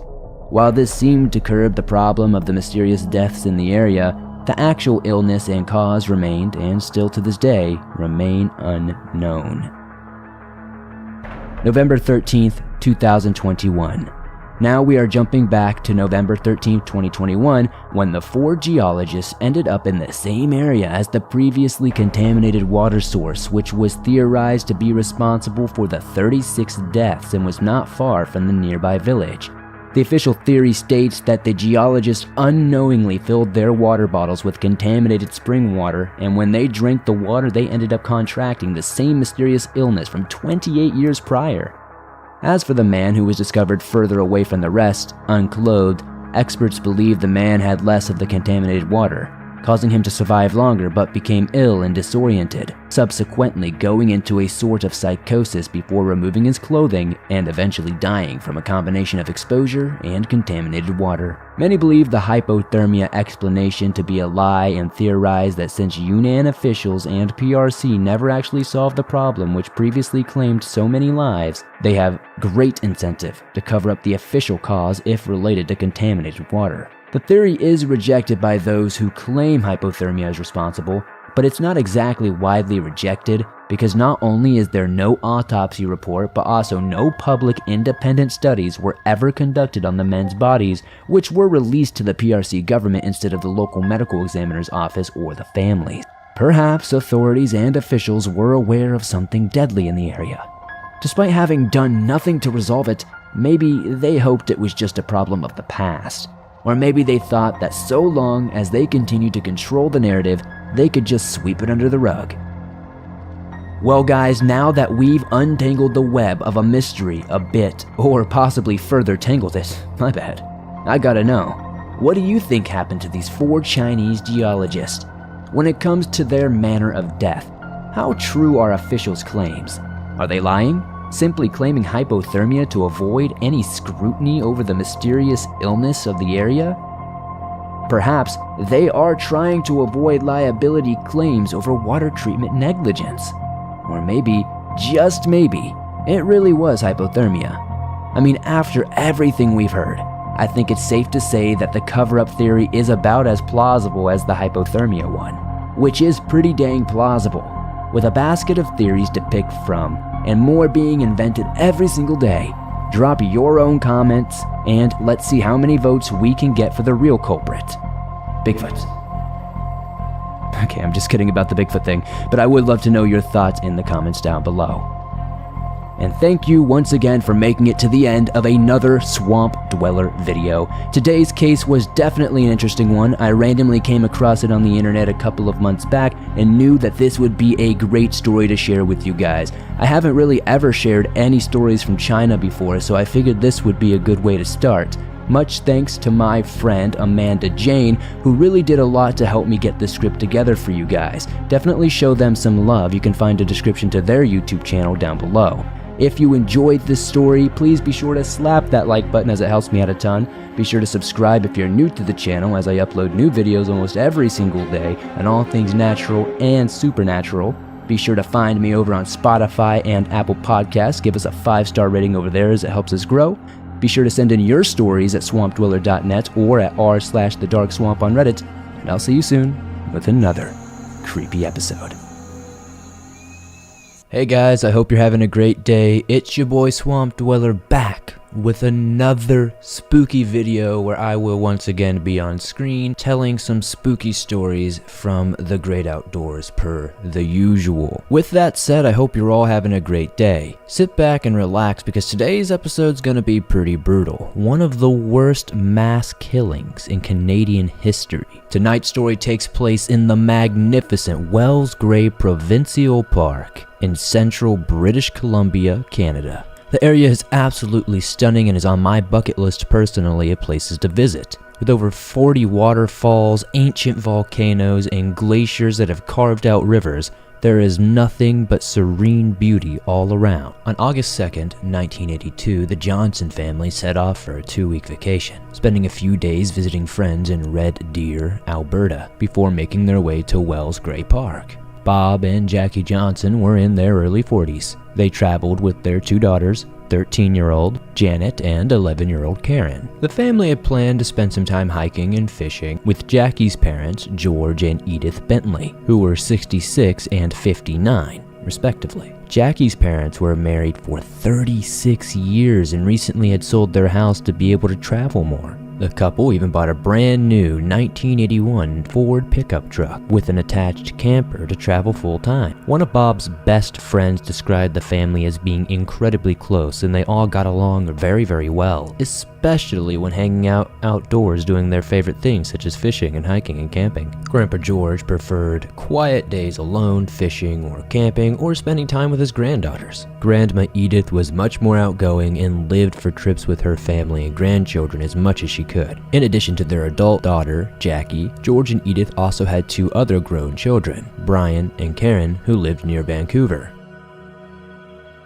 The disappearance. On August 16th, Bob Johnson failed to return to work at Gorman Brothers Lumber in West Bank. The Vancouver Sun reported that in Robert's 25 years of working at the mill, he had never before overstayed his vacation by any days. His colleagues wanted to take their concerns to the mill's manager, but coincidentally, he was also on vacation at the time. Instead, the workers called Jackie's brother and sister to check on the Johnsons. Jackie's siblings, Brian and Karen, went to the Johnsons' home in West Bank, and everything in the 3-bedroom family home looked normal. The phone line and electricity were operable. There was food in the pantry, and unpaid bills piled neatly on the coffee table. Family waited to call authorities, hoping to hear from their parents or Robert and Jackie. When Bob's manager returned to work after his vacation, Bob had still not returned. And that's when he was officially reported missing to RCMP on August 23, 1982, a full week after he was due. Of course, everyone feared a car accident or was worried that the family were perhaps lost somewhere in the forest. But the truth would be far more devastating. RCMP officials launched a massive search in Wells Grey Provincial Park, and investigators fanned out across the nearby town of Clearwater, relying on information from eyewitnesses who had seen the Johnson sedan or the Bentley's truck during the dates they were known to be camping. Airplanes were brought in to search washed out areas for any sign of the vehicles, tents, or remnants in remote locations, or the metal boat which had been attached atop the camper. 2 weeks of intense searches went without a single clue to the family's whereabouts. No sign of the cars, no metal boat, no tent, absolutely nothing. Police didn't know it at the time, but there was a huge clue right under their noses. A chilling discovery. 5 weeks after the family was last heard from, a mushroom picker named Kurt Crack found a burnt car 13 aerial miles from Bear Creek on a rural logging road. The driver's side door was still open. The car matched the description of the Johnsons' 1979 Plymouth Caravelle. Detectives checked the license plate number and, sure enough, it came back as belonging to Bob and Jackie. It was fairly evident to the officials that whoever lit this car on fire didn't just add a little bit of accelerant, they definitely, they went overboard to say the least. Whoever set it on fire had to have doused it in gasoline because everything from the springs to the floorboards, every little piece of metal was melted down to almost absolutely nothing. Inside the car's back seat was a pile of burnt bones, which were later identified as that of 4 adults. Inside the trunk were the remains of 2 girls, and unfortunately, but finally, the Johnson family and Bentley families had been found. Forensic analysis of the bone fragment showed that the family had been killed by a .22 caliber gun. Because the location was in an area that wasn't very easily accessible at all, it was assumed that a local may be involved with this crime. Investigators found 6 spent .22 caliber bullet casings around the area, and some beer caps from a brand that Bob Johnson was known to drink, as well as some full bottles of beer still cooling off in the nearby stream. This detail of the gun caliber, however, was held back from the press for some time. All they initially were letting on was that they thought that these 2 families had been murdered, and of course they were killed by shooting. They wanted to keep the specific weapon and caliber a secret because only the killer would know what caliber was used. Still, the Bentley's 1981 Ford truck, camper, and belongings were never found. The investigation. Authorities were able to confirm that before checking in with their adult daughter Karen, George and Edith Bentley did sign their names in a check-in book on August 3rd, but afterwards, government employees in the park went on strike, so that meant that no one had put in the registry for a couple of days. So, no one would have noticed if they were missing or not. A gas station clerk in Clearwater told the police they had given the Johnson family directions.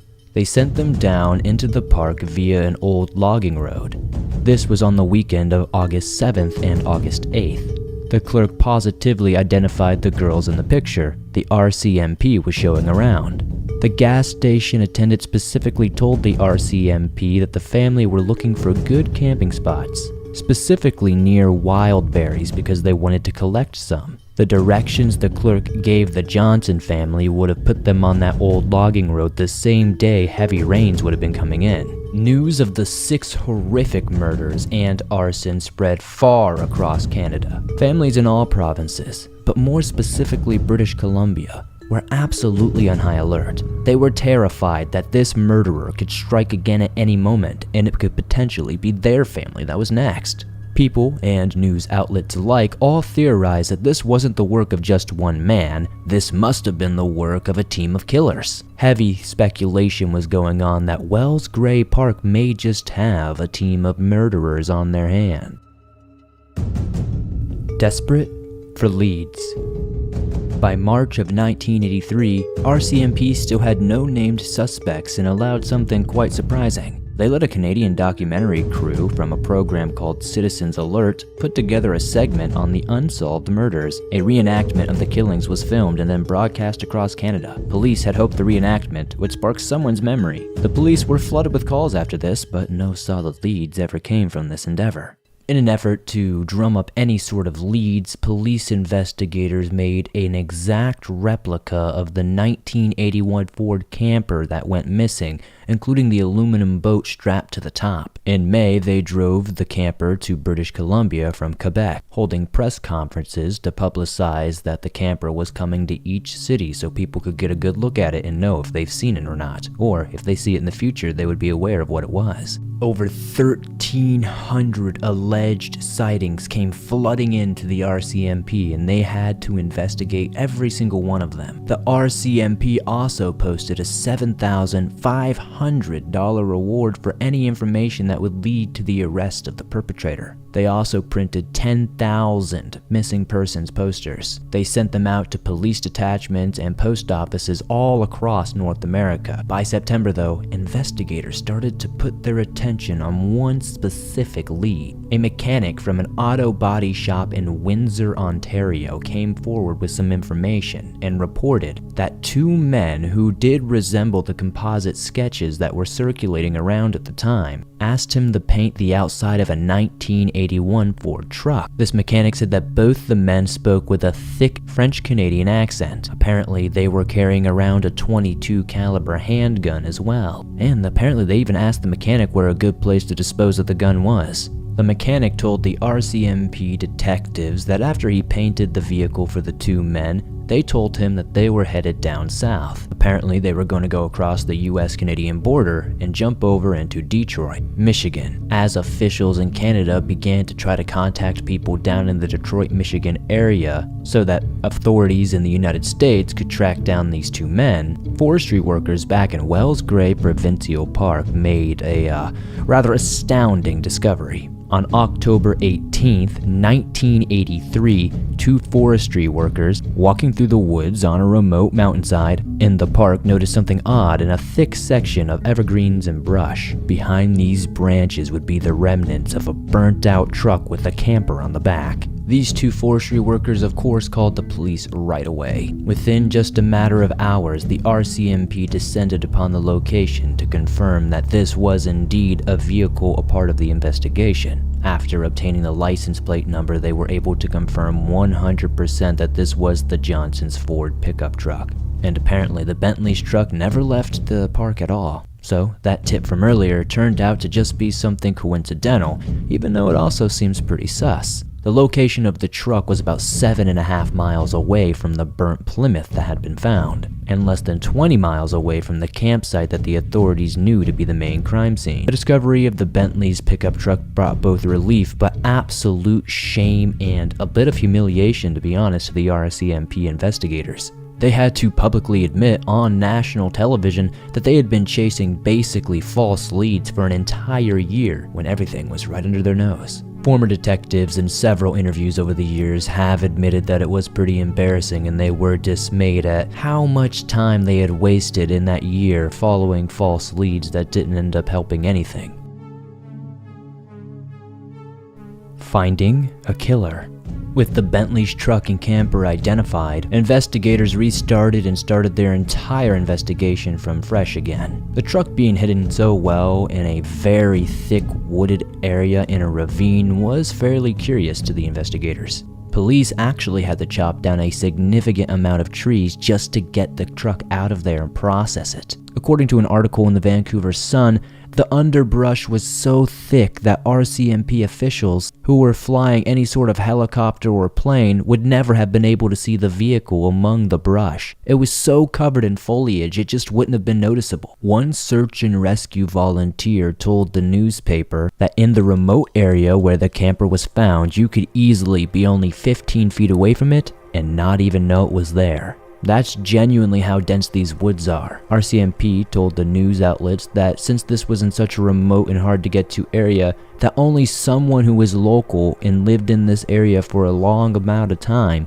would likely be the person who committed this. When detectives searched the surrounding area, they did notice it wasn't very far from a cliff. RCMP had deduced that the driver had likely intended to launch the vehicle off the cliff into the ravine, but evidently they were not able to get as far as they had wanted. The truck was so severely burned they weren't even able to tell if the aluminum boat was still attached to the top or not. The truck body, camper shell, and the interior had all melted into each other, forming basically one big massive pile of wreckage. Unfortunately, this meant that finding any sort of forensic evidence like DNA, fingerprints, hair, etc. would basically be impossible. Cleansed by fire, if you will. One notable discovery at the camper, though, was a single .22 caliber bullet hole on the side of the camper. At this point, investigators re-canvassed and re-interviewed everyone who lived in Clearwater and the surrounding areas, trying to resurface any clues they may have missed the first time around. They no longer believed the killer had left Canada. They now believed they had taken off into other provinces. Officials with the RCMP were very confident that the killer was a local, and they likely only needed a .22 caliber gun and an axe to get away with this crime. Police officers brought in dozens of people for questioning and interviews. They ran 24/7 surveillance on many people with extensive criminal backgrounds in the area, and of course made every single one of them take polygraphs. And according to news reports that I could find, every single one of them seemingly passed those polygraphs. According to the Wells Gray Gunman documentary, after 2 weeks of doing this non-stop, authorities finally caught a break when they visited the home of an elderly couple living in Clearwater. Before leaving the man and woman's home, the wife brought up and said, "Tell the officers something Dave said." The husband was reluctant to elaborate, but eventually with some coaxing by the RCMP, did further share details. A man a few months earlier named Dave had asked them how you would register a vehicle with a bullet hole in the side of it. Kind of a strange question, right? Bingo! At the time, RCMP thought they had finally found their red herring. Also at the time, authorities never had released any information about there being a bullet hole in the door of the truck. They had mentioned that all the victims had been shot to death, but they had never ever said anything about the caliber or the extent of the damage done to the vehicles. They had just said they had been burned. They never said anything about any bullet shots, any gun holes, anything like that. The couple told officers the man they knew as Dave was 24 years old. His full name was David William Shearing. They said in the summer of 1983 he had recently moved to the Clearwater area after living on his family's farm, just outside of the Wells Gray Park area. RCMP had apparently interviewed David once before, earlier on in the investigation as they were going door to door for any sort of tips or information. At the time though, apparently nothing about David seemed very suspicious or off-putting to the officers. When the police tried to locate him in late October of 1983, they discovered he no longer lived in Clearwater. Of course, why would he stay around, right? They dug into his background fairly deeply and found that he was actually connected to another set of murders in British Columbia. In that incident, a witness came forward and claimed that David had hit a victim with his car just outside of Wells Gray Provincial Park. David had allegedly struck the vehicle, ran them over, and never looked back. RCMP searched for the records and realized that nobody had ever been arrested or accused for that crime. I mean, somebody died, and nobody ever got justice. David luckily remained the only suspect. David at the time was living in an area known as Tumbler Ridge, British Columbia, which is about 900 miles north of Wells Gray Park. That's quite the trek. Maybe you're running from something, huh? RCMP investigators reached out to the local RCMP chief investigator in that area. His name was Ron German. Ron told the homicide investigators that he was aware who David Shearing was because he had arrested him multiple times for petty theft and traffic violations. Ron said that David would never look him in the eyes, which was always off-putting, and had a general demeanor of being unsavory and definitely not trustworthy. Just a few months after David had moved to Tumbler Ridge, Ron had pulled him over for a routine traffic stop. He noticed David was hauling a bunch of newer-looking tools in the back of his pickup truck. When the detective asked David where these tools had come from, he claimed that they were his and he was coming back from a work site. The next day, Ron got a call from 2 stores in town that they were missing over $40,000 worth of tools that had been stolen. Ron arrested David for the theft, but Canadian laws in the 1980s for theft were fairly lax and they weren't very heavy-handed, if you would. So unfortunately, David was released and continued to commit misdemeanors and thefts throughout the town. When Ron learned that David was the main suspect for the Bentley Johnson murders, he immediately knew he had to arrest him as quickly as he could. However, his counterparts in Clearwater told him to hold off, at least just for now. They wanted to surveil David a bit more and see if they could gather any more information that could incriminate him further. Exactly 1 month and a day after the discovery of the burnt-out camper, RCMP team led by Chief Ron German approached David as he was getting off of a local bus to come into the station for some questioning. David asked if he was under arrest and Ron said no. Ron said he and David rode for 2 hours in his squad car until they reached the RCMP post in Dawson's Creek. This place would be better equipped with interrogation rooms that would help keep it a bit more private, as well as recording what was going on inside the investigation room. The entire drive, David was calm, didn't really say much. He sat in the back seat with no handcuffs on, smoking a cigarette. But Ron? He was anything but calm. Once at Dawson's Creek, Ron German handed over David to RCMP investigator Michael Eastham and another detective from Clearwater. Now, Michael was actually the only RCMP investigator I was able to actually get pictures of for this video for you. Even though they didn't have any physical evidence that would tie David to the murders in the Wells Gray Park area, they decided to try to push forward and get a confession anyway. Investigator Eastham asked David about the hit and run that he was apparently sighted at. Eastham told filmmaker Steve Allen that at the first mention of the hit and run, David immediately softened up and honestly appeared to be relieved. Within just a few minutes, David completely confessed to the deadly hit and run. Leaning into David's sense of relief for confessing about the hit and run, authorities then confronted him about the Bentley and Johnson murders. For more than 45 minutes, authorities talk all about the details of this case. Everything they were talking about with David was public knowledge. They discussed the victims, where their burnt cars were found, and then investigator Eastham asked David if he remembered about hearing where the victims had been killed. David answered and said Bear Creek Campground. Now this was finally the investigator's ace in the hole. The RCMP had never said anything publicly about the campground. The location of what the investigators believed to be the initial crime scene was always kept very close to their chests, and never one time was it discussed in the public. David had slipped up, and Eastham had knew it. The next few moments were incredibly crucial for the investigators to get David to confess to these murders. They told news outlets that the moment David realized he had said the location of the murders, he began to sweat profusely. He began chain-smoking cigarettes and becoming combative. The RCMP investigators did not let up there though. They became much more aggressive with their line of questioning, and after around 30 minutes of this, David broke down and began to cry. He had confessed that he had done all 6 killings and disposed of the family's belongings. The confession. After writing a full confession, David agreed to create a full map of the Wells Gray Park and walk through how he stalked and killed the families all the way back in August of 1982. He saw the group several times at Bear Creek campsite while driving to and from his parents' ranch in the area. One night, he snuck down to the area and caught the family by surprise while they were relaxing around the campfire. He said Bob Johnson saw him come out of the woods with a gun and fired at him first. He then shot and killed George, Jackie, and Edith at point-blank range. He said the last 2 people he shot were Karen and Janet.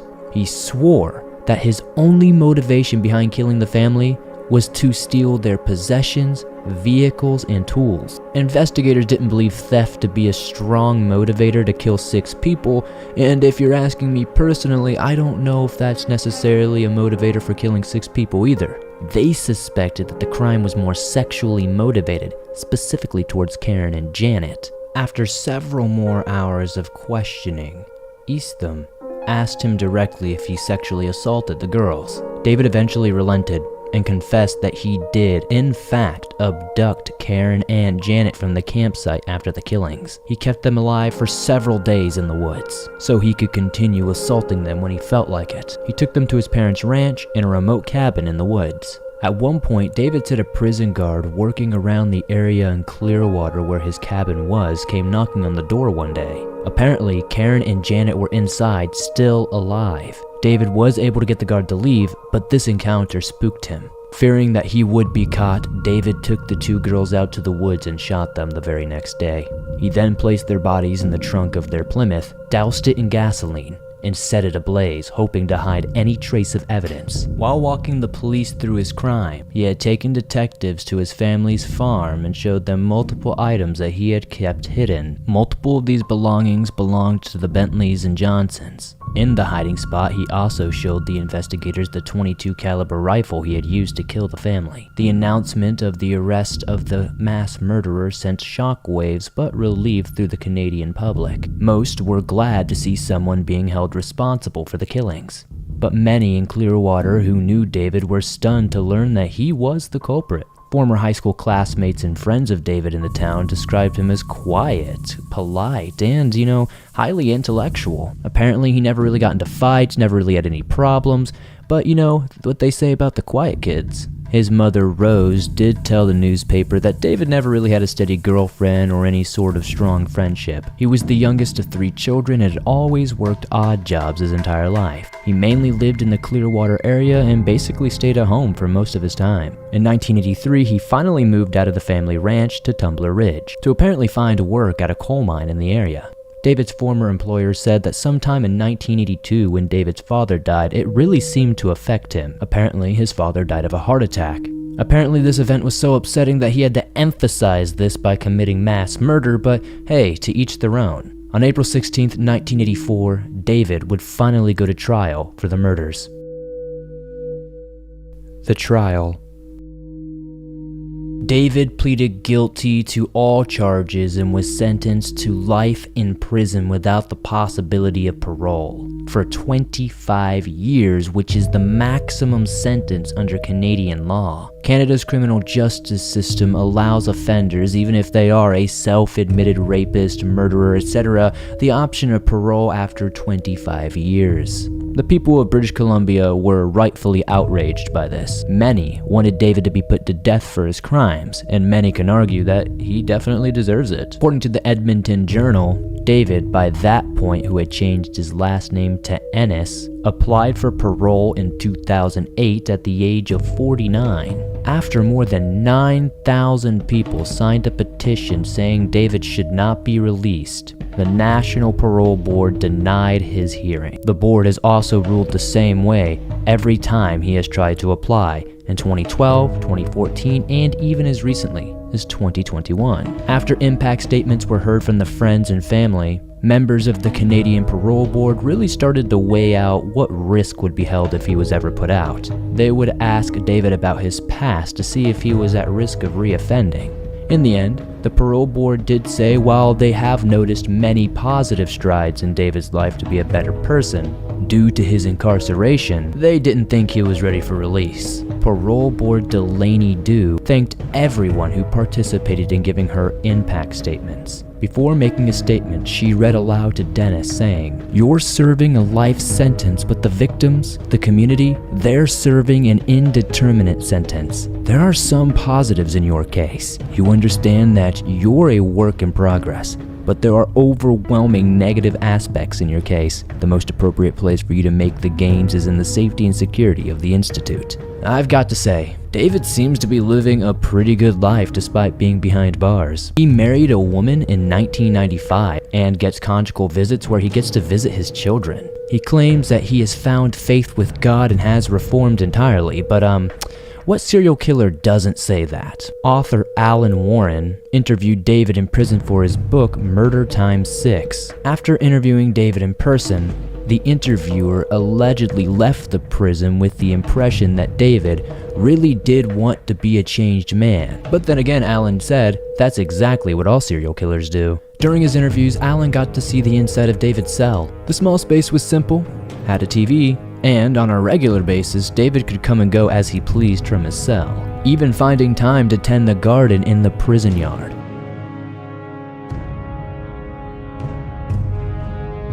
Well, that's it for this one, guys. What did you think? Do you think David Ennis, regardless of the name change, is an actual changed man? Let me know in the comments. I'd love to see your take. I'd love to see some discussions talking about this. That's all for tonight, but I'll have something new in no time. In the meantime, why not check out other cases that I've covered that are similar to this, like the Tube Sock killings or the Paul Fugate missing park ranger unsolved mystery. You can find those in the description or in the linked videos. Be sure to punch that like button, subscribe if you're new, and I'll see you soon with another creepy episode. Hey guys, are you ready for another round of disturbing things I've found? This time we've got 6 disturbing things hikers have found in the woods that I think will be very interesting to say the least. I do wish we could have figured out more about some of these, especially the bloody backpack or the burnt out truck. But don't worry, there's still plenty to go around. From demonic statues to lake monsters, ghosts, and death, there's plenty in this week's episode. The only thing I need is about 20 minutes of your time and you to slap that like button silly, subscribe if you're new, and get ready for some disturbing things found by hikers.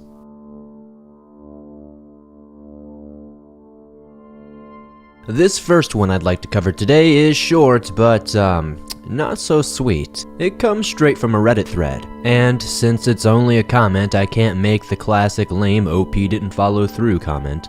You know that oddly irresistible subreddit? Ask Reddit. Well, someone asked, what is the spookiest, most downright disturbing thing you've ever found while out in the woods? As many of you know, that is a question we pose a lot here in the swamp. So I thought it would be a good idea to browse the responses and see what we could come up with. And that's how I found this hidden gem. The user who initially made this comment has since deleted their account, but luckily enough, Reddit keeps those comments archived for us to still see. Allegedly, this user found a bloody backpack with a heavily termite damaged book nearby. Once they lifted the backpack off the ground, it had clearly been there for a long time because it left such an indentation in the ground. Upon rummaging inside the bag, they found some mint condition notebooks and a decaying binder still inside. The Redditor then left these items behind and proceeded to go and get their parents. But once they returned, the only thing left behind to prove evidence that there was anything there at all were footprints.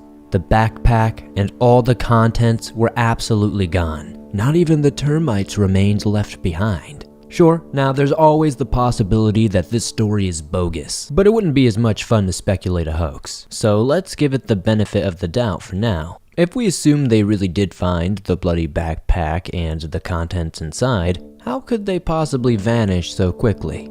Especially if their footprints had confirmed that they had indeed come back to the right spot. The original owner suddenly and swiftly retrieving those items would be quite coincidental to say the least. Though even if that were true, it would be one for the ages. And assuming this owner did somehow swiftly come in, grab their stuff and leave, how does it explain that the indentation and even the bugs alongside of it are gone? It's like, what did he do? Come up with some chopsticks, grab up every little grub? Like, what is happening? If true, this find is quite the puzzle. After years of researching different supernatural sightings and phenomenon, I can't really remember a single instance of ghostly items up and vanishing. That's what it sounds like, doesn't it? It almost feels like the bag and items were never really there in the first place, if you understand what I'm getting at.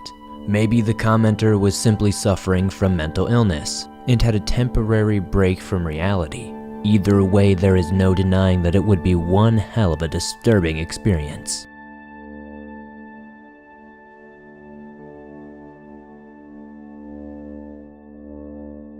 The next story was told on Lilith Dredge channel and was picked up by a local Minnesota newspaper. The story concerns a woman and her dog named Daisy, who used to enjoy the solitude of hiking around Lake Vermilion, just not so much anymore. On their last visit, while getting out of the car, Daisy took off and ran down their usual trail, her leash dragging right on behind her. The hiker chased after her, but by the time she made it to the trail, Daisy was nowhere to be seen. She stopped and tried to listen, trying to hear any sound of which direction Daisy may have took off in. But there was only silence. After calling for her dog several times, she began to hear the sound of twigs and something breaking right off in the distance. The thing that's freaky about this though, is that it was coming from above her. She turned around, expecting maybe to see Daisy chasing a squirrel, but instead, when she looked up, she saw something horrific. Clinging to the nearby branches was the claw of a massive creature. They describe it as being muscular and at least 7 feet tall, and allegedly,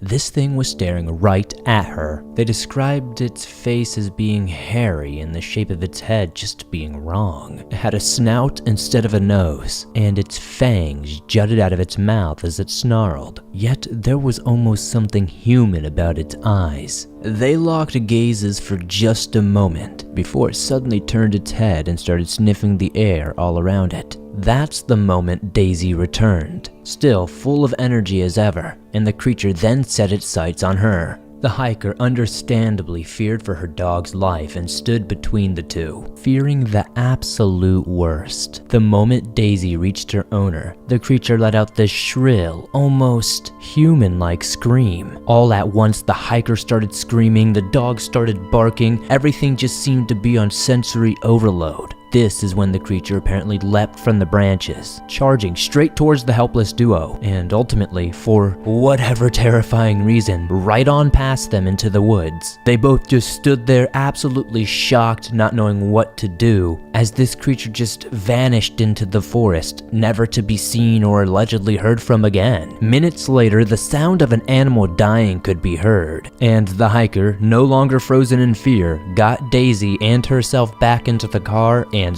got the heck out of there. Since telling her story, many people have speculated it is the legendary Dogman that she encountered that day. And being somebody with a little bit of experience in that topic, I can definitely tell you it does sound like a classic Dogman encounter. Though the majority of sightings do tend to focus around Wisconsin and Michigan, Minnesota is better known for its Wendigo and Sasquatch stories, but nonetheless you do see some Dogman encounters happening in that area. Regardless, as with most of these cases, we'll never for sure know the truth behind this matter, but we'll have one hell of a good time guessing.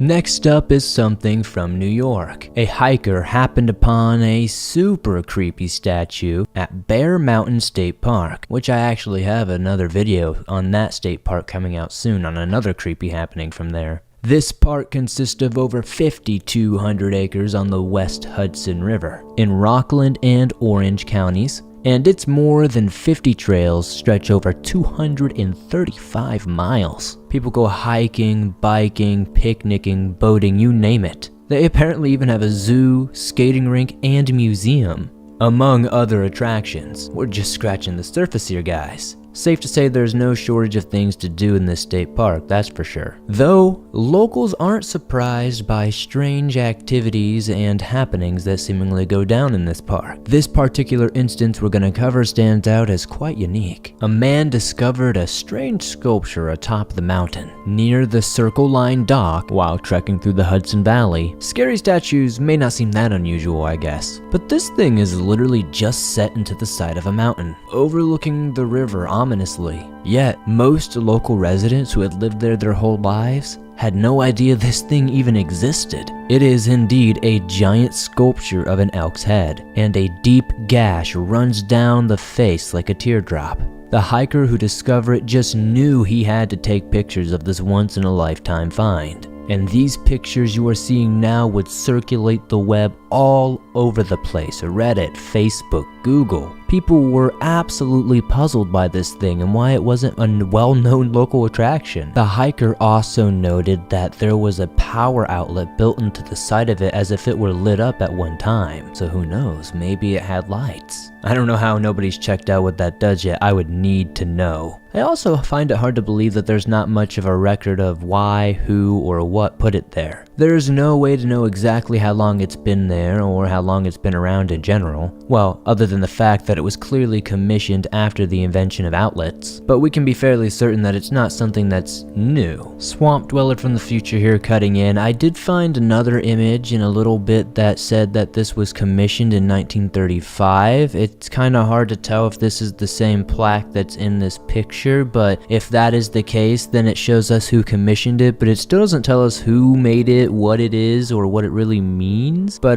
that is some extra information I want to throw in. Maybe someone will eventually be curious enough to plug that baby in and see what she does. Until then, we are once again left to speculate. Cults always do seem to be a fun go-to for things like this, right? Could the statue have been used for some sort of worship purposes? Shoot, stranger things have happened in the world.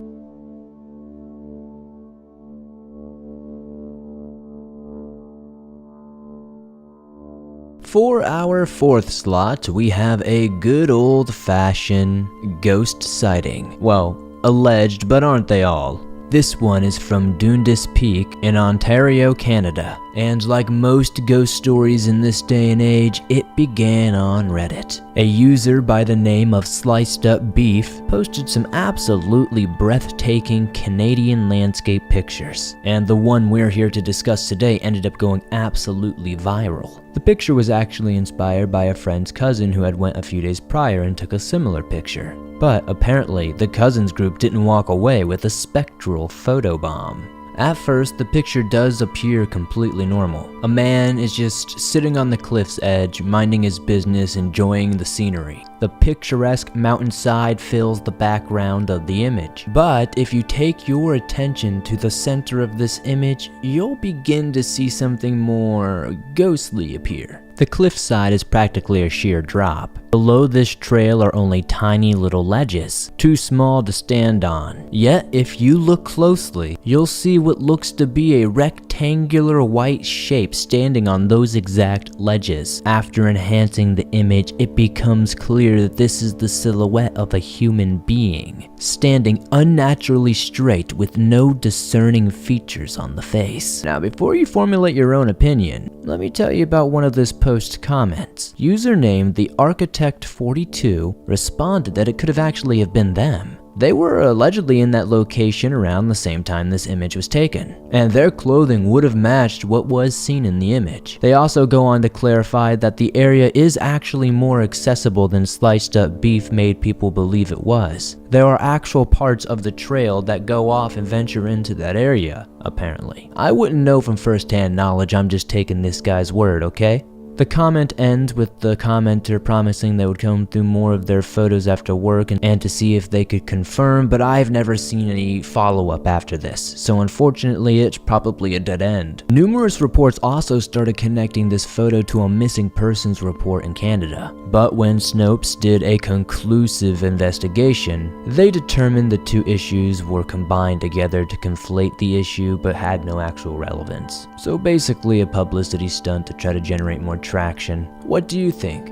Was it a camera malfunction? Was it a ghost? Was it Architect42? Even though they never came back with an update with photo evidence, doesn't mean it wasn't them. Or maybe it was somebody else in the area that did find access to that area. Your guess is genuinely as good as mine.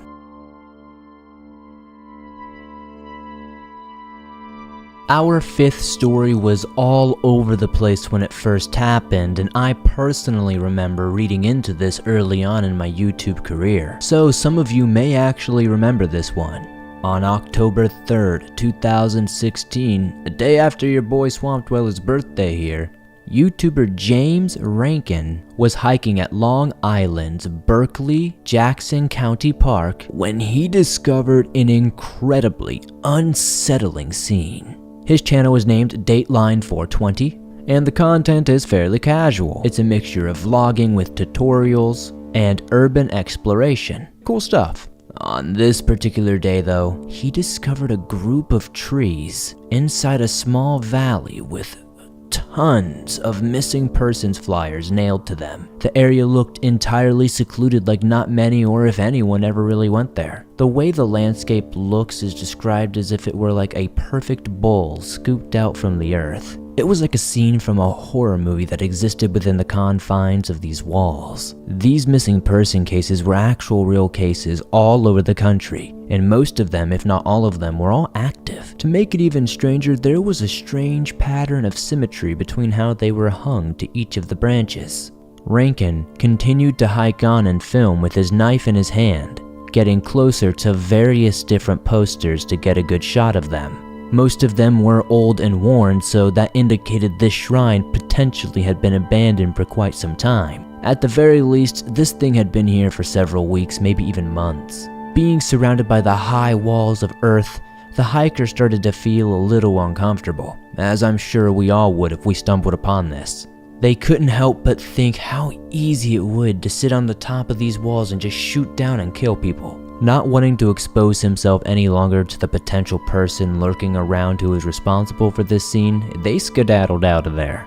Afterwards, Rankin did eventually return to mark it on Google Maps to show authorities. Snitching! The YouTuber clearly believed he had stumbled into some sort of serial killer's playground, or at the very least some sort of sicko's shrine. But once officers spoke to the property owners, apparently a much different story would arise. They actually learned that these posters were apparently a part of the landowner's Halloween decor. While the police found this to be an acceptable answer, Rankin and many others disagree. It seems kind of convenient to say it was just some sort of decor, and maybe it was connected to something more, sinister. Then there's obviously the question, who uses real missing persons cases as props? Later, he would even add an update stating, "I've been told through the grapevine that supposedly the residents adjacent to the property are erecting a privacy fence with signs that say no trespassing. Is it just me, or does it seem like they're trying to block off the area so no random people could come back from filming and cause a media flurry?" You know, instead of just fearing the neighbors as Rankin's response seems to imply. When the video was later uploaded, it was shared thousands of times and can still be found on Facebook to this day. Eventually, Snopes did conduct their own investigation of this case. Suffolk County Police Department did indeed confirm that Rankin was out there filming on private property without permission. The owners never expected anyone but the invited guest to see the setup, and they definitely didn't foresee it becoming major headline news all across the country.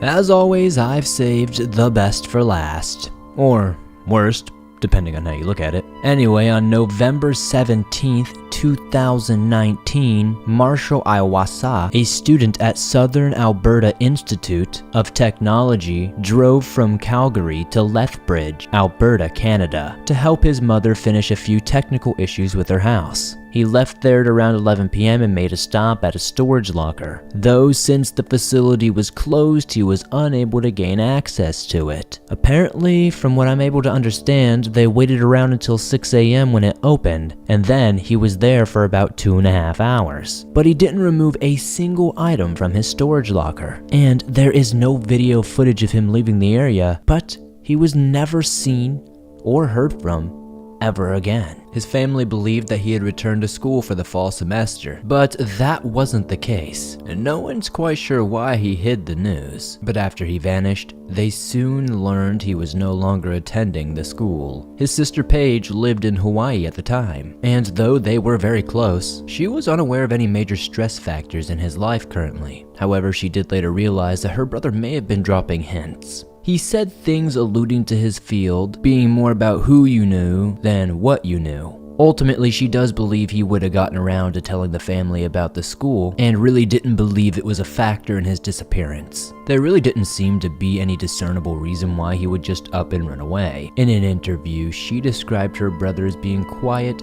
gentle, and kind. As children, they would joke that she sucked up all the aggression out of the womb because he was so nice. Paige last saw her brother at a family reunion that August, just a few months before his disappearance. And she did leave some items with her, and she did leave some items over at his place for him to put it in his storage unit. Could that possibly be why he was there that November? On the 23rd, 6 days after his last known sighting, a group of hikers discovered Marshall's burnt-out truck on a logging trail nearly 750 miles away. It's not marked on the GPS and requires four-wheel drive to even access it with any type of vehicle, so it's not really a place you would know about unless you're very familiar with the area. The truck was quite simply fried to a crisp. Items still inside and the steering column missing, along with various other parts assumably scrapped. Marshall was absolutely nowhere to be found, but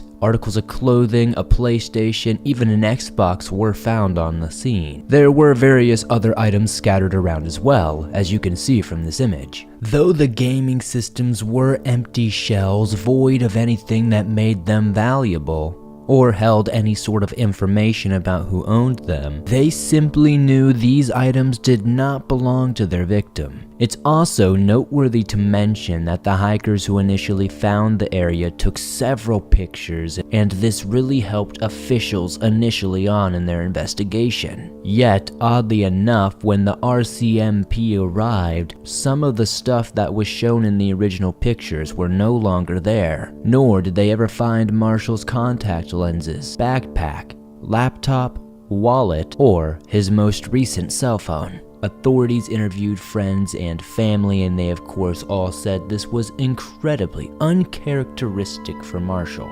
No one could seemingly think of any reason why his truck would be found 750 miles away, burnt in the middle of some incredibly secluded woods, or why this random stuff that wasn't his was seemingly there. They also have no idea why he would run away if he ran away. And if he did run away, why would he do all of this? His financial trail ends on November 15th, meaning he didn't purchase any gas with some sort of credit card, debit card, etc. And considering how far he drove, he would have had to have stopped to fill up quite a few times, and I find it very hard that he had that amount of cash on him without anybody knowing. Plus, at the very least, we would have caught him on surveillance somewhere, right? Most gas stations this day and age, and even at that time, had CCTV footage for sure. But he simply just wasn't caught on any of that footage, and it's very likely it wasn't him driving that truck. Multiple other men have gone missing in that area under very similar circumstances that are just as strange, some of which have also had their vehicles burned out. Of Daniel Rioche, Luke Neville, Richard Skur, Ryan Provencher, Ryan Schutka, and Ben Tyner, 2 were found dead and the rest remain missing, just like Marshall. Despite how clear-cut this case may seem to be, the RCMP somehow do not view this as a criminal matter. They did preserve the items found at the scene, but none of them were tested. At least, not that they have made aware to the public. Marshall's family have pushed authorities hard to investigate the fire, and even that took several months of fighting. And even when they did that, no new clues were uncovered, unfortunately. And this matter is still not classed as criminal. The Lethbridge Police Service eventually did look into the case by themselves, and likewise came up empty-handed. How many more people need to go missing in one place before something definitive can actually go on here? Considering how much potential information authorities have held back in this case, it's very unlikely that it's going to be solved anytime soon. A lot of citizens speculate that the authorities know much more than they're letting on, and they simply don't want to tip their hand. But as with most things, only time will tell. Well, that's it, swamp folk. As promised, this has been 6 disturbing things found by hikers. And with a little bit of patience and some time, I'm sure there will be many more to come. Seriously, what did you think about that last one though? That is such a strange case and it seems to connect to others. Maybe I need to do a video just on that. I just feel like we haven't heard the end of that one. It's hard to deny that nothing's going on when you have so many missing men, multiple burnt out vehicles. It seems like a pattern to me. Anyways, comment down below letting me know your thoughts and ideas for future things you'd like to see me find that are disturbing. Especially if it's in the outdoors, I'm always looking for more of those. Be sure to slap that like button like it owes you money, subscribe if you're new as it helps us grow, and I'll see you soon with another creepy episode.